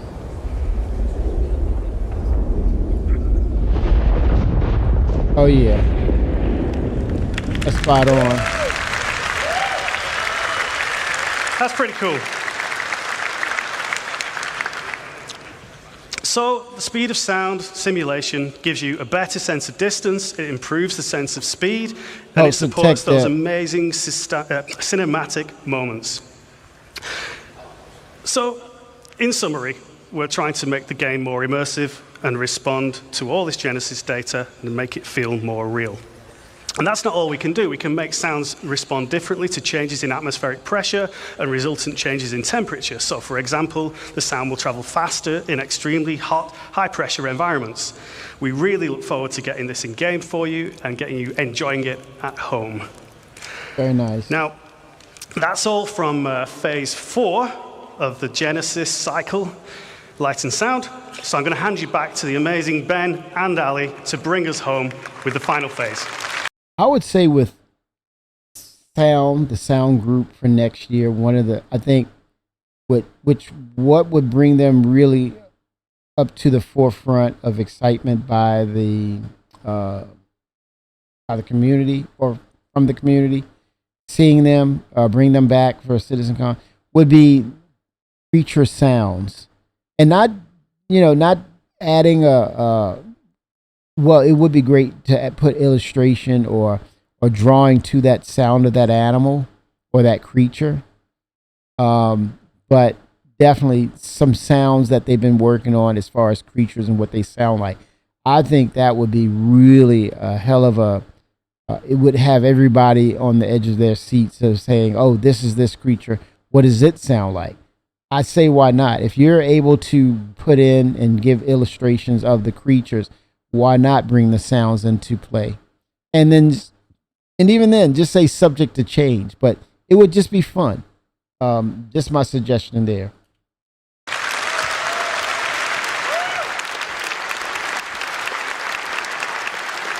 Thank you, sir. So, as Graham says, this is going to be the final phase of Genesis, and it's called Nature's Wrath. And this is where we're going to bring the very planet itself to life. So, first off, let's start talking clouds. So clouds have got an atmosphere, have got to be one of my favorite visual features of our game. Yeah, we got to get it right, awesome, Ali. But they're also completely static. Nothing has changed with them. So what we want to bring with Genesis is the evolution of clouds over time. But this isn't just some simple scrolling animation. We use the same physical data sets that drove the biomes we talked about earlier and Starchitect, and these are also now driving a physical simulation of the clouds so they can form and dissipate in realistic conditions. So this means things like the oceans, the prevailing winds, mountain ranges, and the temperature will all impact the clouds. But to complement these more dynamic clouds, we've also improved our lighting model. So it now correctly accounts for how light scatters multiple times inside a cloud. And this is important, creates much deeper lighting, and it can contrast against the sun's rays, resulting in much more vivid cloudscapes like we see on the left here, something we're all too familiar with in Manchester. Now, it would be awesome to bring this into context and show it on an actual location. Let's take a look at a quick scene to round this up. Let's do it. It's a nice day on the surface, but something's different. They're moving. The clouds are moving, but they're not and just dissipating. moving. They're forming and dissipating naturally and changing shape. They dissipate as they glide on the atmosphere based on wind data, stratus and cumulus alike. That helps detect that. Now we start seeing a new cloud shading model come into play. We are seeing enhanced occlusion beneath the cover, emphasizing the sunbeams out interact with the clouds, and this is seeing the light shafts peer through the layers. So this is a slowing it down would be closing great. In, Which they're going to do. We can start to see the changes in visibility of the area. Oh my God!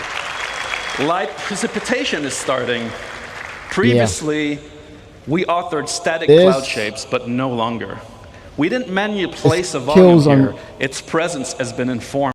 This kills the Unreal debate. I mean, it pretty much sets it to check and mate. This is over. I mean, I have no inkling of thinking about Unreal Engine, and I don't care if they go into 6.0 versions, right? This is the engine, man. This is it. Star Engine is the engine that will.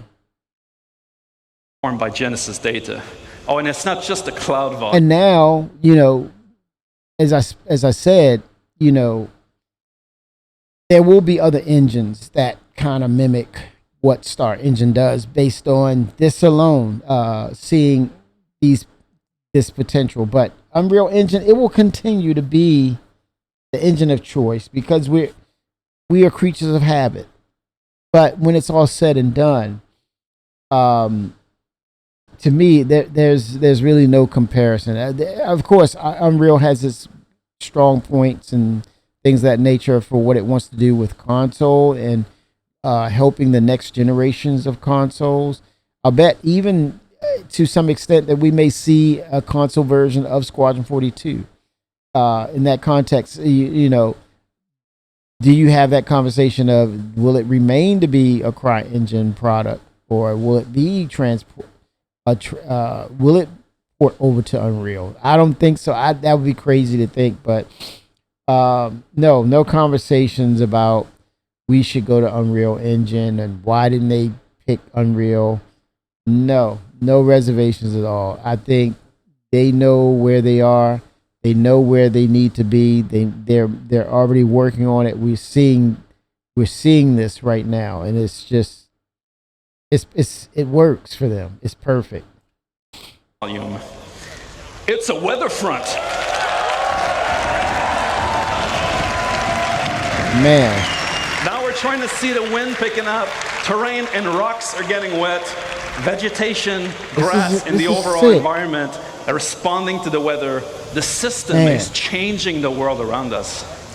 We can see puddles being formed dynamically in the dirt, properly responding to light, reflections, and rain droplets. Oh my God! It's getting really ominous and loud in here. I can feel the danger. I think we should let this play out in the game. Okay, in the game, it's there.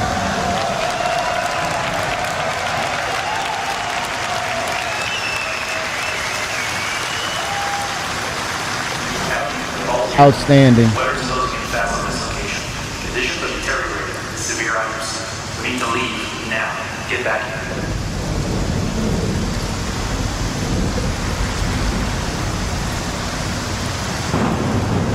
Lightning in the background.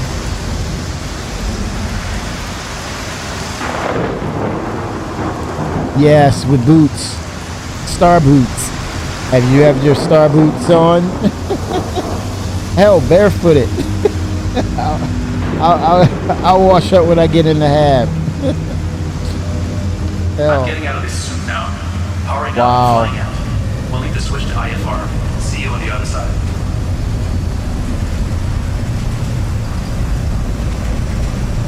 Oh, look at the wind.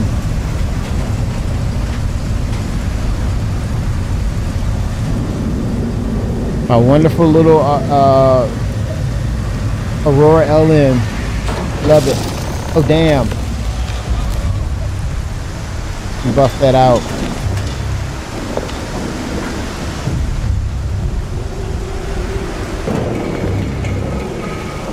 Oh, this is reaction to wind, strong winds. Look at the objects moving. Okay, this is crazy, man.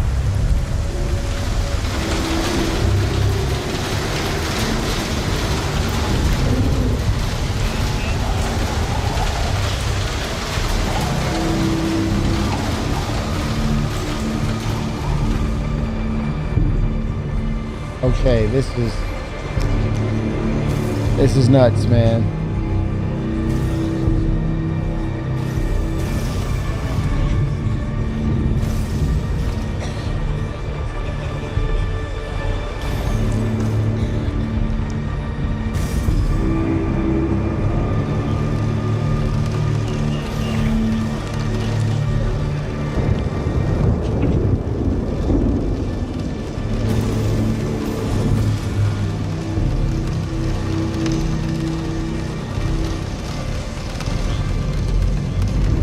Wow.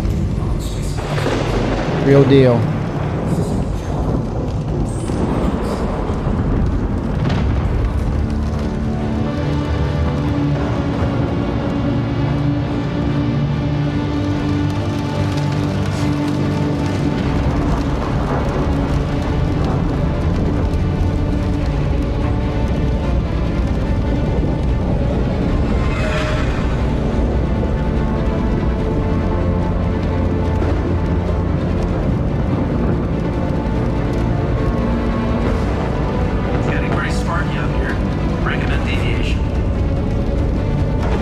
Oh, snap. Okay, there we go. That did it. Citroen 07. Yes. I mean, this is Star Engine. Wow. Yeah, this is nuts, man. This is nuts.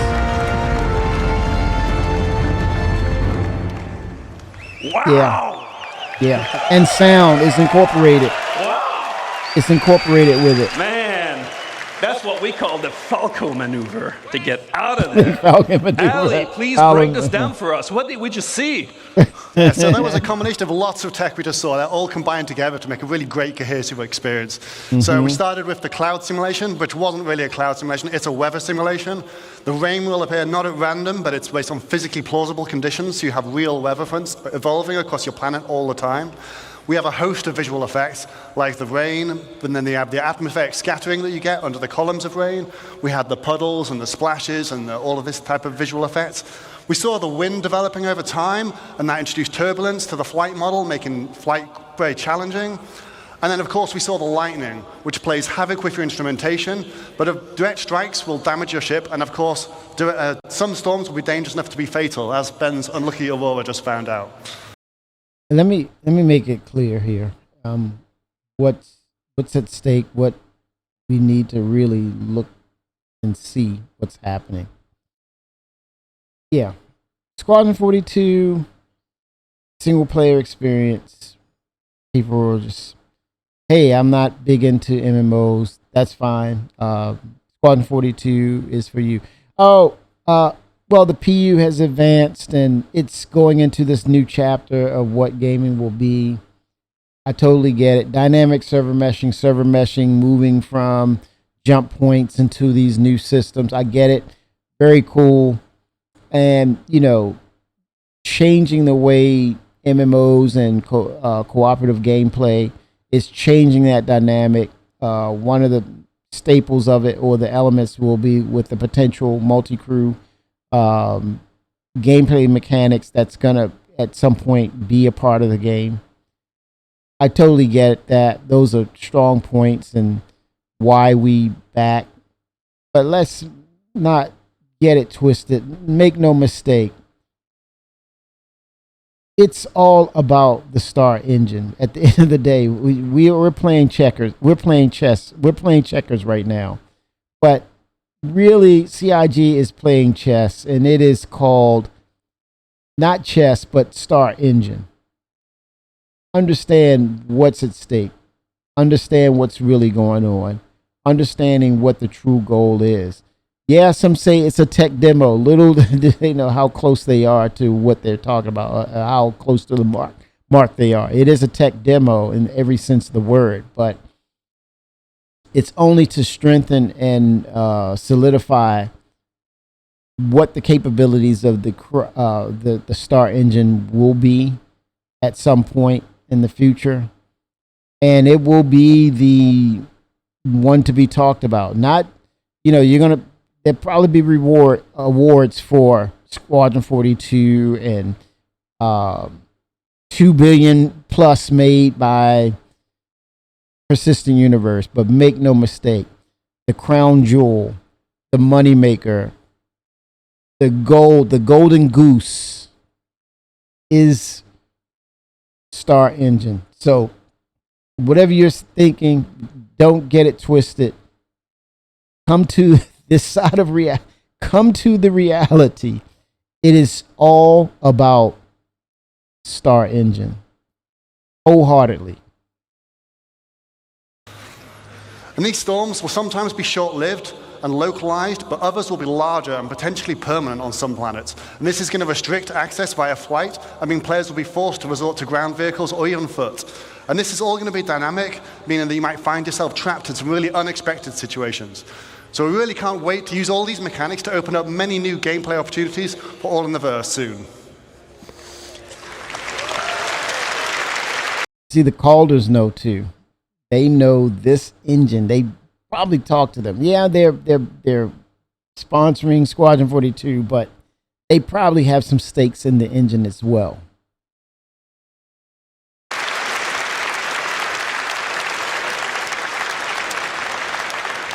A wise yogi once said, "It's your job as a pilot to compensate and stay on course." All right, what have we learned today, guys? We've shown you an approach of encoding the rules of nature into planetary data. We've seen biomes emerge from geology, temperature, humidity, climate, weather, the physical terrain. We create denser, more diverse living planets without artists hand placing or manually creating biomes, instead leveraging asset mapping. We've shown you a new way to make the game that can scale to create thousands of coriant places for civilizations on planets that can be used for missions or immersion gameplay without art and design hand placing locations, leveraging world design rules instead.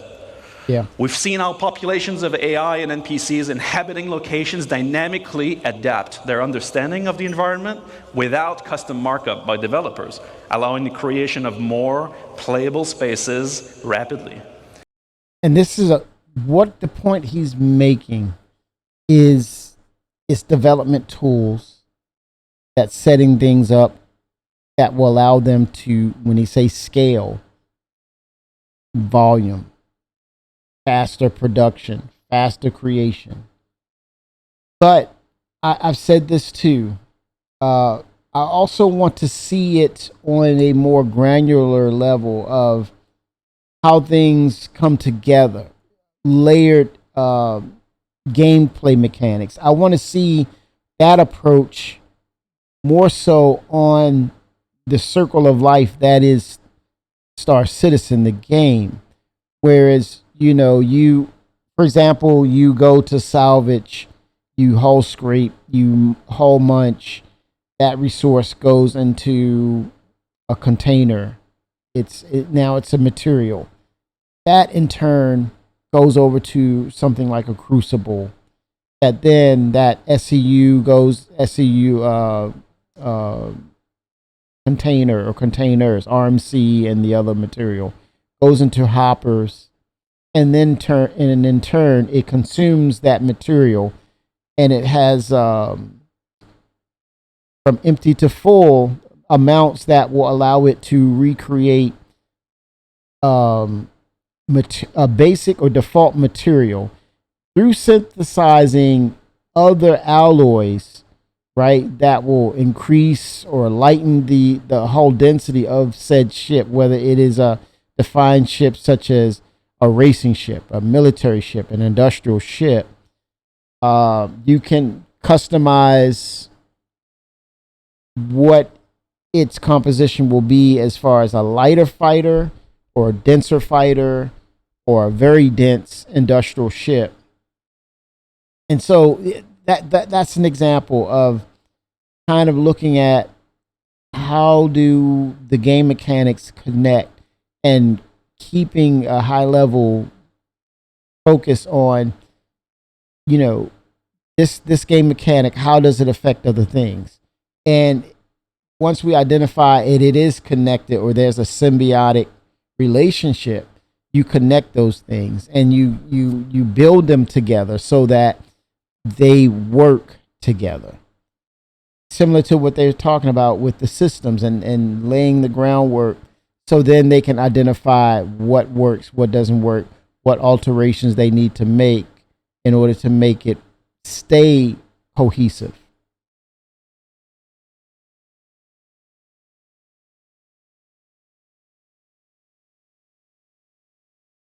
We lose sound.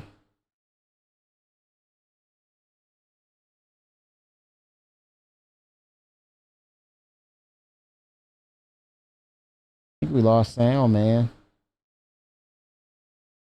That's all right. We lost a little bit of sound, but no worries. I'm going to call it, and we'll get back on this again.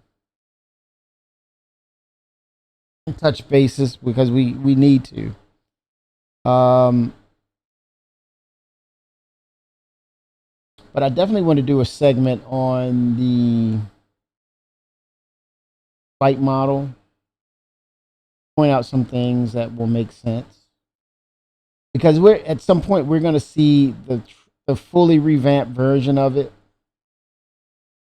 And I'm just saying, before they drop it, it would be great to have a sample size of it in Arena Commander, and that way we can kind of get a taste of, okay, this is going in the right direction. That's where we want to be, right? As opposed to, wait a minute, hold on. You need to take a look at this, CIG. This is questionable.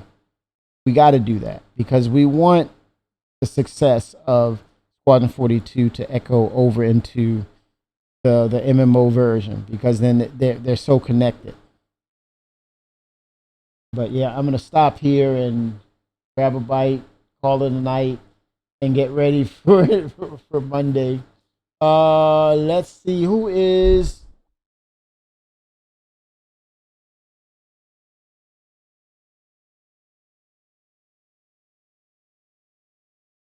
I'm gonna go to someone I have not seen stream Star Citizen, but well, there's Valdell. He's streaming. Let's go over to Valdell. Let's give him a rate and a shout out.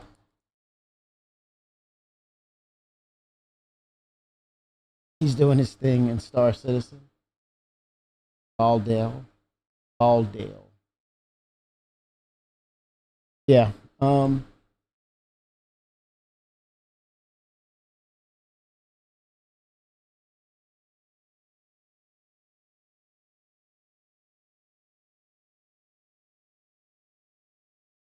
Okay, a little commercial break.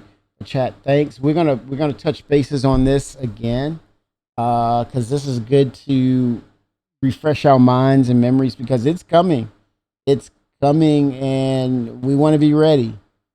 The expectations and what we've been waiting for it's on its way. And let's be ready. And let's get excited. All right, we're going to raid over to Valdale. I think the raid has started. Yes. Yes, yes, yes. He's fighting something. He's doing some combat in space. he's in it. He's in it to win it. Okay, we're going to raid over to him. 07s, everybody. All the best, as always.